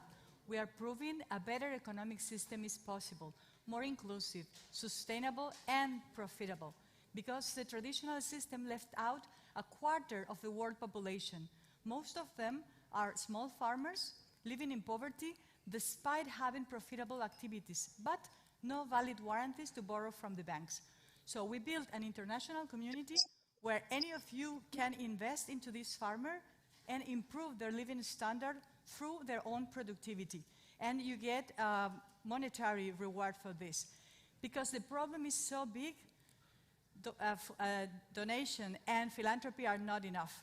So the Inter-American Development Bank invested in us because of the huge social, economic, and environmental impact we are developing. We are using blockchain, so you can lend the money to these people in a secure way because it is protected with our compensation system. I'm in love with technology because it allows us, little hands, to build huge collaborative solutions to the global problems we have. Thank you very much. Thank you, Gabriela. Amazing what Ethic Hub is doing. Reducing and making connected all over the world with those who have the capital, those who need the capital to grow. And what about you, Victoria? Well, my name is Victoria Blanco Alegría. I'm the founder and CEO of Abaco. Thanks for inviting us to this panel. It's a great opportunity to provide visibility to the fintech, ecosystem fintech in Latin America and the financial inclusion. Abaco is directly attacking this problem of the financial inclusion. We have developed a new credit scoring system that thus far has increased the loan approvals multiplying by 2 and has decreased the default rate in 12 points comparing with the average of the market. Now we are focused on the gig economy workers and people who is living paycheck to paycheck. So we have developed an API so the financial institutions can connect and get information about the credit history of this kind of population. We are providing loans to working assets, such as manicure kits, motor helmets, or spare parts. With these products, our customer can get their daily earnings. So the scoring is, we feed the scoring with information coming from the smartphone. We are doing a scraping in the gig economy apps and digital wallets. And also, we are improving the reliability of the scoring with psychology information of our customer. Currently, we are working with 4 financial institutions in Latin America, 3 in Colombia and 1 in Mexico, and also with the main gig economy platforms such as Rappi, Uber, Mensajeros Urbanos, or Lalamove. Amazing, Victoria. So it's great because you enable people that have no access to credit to cut those resources and in a better interest rate. Yeah, of course. We are providing the lowest interest rate in the market. And thanks to this fitting the customer profile and all this information that can make a better profile of the customer, financial institutions feel better, comfortable to provide loans to this population. Amazing. What about Vicky Ricaurte? Tell us a little bit about you and also about what Arucay means. Hey, thank you, Natalia. Hello, everyone. Greetings from Colombia. I'm feeling a great FOMO for not being there with you guys. And honestly, it's a real honor to share the panel with Gabriela and Victoria, and of course you, Natalia. Thank you again for inviting me to South Summit. Thank you as well to IDB Lab. So Arucay is an EdTech company, and first of all, I want to explain what Arucay means. Aru means language, and Kai means future. So we basically teach coding, the language of the future, that is in Aymara, an Aboriginal language from the Andean region. So what is Arucay? Arucay is a curricular system for K-12 schools that teaches both computational thinking and coding through STEAM projects, science, technology, engineering, and math projects. But why we do it that way? Because in Arucay, we believe that coding is not a subject, but is a language. So basically, the teacher from the schools and the student from the schools are learning coding with art, with math, with different subjects and different projects. Our learning system, think about it like a school in a box. We provide three components. First, a product, then a service, and the product and a service is combined and delivered to our e-learning platform. First, the product is content. We basically provide lesson by lesson from K to 12, all the way down from K to 12, all the content aligned to 2 international standards, the IST and the CSTA, and we provide a service. Why a service? Because we do the teacher training. We teach or we train those teachers so they can, teach to their student how to code. And the beauty of the product and the service that we provide is that this delivered through our e-learning platform. And that e-learning platform is powered by machine learning. We basically, in our Arucay learning system, basically is learning how the teacher and how the students are learning in order to provide a personalized learning experience in the future. Right now, we are providing adaptive education. Right now, we have presence in 8 countries across Latin America. We have been able to impact more than 100,000 students, more than 4,000 teachers. We have presence in 300 schools, again, across Latin America. Our education model is like a combination of a software as a service plus online program management. We define our education model as a program as a service, and we charge a flat fee per student per year. Our learning system is currently in 3 languages, in Spanish, in Portuguese, and in English, and our mission is to reach any kid from K to 12, no matter where those students live, no matter where the language that those students speak. We want to teach them computational thinking and coding because those skills are critical if we want them to become relevant in the digital economy. Thank you, Vicky. It's amazing. I'm really impressed of you three because you're doing great impact, and a great impact in those countries which not always people look as an opportunity. So I was wondering, Gabriela, what made you take the decision to be an entrepreneur, and not a simple entrepreneur, but an entrepreneur in Latin America? I wanted to add value to the situation of my own life. I have a step on the continent and the other because I live in Spain and I was born in Mexico, so I know the culture and that. So for me, it's like obvious. Latin America is a huge opportunity for investment because we are focused on financial inclusion. And most of the population, more than 50%, to say a safe number, are unbanked. And from those unbanked, most are farmers. And even microfinance has not reached to the farmers because they cannot pay installments every week or every 15 days, as usually. So it's a blue ocean. They say that when it's barely served. So there's no competitors. The impact is evident and huge. So it was like very easy to make the connection. We have very little return for our savings in the banks here, and there people is paying over 100% interest for insufficient money to get out of the poverty cycle. So you use your superpowers, investing into them, they can grow their productivity, we help them to export the products, and all the parties win. That's our proposal of a new economic system. Supply chain with little links, where every link adds value, and the farmers are no longer the weakest one. It's quite impressive because we don't always see like the people in the base in the pyramid as clients. We sometimes see them as they are beneficiaries, but they're not. They are. We need to stop seeing this as charity. It's not. It's a huge commercial opportunity, sustainable, profitable, as it has to be sustainable. And with a huge impact, though. Yes, exactly. And what about you, Vicky? What were those opportunities that you saw in Latin America that make you take the decision? Well, Latin America is booming. I'm going to give you the EdTech perspective, right? I think EdTech, not only in Latin America, but in the world, has been experiencing the best months in history. And the reason behind that are many. First, the pandemic. Second, the EdTech crackdown in China. And finally, the ESG framework that investors want to follow.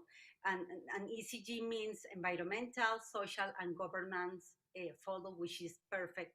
It's a perfect fit for EdTech. So let me click down on the pandemic. The pandemic helps governments and institutions, adapt and adopt online education, digital tools.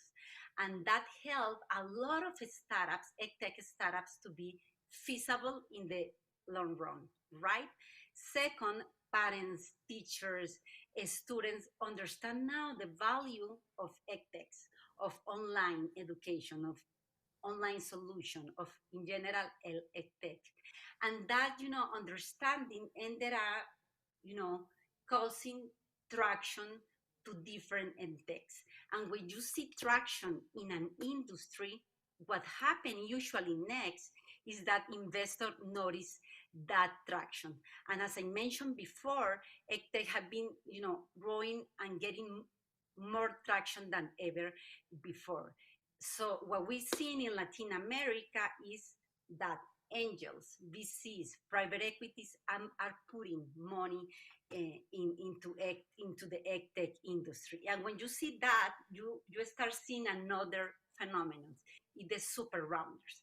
Super rounders are those startups that raise more than $100 million. And when you see a super rounder in the sector, they become kind of a catalyst for the sector, because usually super rounders have to grow quickly. They have to grow either organically or inorganically. And inorganically means that those super rounders start buying more or smaller startups. And that's another catalyst in the sectors.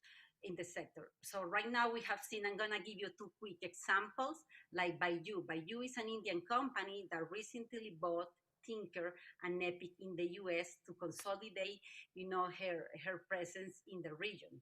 And in Latin America, we have seen a lot of movement in the K-12 segment with learning system like Arukai, and we have seen like a lot of movement as well in the higher ed space with online universities, with online program management. So I'm gonna give you a quick example in Latin America. Creana is almost a super rounder. They raised $93 million, and you see that catalyst coming because they are gonna start probably, buying smaller startups. So I don't have a doubt that Latin America is gonna keep growing, and the investors are gonna keep putting resources on the region. Regarding the crackdown in China, investors are looking more into Latin America. And with the ECG model, EdTech meets those requirements. So it's a perfect fit, that framework that the investors wants to meet with EdTechs. So there are 7 unicorns in the last quarter in the world in EdTech, and now we have 40 super rounders in the world. So EdTech again is booming, and in Latin America is an interesting player for EdTechs in the world. So investors, we are here. We are ready for receiving those resources in the region. So it's a huge opportunity for investors, and it's great that they're putting their eye into Latin America and EdTech. But I was wondering, Victoria, if that's the same for you. Like, did the pandemic was an opportunity, or was it a challenge? Well, the pandemic, as everybody knows, was a really bad situation around the world. A lot of people died, got fired, but in the middle of this storm, we get more digital. We get more digital-minded. So with this change, the change that we are expecting in 5 or 7 years came during the pandemic. So for us, remember when we were all around lockdown here in Spain, and the only one in the street was a global rider. So everybody was so jealous of that guy. I want to be there. Was the only one outside with all the freedom to move around the city. So the gig economy, so in our case, the pandemic has a positive impact because we had more customers than ever. And there are some studies that said that gig economy platforms multiply their allies by 2 during the pandemic. So that means that this market segment is rising up. Another thing is our customers had more orders than ever, so their earnings rise up, and the probability of repay the loans also rise up.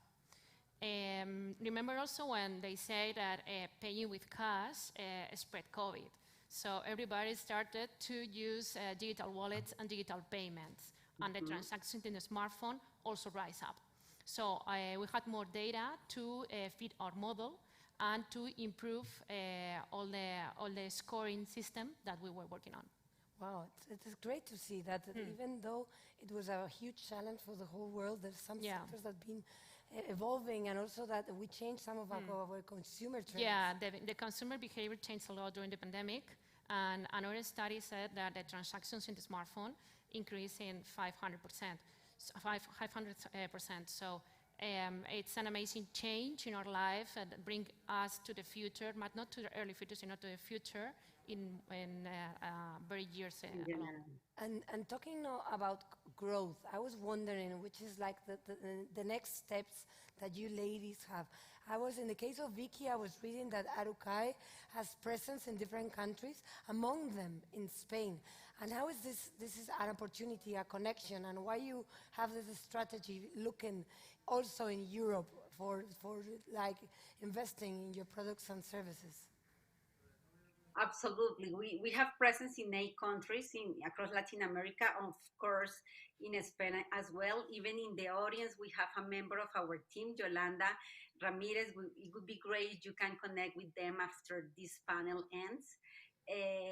Arukai why we are expanding not only in Latin America, but also in Spain and across the world, I would say, is because Arucay is solving a global problem, the lack of digital talent in the world. And we are solving this problem with a scalable solution, which is our learning system. And Arucay wants to tackle this problem since the student is as young as 5 years old in the schools. According to the World Economic Forum, just 1 out of 10 schools teaches computational thinking as part of their curriculum. Nevertheless, 80% of the future jobs are going to require digital coding-based skills. And I would say not future jobs, but present jobs, right? Like companies like Abaco, like Ethic Lab needs digital talent. And actually, you've seen during these days in the South Summit, all the startups that were showcased during the summit were born out of young minds who knew how to code. So those entrepreneurs that enable technology to solve real life problems. So again, this is not a problem, just a Latin America problem, but a global problem. And that's the reason why we are expanding across the world. The pandemic, of course, accelerated the digital transformation in any industry. The largest companies in the world are tech-based. So no matter the job or the industry that our K-12 students are gonna pursue or are gonna work on in the future, they are gonna need digital skills. So again, our mission, and I want to repeat this because it's our purpose, we want any K-12 student in the world to learn coding and computational thinking, because those skills are critical if we want them to be, again, relevant in the digital economy. My call to action, in this panel is to call innovators, to call educators to start the learning and the teaching of computational thinking in the schools if we actually want to solve the problem of lack of digital talent. The final call to action for me is we want, as an educator, as an innovator, to prepare the students for the jobs that the AI, this revolution of the AI are the jobs that the AI are gonna create, not the jobs that the AI are gonna eliminate. So the teaching and the learning of computational thinking is as important as learning math, as learning English.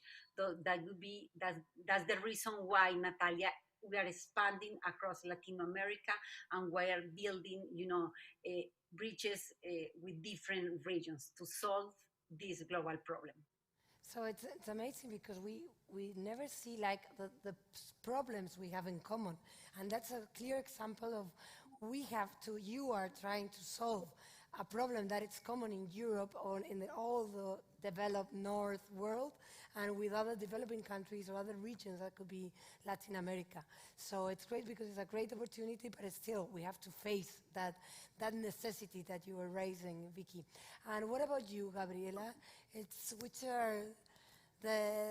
Which are this that you want to tackle, and which is like the connections you want to make with Europe? And it was just natural and logical to connect complementary economic regions and to build a bridge of technology and financial to take two problems, the lack of investment opportunities here for the normal people and the lack of financial there, and put them together. So that's just logical. Our system wouldn't work if it was within the same economic areas.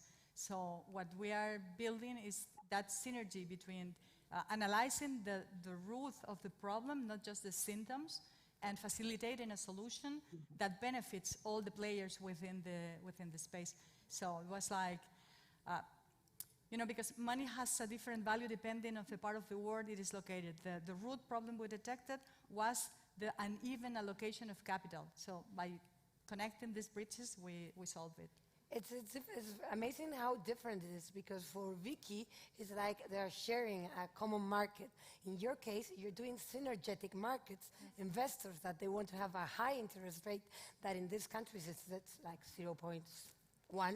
Negative rates. And you see Latin America, that the people that want to have access to credit, and even like people that have a kind of track record of credit that have really high interest, and then you're attacking two problems at the same time. It's synergetic markets. And the impact also. And the impact is the first. We don't give a step, it doesn't Not have only money. impact. So that's inherent. So we contribute to 9 SDGs, but we are focused on eradicating poverty and lack of opportunities, because that would benefit us in the first world also, if we have a balanced world. So that's, I'm sorry I didn't talk about impact, but I took it for granted. We shouldn't give a step without ethics or without impact. And you, Victoria, what are the needs that you're looking for? Like, what is, like, you see the opportunities that there might be in Europe, there might be in Latam, and what does Abaco need right now? Well, I see a really big opportunity of investment in Latin America. I think the fintech ecosystem is really, really hot over there in the region. There are some unicorns coming up. Last week we saw Confio, that was a fintech unicorn from Mexico, and I think there are lots of coming up and raising up. There is another big unicorn like Nubank. In the last round, the valuation was around $30 billion. That's an amazing number. And there are lots of unicorns coming, and there are some unicorns really established, like Rappi, Kavak, and Voila. So from my point of view, I think European venture capital should look to Latin America like a big opportunity to make new things. There are lots of things to do. In relating to fintech, there is a really big opportunity in the infrastructure, because one of the main weaknesses of the financial institution is the legacy systems.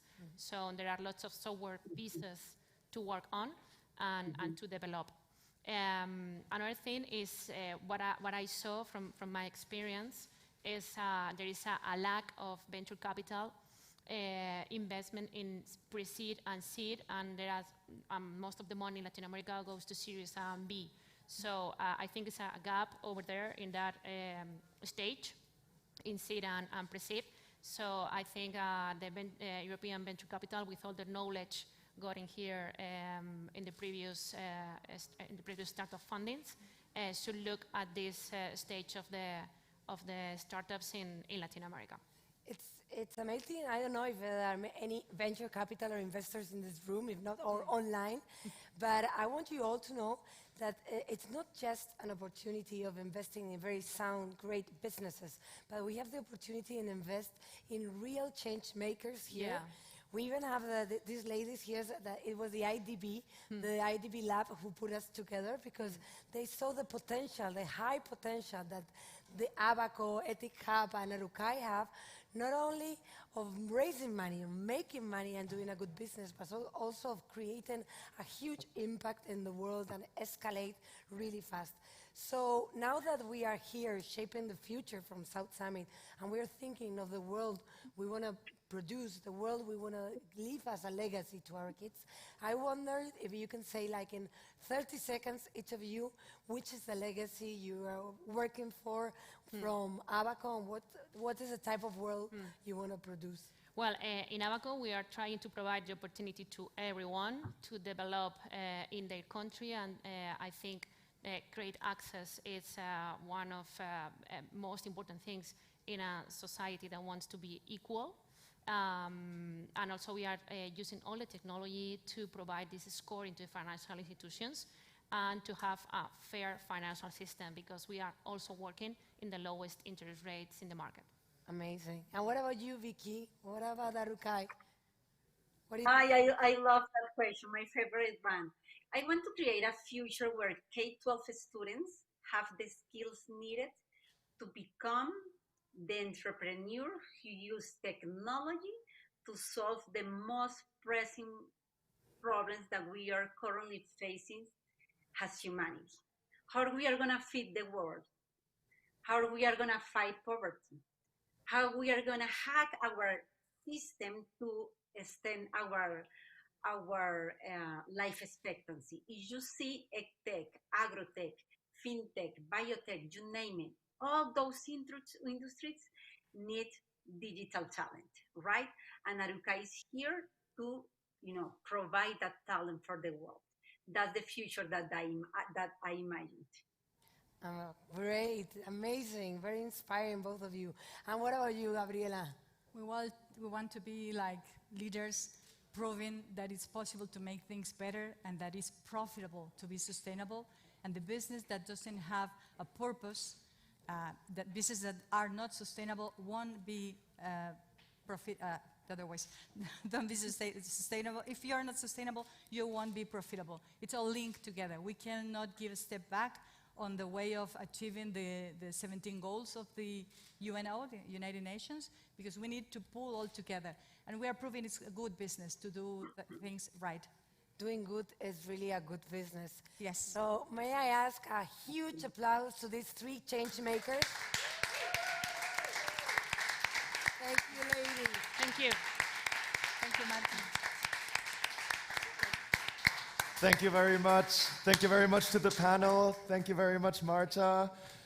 Wonderful to have you here on stage. And after these two sessions, I really have no doubt that the future is indeed going to be female. For our next session, we're going to stay exactly on this topic, because here to share her thoughts about the future is Tilly Lockie. Tilly is also known as Bionic Tilly, and she's coming to us on screen. And if you don't know about her, when she was 15 months old as a baby, Tilly had both of her hands amputated. And 5 years ago, she was invited to participate in a test for bionic prosthetics. And since then, she's been an advocate for bionics, and she's going to tell us her vision about the future. Tilly, it's your screen. So thank you, South Summit, for having us today at the beautiful Hilton Hotel in the heart of Newcastle City Centre. Yep. And we're with Tilly today. Hello. So thanks for being here today, Tilly. So just to remind everyone, can you tell everyone a bit about yourself? Yeah, so when I was born, I was completely fine, happy, healthy baby. And then when I was 15 months old, I fell really, really ill with an awful disease. It's called meningococcal septicemia strain B. And I was basically told that I was going to die. And it even got to the point where my parents were being told to come in to see me before they shut my body down for the machine to keep me stable, because the doctors actually couldn't be certain whether my eyes would ever open again after that point. So it really didn't seem like it was going to be too great for me at all. Like, I was told that I was given 0% chance of survival, and there'd basically been no chance for me. But obviously I'm here today, so I must have survived and pulled through somehow. And it was after 1 week in intensive care, 3 weeks in recovery, a secondary infection, and 10 blood transfusions that somehow I managed to pull through. I survived, and I'm here today. But they did have to amputate my hands, though, in order to keep me alive. And so ever since I lost my hands, I really wanted to get into prosthetics just to see kind of what was about and what was available at the time. But it was then I realized there really wasn't an awful lot available at all. And from the things that were available, they weren't really that great functionality-wise. You know, they moved really slow. They only open and close. They didn't have any of the grip modes. And they actually couldn't even open wide enough to hold a cup. So when you look at a medical device like that, it seemed really, really important to me that they actually be able to help you. But also, not only did the hands move really slowly and weren't very helpful at all, but they also looked kind of uncanny as well. They were made to look really realistic, but when you have a really realistic design paired with a really strange kind of robotic, slowly moving technology, it kind of just was quite strange for people out and about, I think. And I remember on so many occasions just being sat in a restaurant or something and every single person's eyes being on me. And I think it was around the age of 7 where I realized, you know what, this needs to change. And I decided to dedicate a large portion of my life, and I still am today, to trying to develop prosthetics to not only work best and give my feedback to make them work better and be more helpful for myself and other people who need them, but also make you feel good as well. Like, those hands didn't make me do, but these feel like they're kind of a part of me and my body now, which is really cool and something that I never would have been able to say about anything else I've tried before. How old were you when you first got your bionic arms, and what difference did it make to you? So my first ever prosthetic arms ever in my lifetime I got when I was 2 years old, and they were from the NHS. But the time I got these bionic arms, I think it was 2018, January time. They were basically gifted to me by 20th Century Fox, and they were designed after the movie Alita Battle Angel, which was really, really cool. I got to go to the premiere and everything. Definitely one of the highlights of my life. But I've been working with Open Bionics for about 5 years now, and I just remember the first time I put on that technology, it wasn't so much mine at the time, it was definitely more of a prototype because I was kind of the guinea pig in developing the technology for myself to use and other people. So it wasn't really up to the standard that it is now, but I just remember as soon as I put it on, it felt like instant, I don't know, like empowerment, instant confidence, and I can't really explain the good vibes. It was just like, yeah, we're going in the right direction here.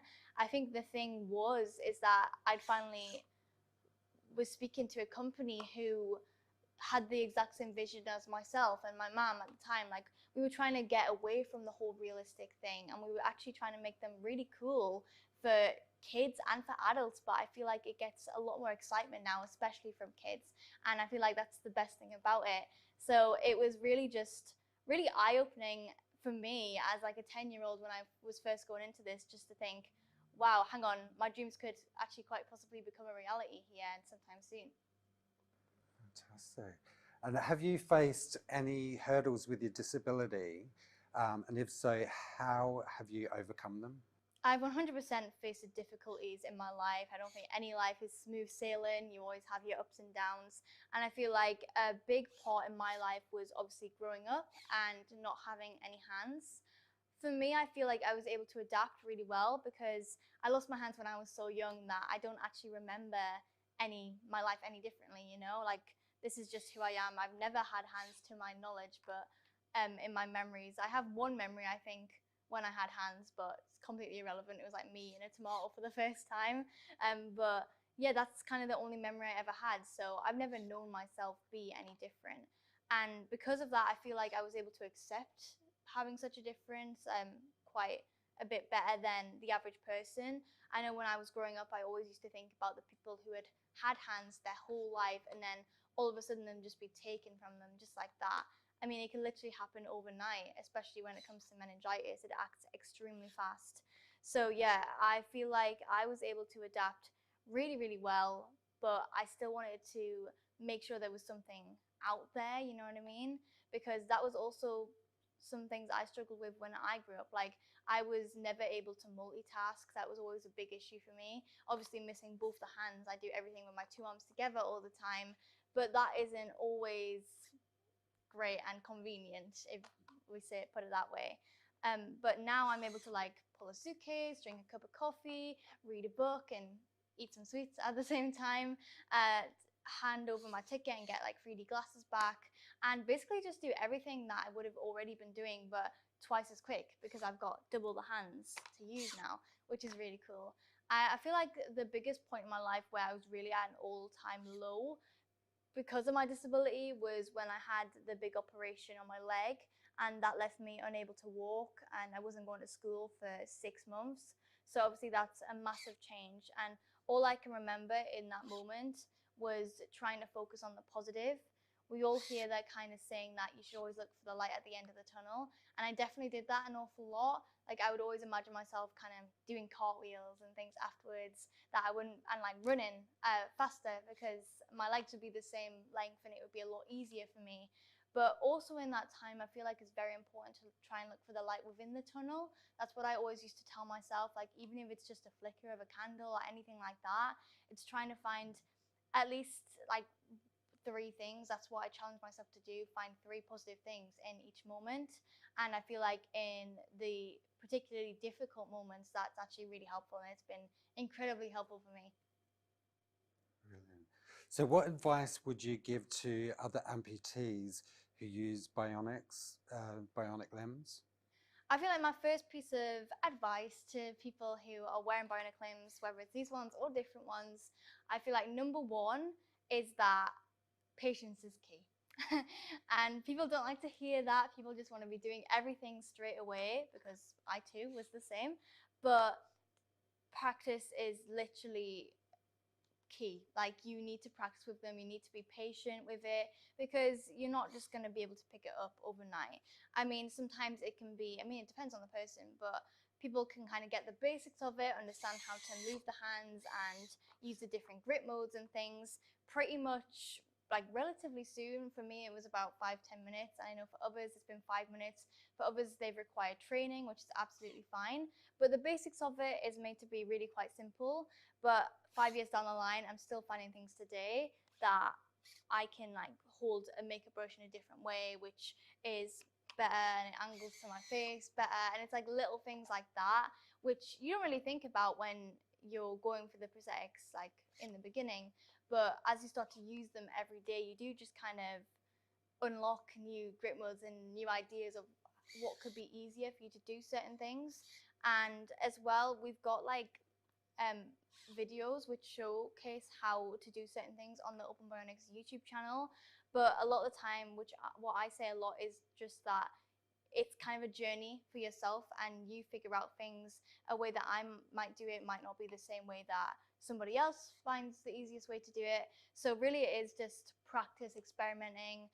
I think the best way to do that is just to wear them every day and see what's easy, what's not so easy, and also report back to the company as well, so they can make some kind of upgrades to the arm, which will make it better for everyone in the long run. And so when did you start learning the piano? I started learning the piano, I think the first song I learned was like Beauty and the Beast, Taylor's Oldest Time, when I was, I think, 7 or 8 years old. But it basically all kind of stemmed from the fact that when I survived, my parents were kind of sat down by the doctors and they were telling them all these things that I wouldn't be able to do in the future. And on that list was I'd never be able to really walk, I'd never be able to run, I'd never be able to play the piano was on that list. And my mom is amazing. And she was just like, you know, I appreciate this is your job and everything, but please do not tell me what my child will not be able to do. Like, you don't get to decide that, you don't get to make those decisions. So basically, my mom and my dad went on eBay, I think, and they found this really scratched up, like, old piano, but it still worked. And they were like, we're just gonna plop it in the corner somewhere, you know, just in case she wants to learn. We're not gonna force her into anything, but if she wants to learn the piano or just play around with it a little bit, we're not going to stop her from doing that, and we're still going to give her that opportunity, you know? So we still got that piano in our kitchen to this day. And when I was 7 years old, I saw the little Disney musical notebook, and I decided to learn it just in my free time. My mum recorded it, proud mum moment, like she always has with me. And she basically put it out on Facebook, where a piano teacher with only one leg, he's called Michael Mulroy, he was really impressed, and he just wanted to get in touch and wanted to be my piano teacher. So I did lessons with him for a little bit when I was, like, I think 7 to 8 years old maybe. I kind of stopped that just because things got quite busy. But I think it was during like the 2020 lockdown that I kind of rekindled that passion that I had, and it's still a lot of fun. I mean, I'm in no way, shape or form a prodigy, but Michael Mulroy was able to make me these really cool prosthetics which allow me to play chords and everything like that, and it is just a lot of fun for me. And I feel like that's always a really great story, because it's something that I was told I would never be able to do when I was little. So I feel like that one is always one that keeps myself going as well. When somebody tells me I can't do something, I'm like, well, I've done things that people don't expect me to be able to do in the past, and it's a story that keeps me propelling forward, I think. So when did you first start getting into makeup and creating YouTube tutorials? Now, this is actually a really funny story, although I didn't think it very funny at the time. I feel like it was a massive coincidence, but basically I went to school one day. It was actually Christmas jumper day. That's irrelevant, but it's fun, right? But I didn't get to have a Christmas dinner that day, because I actually tripped and fell on the stairs Now, since I have problems with my left leg, I decided to break my fall with my elbow. And so I used my right elbow to kind of stop my face from whacking the floor. And I went to my next lesson thinking everything would be fine, like wasn't crying or anything. I was like, oh, whatever, that's embarrassing. But it was then in my next lesson, which was music, I realized I couldn't actually bend or straighten my arm. So I realized, okay, this might be a bit more serious than I once thought.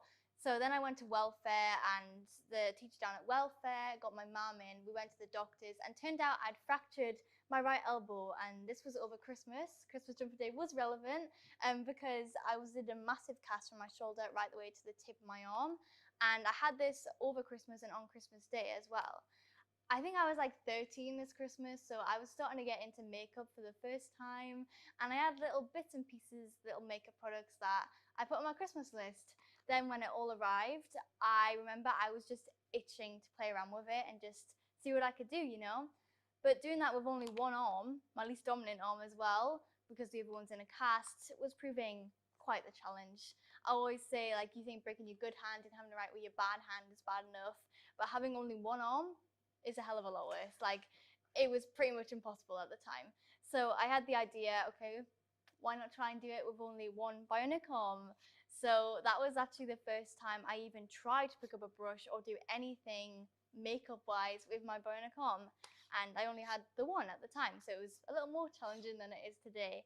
But it was definitely not easy at first. I got foundation everywhere. It was at the cost of my sister's white curtains and duvet because foundation was just on everything that needed to be protected, and it was just messy. It was terrible, and including myself. Like, I'm not going to say it was a great look either, but eventually I was able to completely recreate a full makeup look using only one bionic arm, and I put it out on social media just because that's what I like to do, and it got an incredible response. A lot of newspapers were really excited by it, and I was really excited by it too because I just done my own makeup using my bionic arm, and then that was basically the start of that. I got my cast off later on, so it's now much easier to do my makeup now. I've actually got two hands, but yeah, I got into it. It was quite a strange way and not one I really enjoyed at the time, but now I'm kind of glad that it happened looking back on it, because I don't even know if I would be doing makeup tutorials at all today had that not happened, because why would I have the incentive to like try with my bionic arm, you know? So I'm actually really glad it happened. You've been involved in some incredible things. Would you say there has been a specific highlight? Oh, that's a really tough one. I feel like one moment that definitely stands out is meeting the Dalai Lama. I mean, I'm so grateful for everything I've been able to do. It's crazy even to this day. I mean, I've got a scrapbook full of it all because I just don't want to lose any of the memories. I want everything documented because it's just totally surreal that I've gotten to do all the things I've gotten to do. But like I say, I feel like something that does stand out is meeting His Holiness, and that was in Amsterdam. I love Amsterdam with my whole heart. I've been 3 times now for like different events, and he was incredible. Like, as soon as I got that email, I was just like, right, read it again? Like, because I was just like, wait, the Dalai Lama, are you serious? But that was what it was, and I was able to go up on stage with the Dalai Lama. I sat next to him, he gave me a little high five type thing when he was walking down the aisle, so that was really cool. And not everyone can say that they've high-fived the Dalai Lama, you know? So that was an incredible experience and one I'll never forget. Fabulous. So what do you think the future of bionics is? Oh, don't get me started on the future.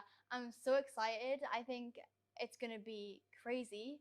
And I'm just so happy to be at the forefront of it all.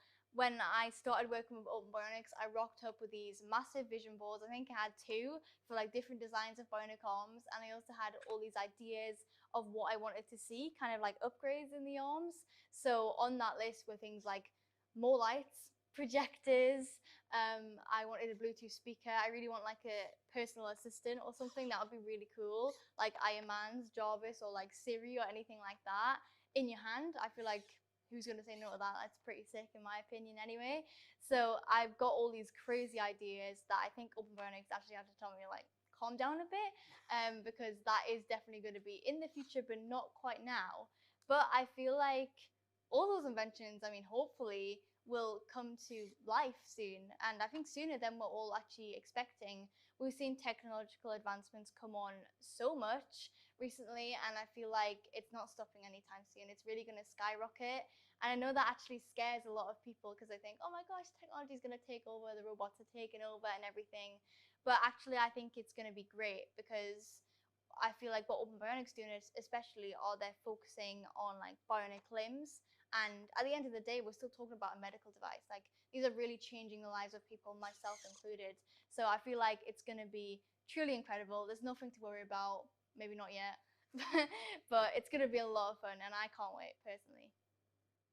So do you consider yourself a bionic girl, and do you like that title? It's quite a cool title. I have seen it up and about, and in Spain it's obviously La Chica Bionica, which is really cool.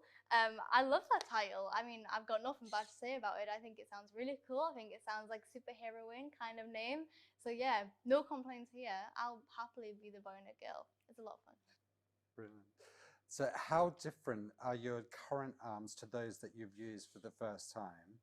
And what are the biggest improvements that you have seen or experienced throughout the time on the arm's design and capabilities? I mean, the prosthetic evolution in my experience has been absolutely insane. I started when I was 2 years old, and the first hand I ever got was practically a claw. It was basically a tube to put my arm in, and then it had like kind of 3 prongs sticking out the top, and it was tied together by elastic bands. And there wasn't, and I'm not even sure if you can call it prosthetic or bionic, because it didn't have any like technological things in it at all. It was all very manual. So basically how it worked is they would have the elastic band and then strings would attach from like over my upper body, and the way I would move kind of my shoulders and my upper body would pull on the string, which would then pull on the elastic band and make one finger go side to side like a kind of pinch movement. And I don't remember this all too much at all. I mean, I've got the prosthetic at home, that's why I'm able to describe it, but I was only 2 at the time, and from what I hear from my mum, I just remember that I really didn't like it. I don't remember myself ever wearing it, and that's because I didn't really wear it. Like, I kind of got it, I thought of it more of a weapon than a hand. I didn't associate it with a prosthetic or a replacement of a limb at all, and I feel like that was the biggest issue. So I just didn't really know what my parents were trying to achieve by giving me this arm, because I didn't even think it was a hand. So it kind of got tucked away and I didn't look at it again. And when you think about that being my first prosthetic hand to today, it's come on a crazy amount. I mean, these are totally 3D printed. They've got all the technological wiring, so I am actually able to control them with just my muscles, which is really cool. And they're perfectly sensitive to me. They also, which I think is quite interesting, they're not looking like real hands either. And at the beginning, I didn't like that hand because I couldn't really associate it with a hand. But that may have been because it had like 3 fingers and tied together by elastic bands. But throughout the years, I got like the really realistic designs, and I kind of decided and realized that that wasn't for me either, and that they still need to like work like a hand, but they can actually look quite cool. Like, they don't have to look like everybody else. I feel like I got to the point where I realized I was never trying to hide my difference. I was never ashamed of it or anything. So why not just go the complete opposite way? And I feel like that's exactly what we've done, and they're perfect in my eyes. So if you could improve something in your current arms, what would it be? So would they be lighter, better handling control, more dexterity, sensory feedback? What do you think? Well, I think all of them would be great. But I think the upgrades, the practical upgrades, because, you know, I can talk about crazy upgrades for days. The practical upgrades, the one I would really like to see is an automatic wrist. So there is a wrist in this hand, but you have to manually push it around like that. And that's the best wrist I've ever had. A lot of my hands didn't have wrists at all. And you actually don't know how much you use your wrists in day-to-day life until they're gone. I know, because I challenged like my mom to do that one time, like try and go a whole day without moving your wrists, and she did not cope well with the challenge, let's just say that. So these are actually the best wrists I've ever had, but if they could be automatic so that you don't have to push them around like this, and you can just turn it, like I do still have my wrist here, like that. That would be so helpful when it comes to like writing, drawing, eating, doing my makeup. Literally, you use your wrists all the time. So I feel like that's #1 practical upgrade, which I'd love to see. Also, some type of sensory feedback, like you said. I feel like that would be incredible, because at the minute, you're just judging the grip you have on something visually, like by your eyes. So it can look like I've got a good grip on something, but sometimes I'll lift up, and if the surface is wet or anything like that, it can slip. So some kind of sensory feedback would be incredible, so that you know that you're definitely not going to drop something. They're quite reliable, especially now they've got the freeze feature, where it'll freeze your fingers in place. But I feel like that would just be extra and give them a lot more reliability and just stability, safety in myself, that I'm not going to drop a glass and it smash on the floor, which would be helpful. So if you had the chance of having enhanced bionic arms, what superpower would you like to have? Being super strong or something like that? Perfect. Now we're talking about crazy upgrades. Well, yeah, super strong, that would be sick. I do want to have all the projectors and everything. It'd be pretty cool to like blast things out of your hand, but that might just be me, I don't know. I just think it should be totally up to you. Like, I want all these crazy things in the arm. I think a key thing to remember though is that every kind of upgrade you put in the hand is going to add to the weight of them. So I don't know if I'm going to be carrying that around all day like a projector and everything, but I would love to be able to project things. I'd love to be able to have super strength, lift a car, why not? Yeah, crush things, that would be quite cool, as long as I don't crush everyone's hand when I go to shake it. But yeah, there's loads of crazy things, like a projector, like blasting music. I don't know if you would really count that as a superpower, but that's something I would like to see. But super strength would be pretty cool as well. Maybe like some really flexible or something, where it just like lets do cartwheels and that could be quite cool. So thank you very much, Tilly, for that amazing interview. And we're going to go back to the South Summit.